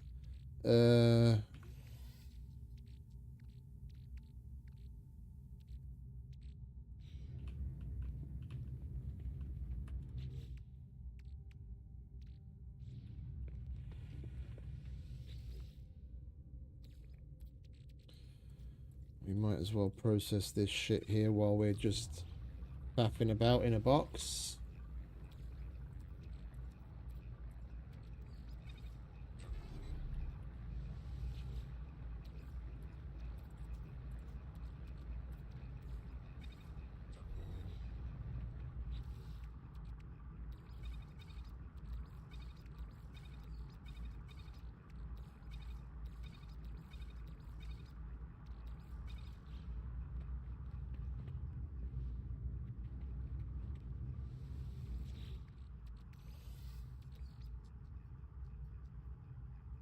Pure ferrite magnetized. Oh, normal ferrite, pure ferrite, magnetized ferrite. We need that. Copper. Do we have more oxygen somewhere else? We don't. We need to hold on to that as well. That doesn't need to be there.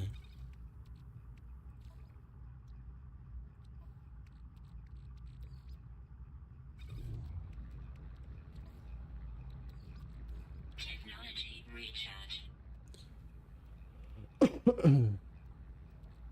Oh, we've got a bunch more oxygen. Okay. No, I'm going to hold on to it because we are using oxygen in what we're doing. And I know the minute I put it out, that's when I'm going to fucking need it. Because that's always how that happens. Alright, now we can deal with this.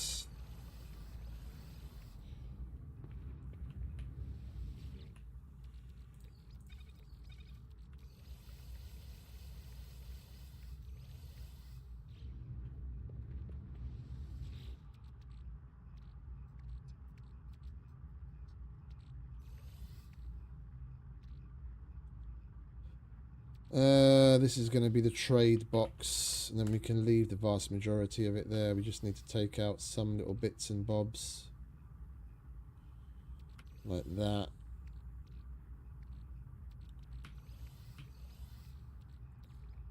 This is like the miscellaneous. This is the kitchen drawer. Well, actually, that should stay there. We'll put you into the descent box.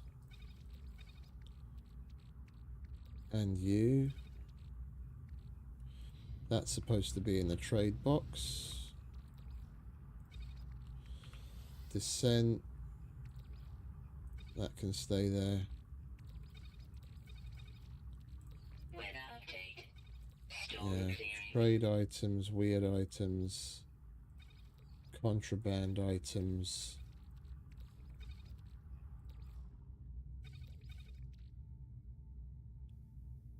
Descent box. Yeah, that's okay there.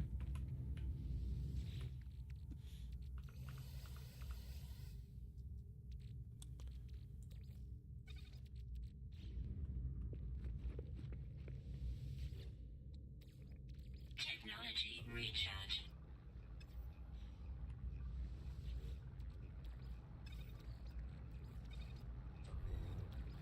Technology recharge. Technology recharge.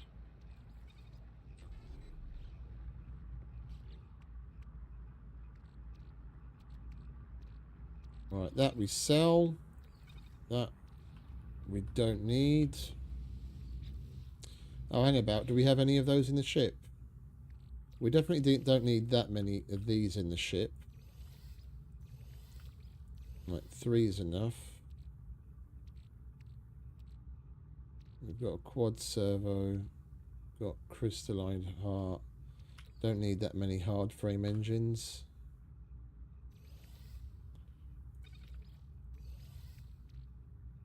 And we're never going to need the convergence cube in there either. Oh, we do need some more punium though. That's our launch fuel.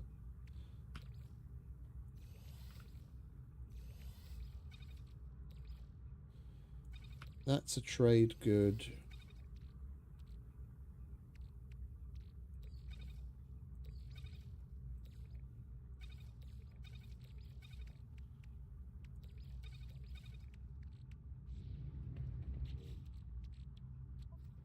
Dun dun dun. Descent box.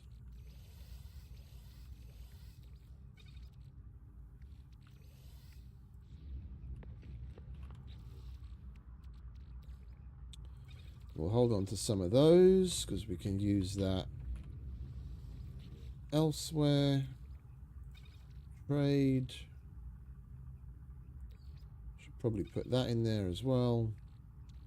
Right, so that's sell on the... Oh, I know why I went to look at the fucking starship.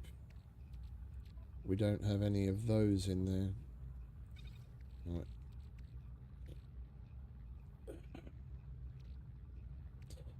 I haven't used the cobalt in here for fucking ages, so that can go away. And then we've got space for more punium.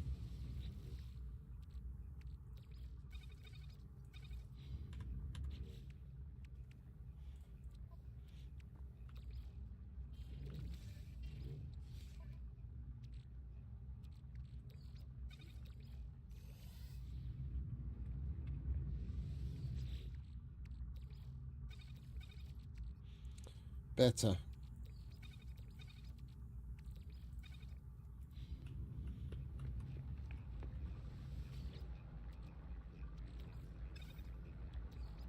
Technology recharge.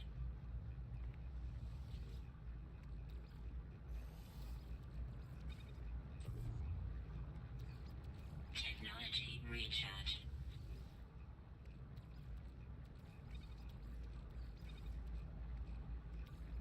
Technology recharge.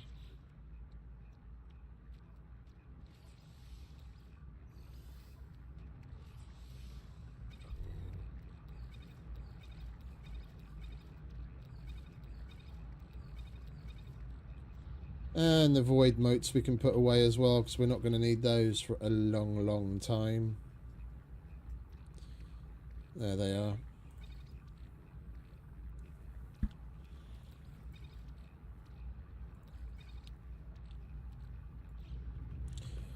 Right. I've got to process some of that away or put it away.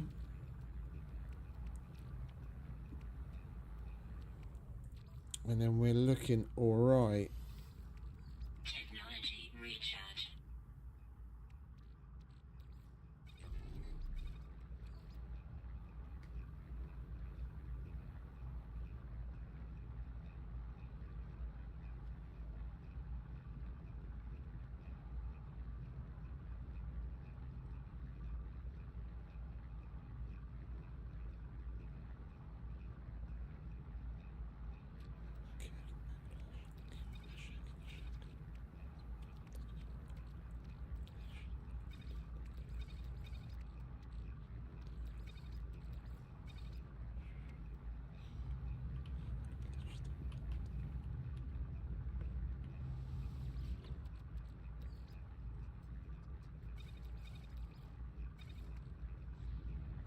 Better.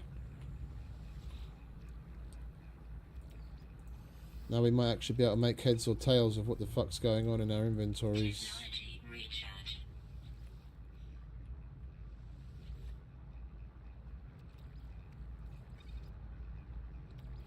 Technology recharge.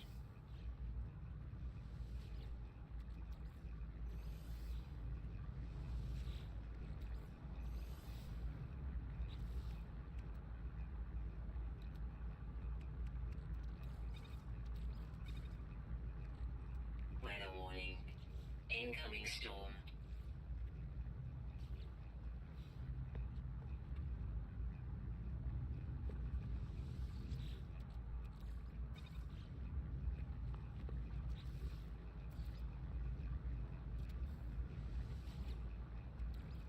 Technology recharge.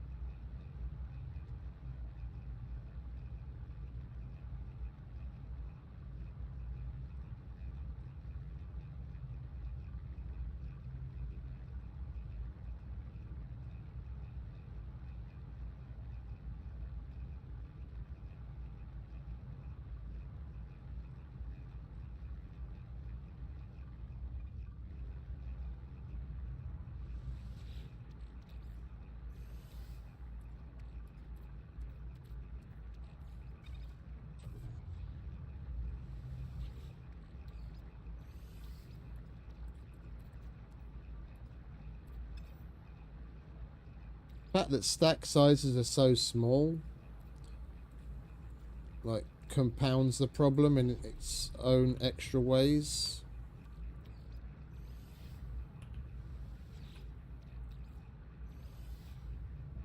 Everything's so more expensive and everything's so much harder to get a hold of.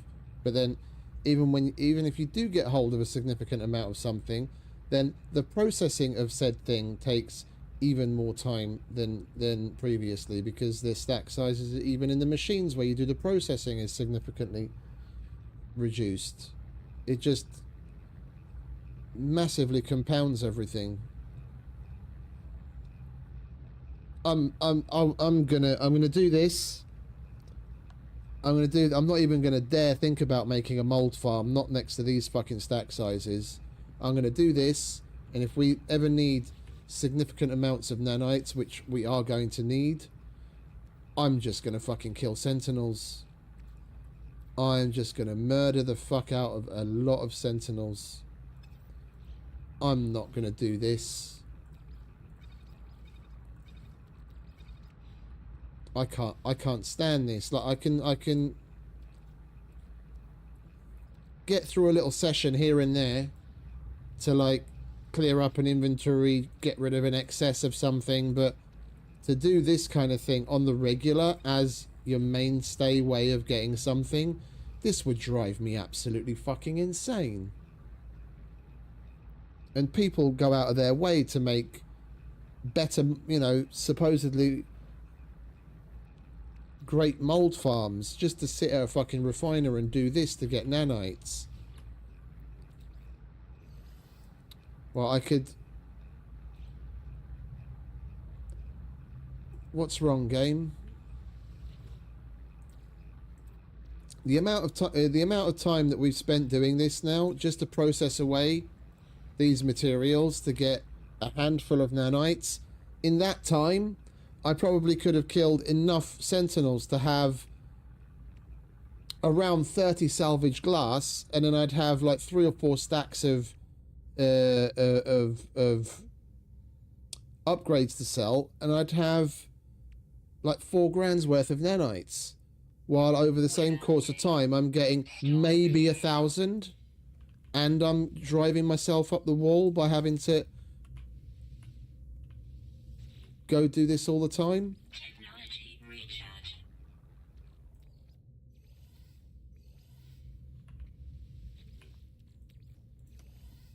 the general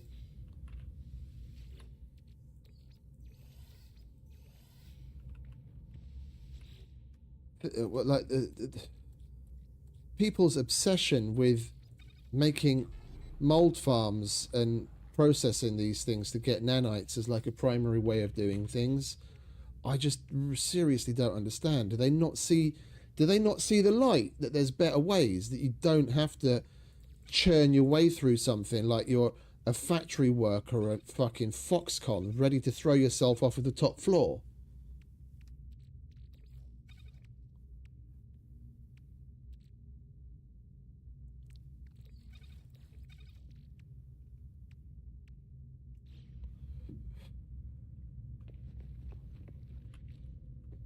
Give me a gun and a handful of fucking ammo and an everlasting flow of sentinels to shoot, and I'll do that till the cows come home, and I'll make way more nanites in the same allotted time. You go off and you fucking harvest as many curious bowls as you want, and then stand at your refinery for half an hour, and I'll go off and do the same and kill sentinels, and I guarantee you I'm going to come out at least 3 or 4x on just the nanites. And then opening all of the glass gives you all of the other things that it gives as well. It's such a win-win.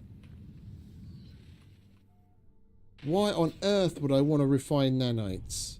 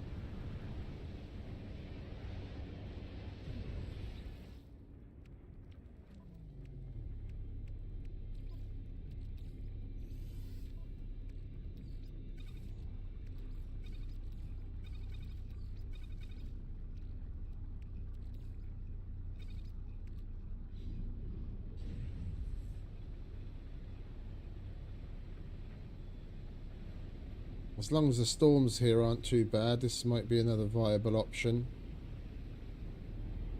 Let's find ourselves a nice open area like this.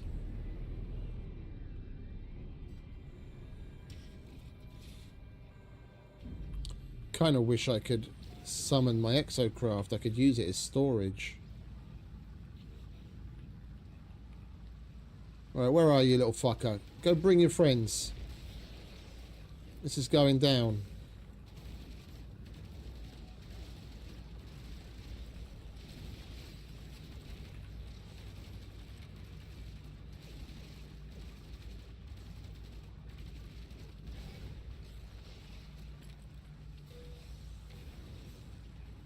Not to mention, even if I were refining inclined, then I'd much rather do it with Punium Atlantidium and get way more nanites for the amount of time I spend at a refinery. And the Punium I get in spades from killing these fuckers. And the Atlantidian, you can harvest boatloads of it easily.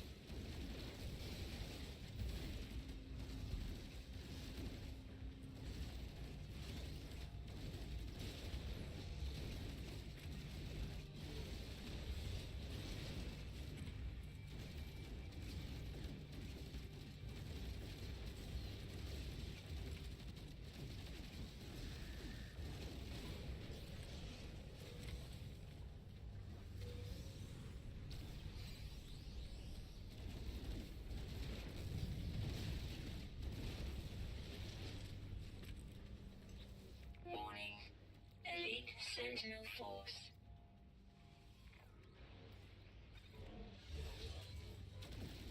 I don't understand why it goes up to the next tier.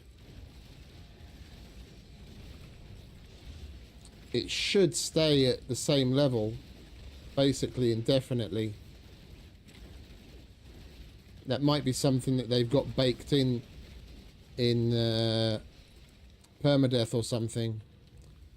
You can leave the solitary triangle alive, and he'll just keep spawning more and more and more and more sentinels, and until you get rid of that triangle, it won't go up a level of aggro. But here it does. Like, it's not like it really matters. I'll get rid of the quad whenever he shows up, and we'll be able to stay at this level for quite a while. But even this level, it will eventually go up to the next tier of aggro.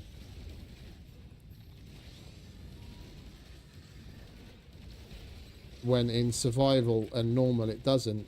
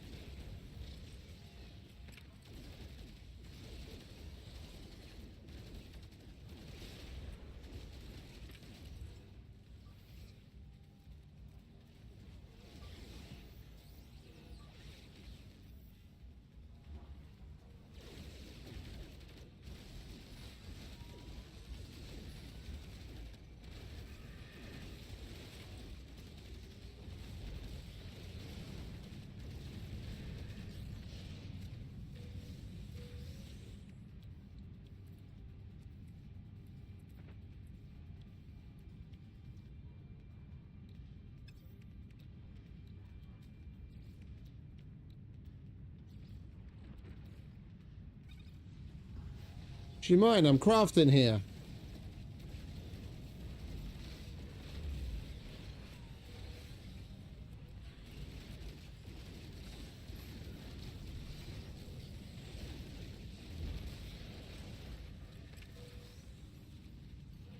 Technology recharge.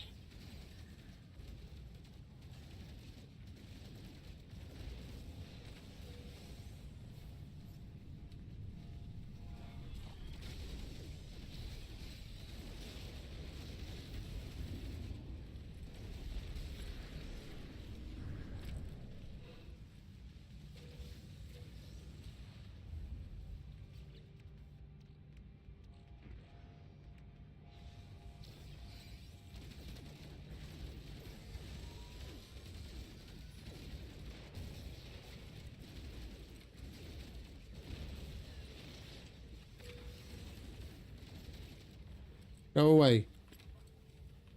This is my sentinels.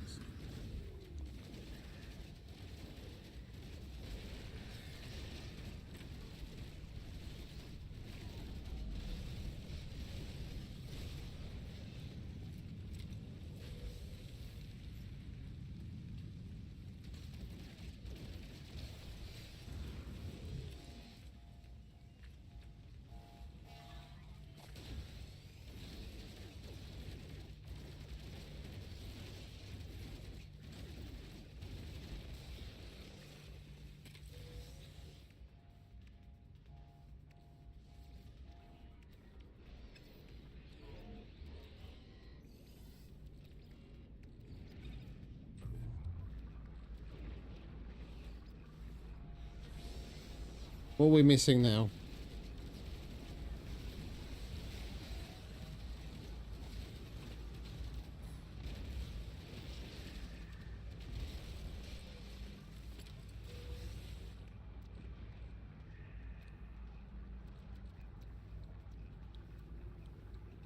Didn't I just make the metal plating?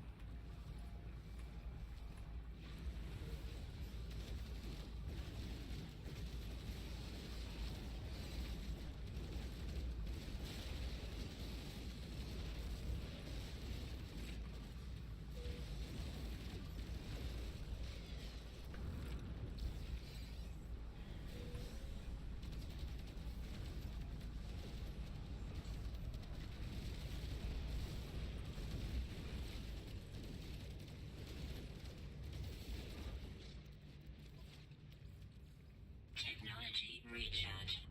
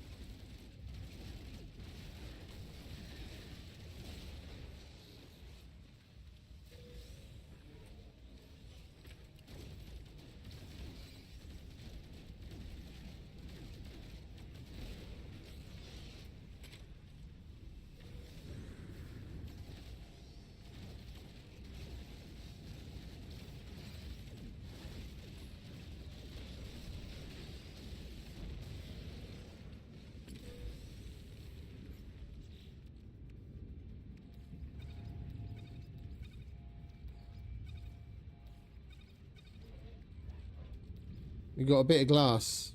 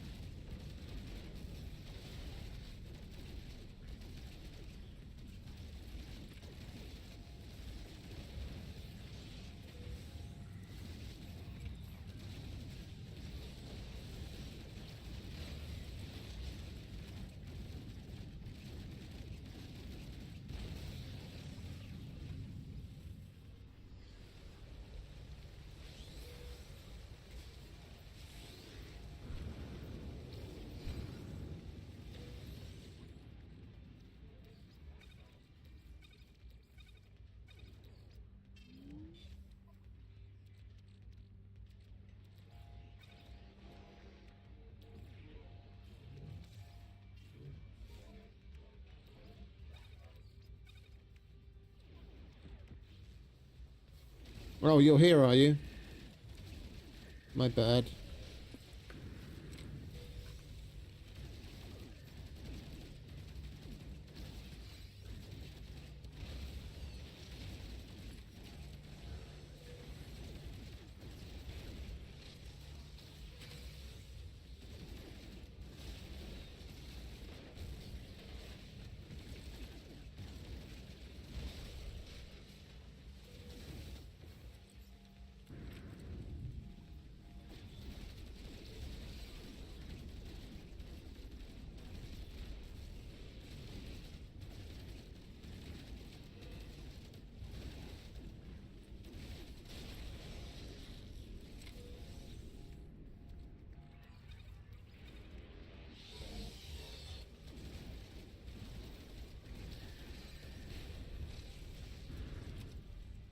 Right, let's wrap this up, shall we?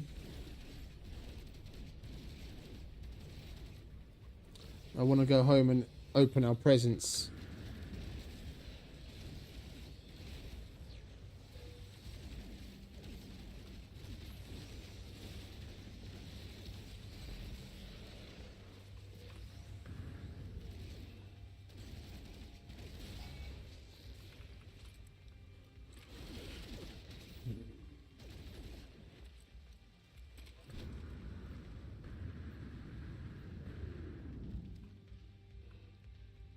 Warning.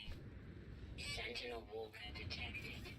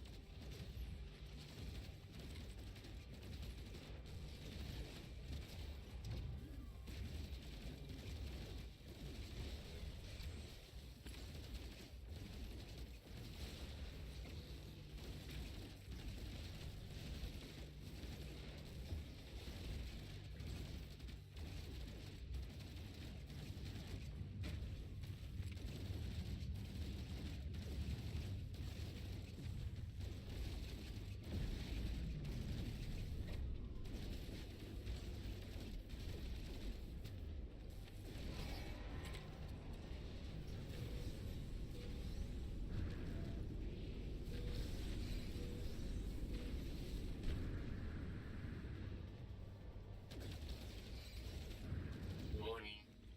Sentinel walker detected.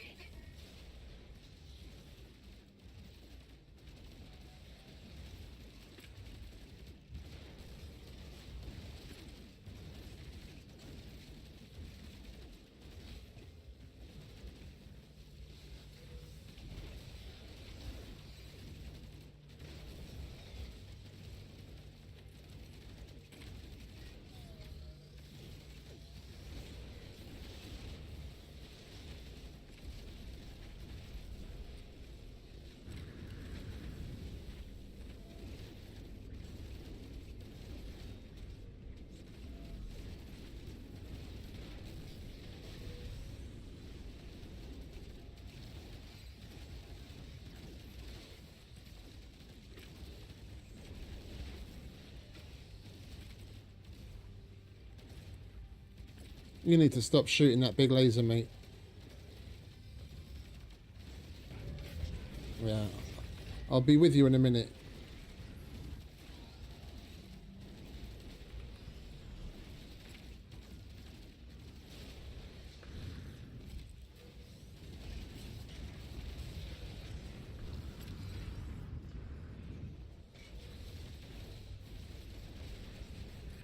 No free slots in suit inventory.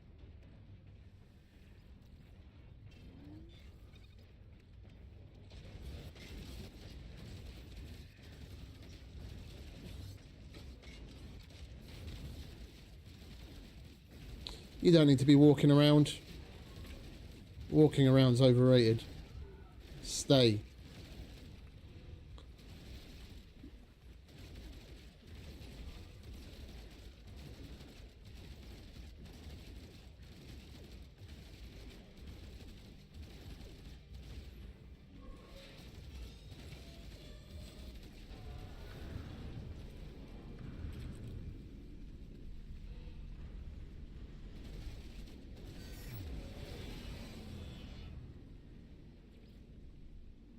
I would rather do that a million times over than ever harvest a single piece of fucking mold and process it. It's fun and it's got a way better return.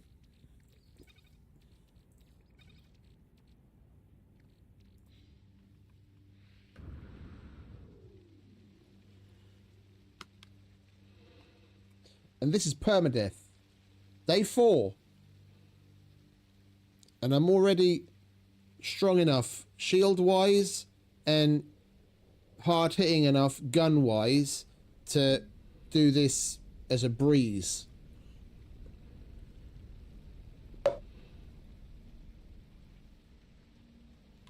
This gun is even better than the one that we had in survival.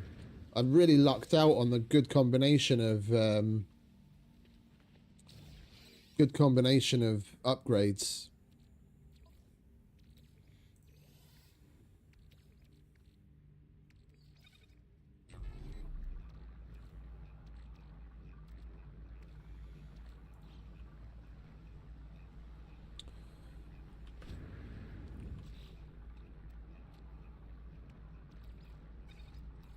Technology recharge.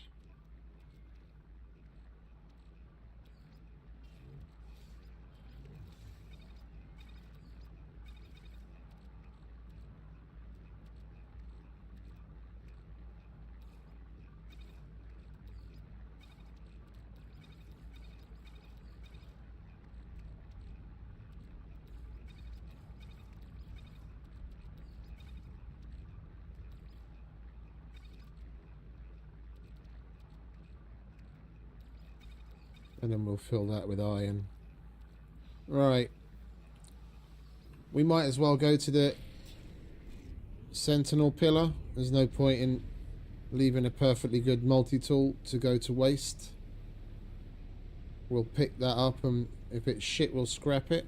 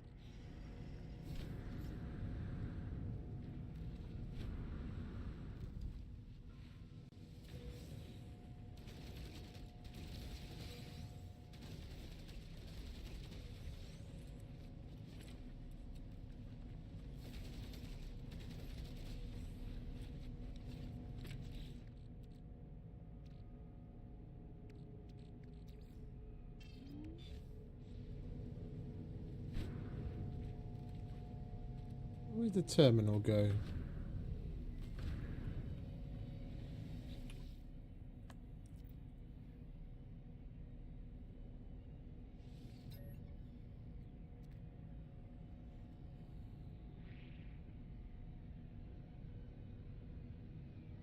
As we swam with void dragons, robotic life forms would delight in our presence, but organics would shoot us from the sky.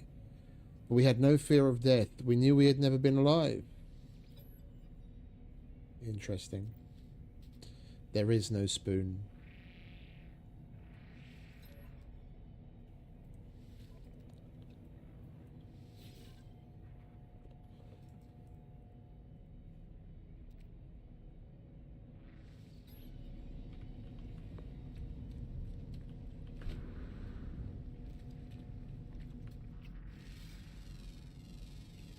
Units received.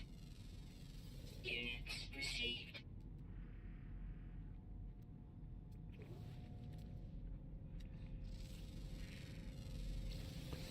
What are you all screeching about?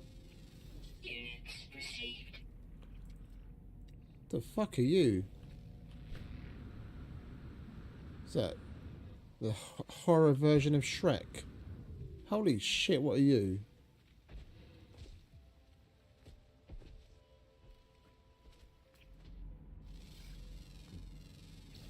Units received. Units received. Watch out, little fella, the big guy's gonna step on you.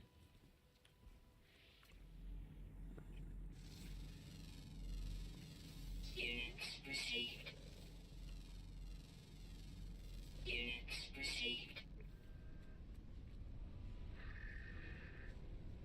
Units received. Units received.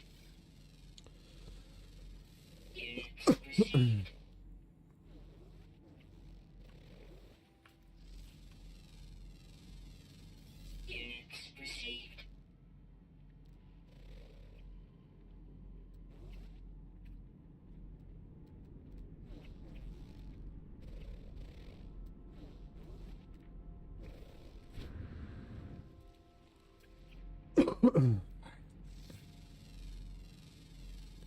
Units received. No, what now? Holly? Szia! Igen.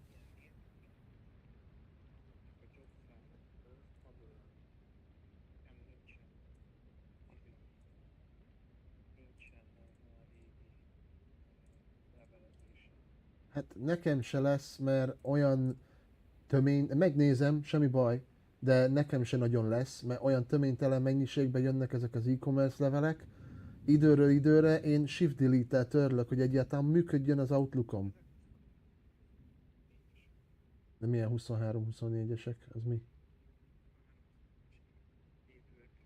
Hát annyira visszamenőleg, jó, megnézem, de kötve hiszem, hogy bármi lesz. Akkor azt kéne csinálni, hogy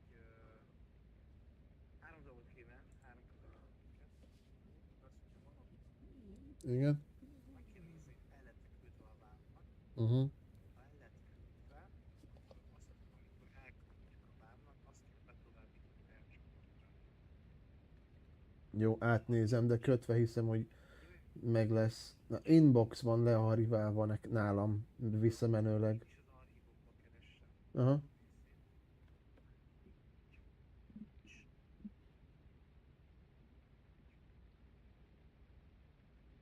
A levelezést kéne rá.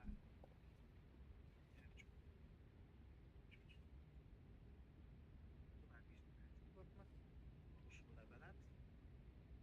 Harmadik, ha van, akkor meg kéne nézni, hogy be lett-e csatolva. Ha van, és nem lett leküldve a vámnak, akkor be kéne csatolni a vámnak az R-csoport beletételébe egy. Jó. Nem olyan sok.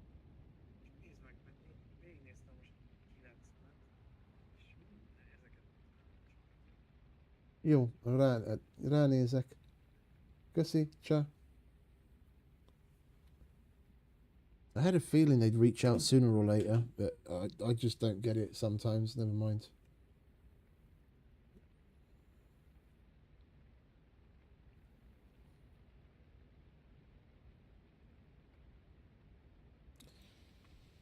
Need to go back and look through emails from 2023 and 2024. I don't have a lot of my emails from 2025. They put us in so many stupid email groups. Yeah, I'm part of an email group for our e-commerce division. I do absolutely fuck all for e-commerce, but I receive approximately 10,000 emails a day. So from time to time, I just go through and I hold shift on anything that's over a megabyte and then do shift delete. And that's gone from the server. That's gone forever. Because otherwise my Outlook would stop functioning every week because the mailbox is so full.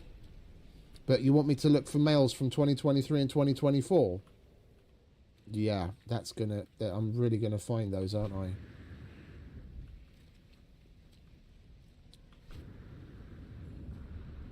There's an auto archive function that the IT guys have set up, but I'm happy if the thing ever fucking works.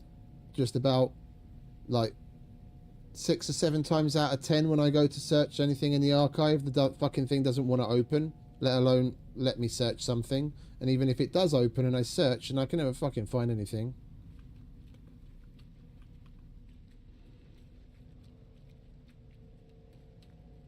Anyway.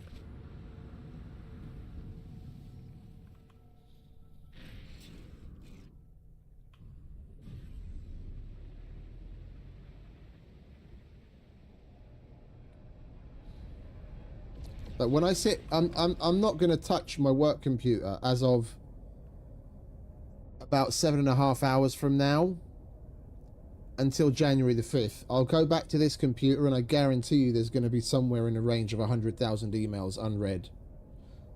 90%, and more than 90% of that has nothing to do with me. It's just fucking asinine.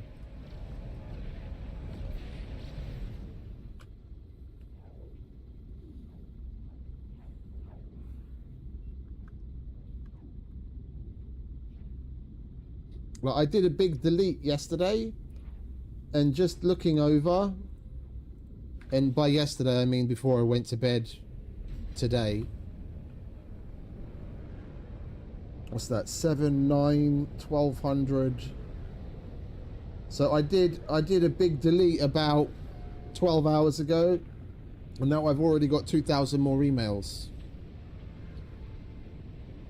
It doesn't clutter up my main inbox because at least I set up rules to manage it. I've got different folders and they get separated out, but it's still physically on my computer, taking up space, and part of my Outlook, part of my mailbox on the server. That if I don't delete shit, then my mail will just cease to function.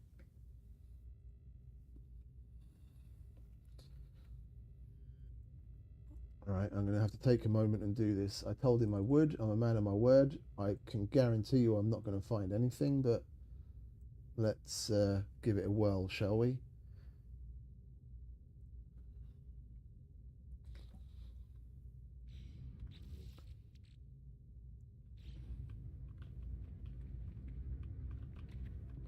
Alright, that's empty.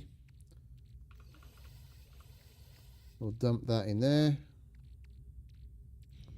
We're not going to get 100% picture of what I get because some of it's going to get put in here, or I'm going to have an item somewhere where it can stack it. So I'm not going to get a 1-for-1 as, oh, this is what we got from killing the sentinels cleanly, but we're going to get the vast majority of it. I'm itching to see what's in here, so I'm going to do this first.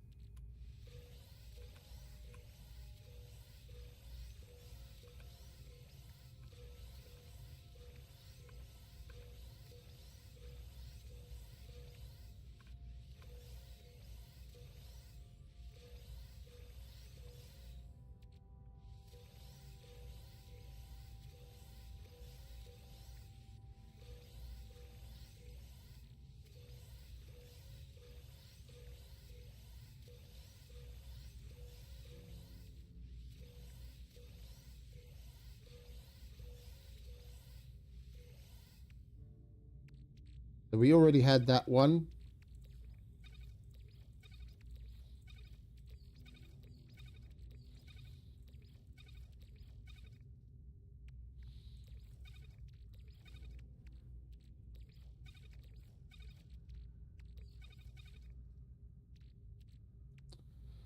Yeah, and we got some extra things. Yeah, so some things stacked onto there. We've got that as well. And we probably had a bunch of stuff going here. Yeah, see, we got 4 of those. That wasn't there before. And who knows whether that stack was full or not. And it probably stacked some more stuff on top of things in here. Yeah, so roughly this is what we got from that much glass. A little bit more, because like, oh, there's another one over there. Yeah, a little bit more, because there was a couple of items that popped up down here that stacked onto existing ones. And the same thing happened in the starship, where it probably stacked extra things on top of existing items. But this is 1, 2, 3, 4, 5, 6 full stacks. That's 8,640 nanites plus 480. 9,120 nanites. That's nearly 10,000 nanites in the space of 15 minutes that we were fighting the sentinels, as well as all of the other shit. There is no method outside of having high tier foods that you're going to ingest, which you have to go through a whole load of palaver on its own to go and get. Yeah. Bog standard with just the most refiners you can make in one spot and a decent, let's say, go as far as have an Atlantidean multi-tool to be able to harvest the curious balls. Yeah, there's no way in 15 minutes you're making roughly 10,000 nanites. Especially not in permadeath with the stack sizes. The amount of time it then takes to refine, you're not doing it. You're not going to, time-wise, you're not going to get 10,000 nanites every 15 to 20 minutes through refining means. When... Now let's clicking up all the stuff that we got.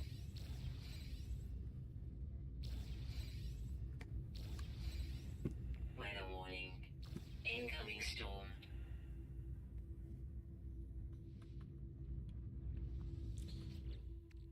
I'm trying to see if we've got... We processed all of our crap, didn't we? Do we have any Atlantideum? At least I could illustrate slightly. Well, night, mate. You have a good one, yeah? Appreciate you hanging out again. Laters. Yeah, so if we process some of this and some of this to get some runaway mold. If anything, this is faster. If you're going to refine, then just shoot the sentinels for 15-20 minutes and gather some Atlantideum on a planet where you can gather it, and then you've got the best of both worlds if you're really up for refining things.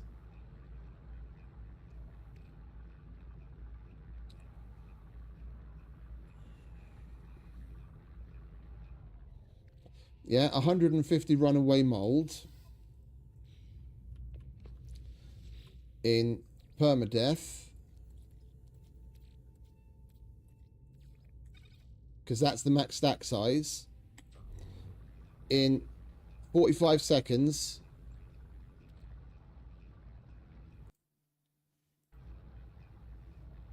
So we're looking at roughly 10,000 nanites, and then we divide it by this number, which is going to be 30. We can see at the end there, divided by 30. Yeah, you have to do this 334 times over to get that same amount of nanites. 334 times 45 seconds divided by 60. That's 250 minutes worth of refining. In other words, 4 hours of refining to get 10,000 nanites that I collected from shooting sentinels for 15 minutes. No one is ever going to be able to tell me any different, that sentinels are the best way of gathering nanites, hands down.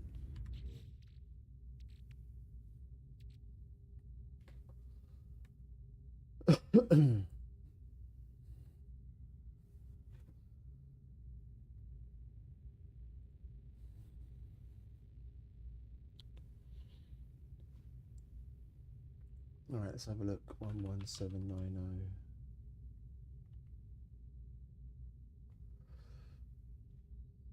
All right, next. 11790.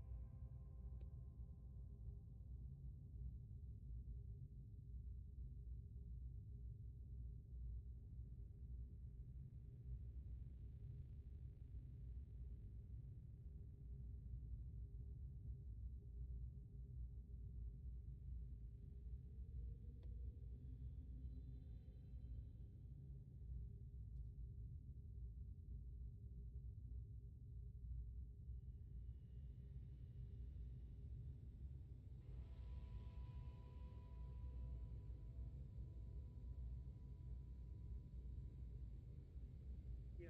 Na, Hali, na, hogyha megvan, akkor mit csináljak vele? Melyik része van meg? A lemondó? Hát a lemondó, amit te továbbítottál a vámnak, és kopiba a légicsoport 2022-ből. Annyit kérek, hogy tovább is be ezt légy szíves elődön az R-csoportnak, úgyhogy benne legyen a csatornán. Csak az R csoportnak? Csak az R-csoportnak, és legyen fent a csatornán. Van olyan címzetted, hogy Imre Virág?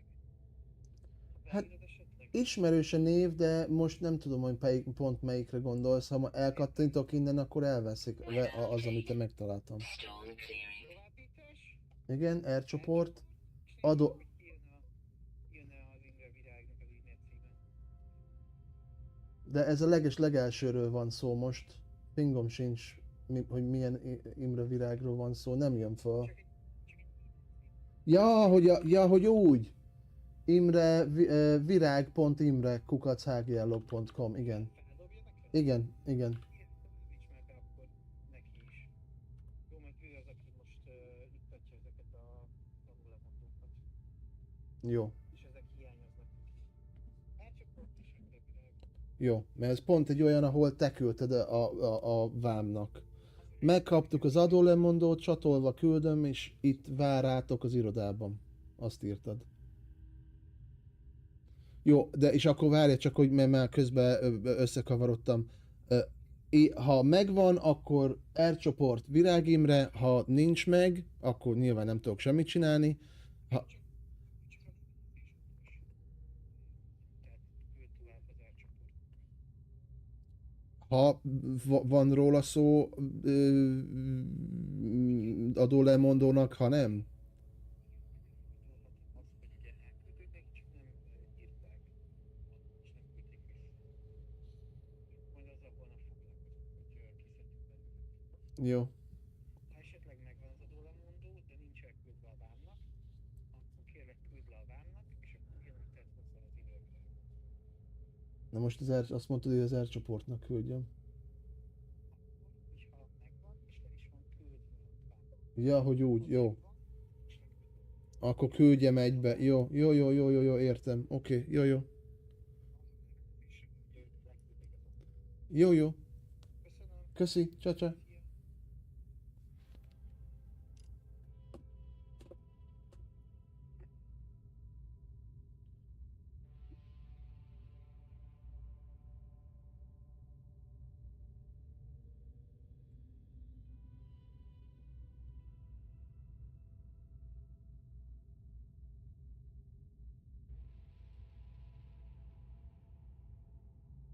I'm gonna have to quickly go through these guys.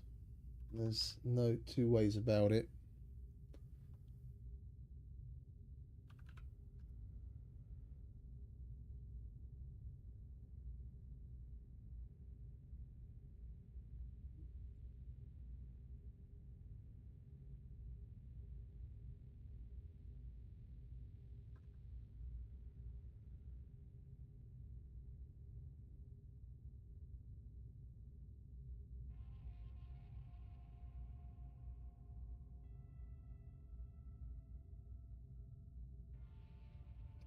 Oh, hang about. Is this in reverse chronological order for some reason? Yeah, it is. What a fucking joke.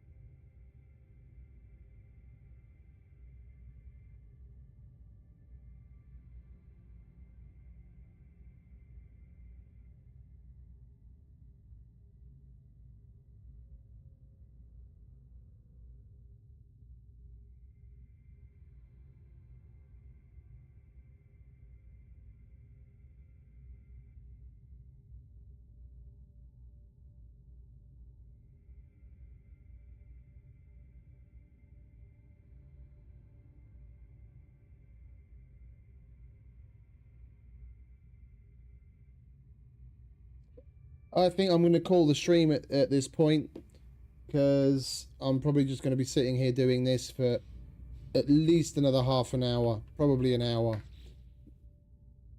Looking at what's here, I'm going to take way longer than is acceptable to just be sitting here. So I may start the stream up again a bit later because it is very early and I'm going to continue playing after I've done this, but I want to get this out of the way. So thanks to those that stopped by and hung out, and everyone, as usual, have a wonderful rest of whatever it is where you are. Enjoy. I will be back soon. So until then, thanks again. Have a good one. I know you told your friend you're not okay, and tell me what's wrong and why you never said you felt that way. And guess you're trying to stay strong and fake a smile until I look away. But I've known you too long, it hurts to watch your blue eyes fade to gray as you fade away, as you fade away. Yeah, I'm about to fade away, 'cause every time I wake up I feel like it's Monday.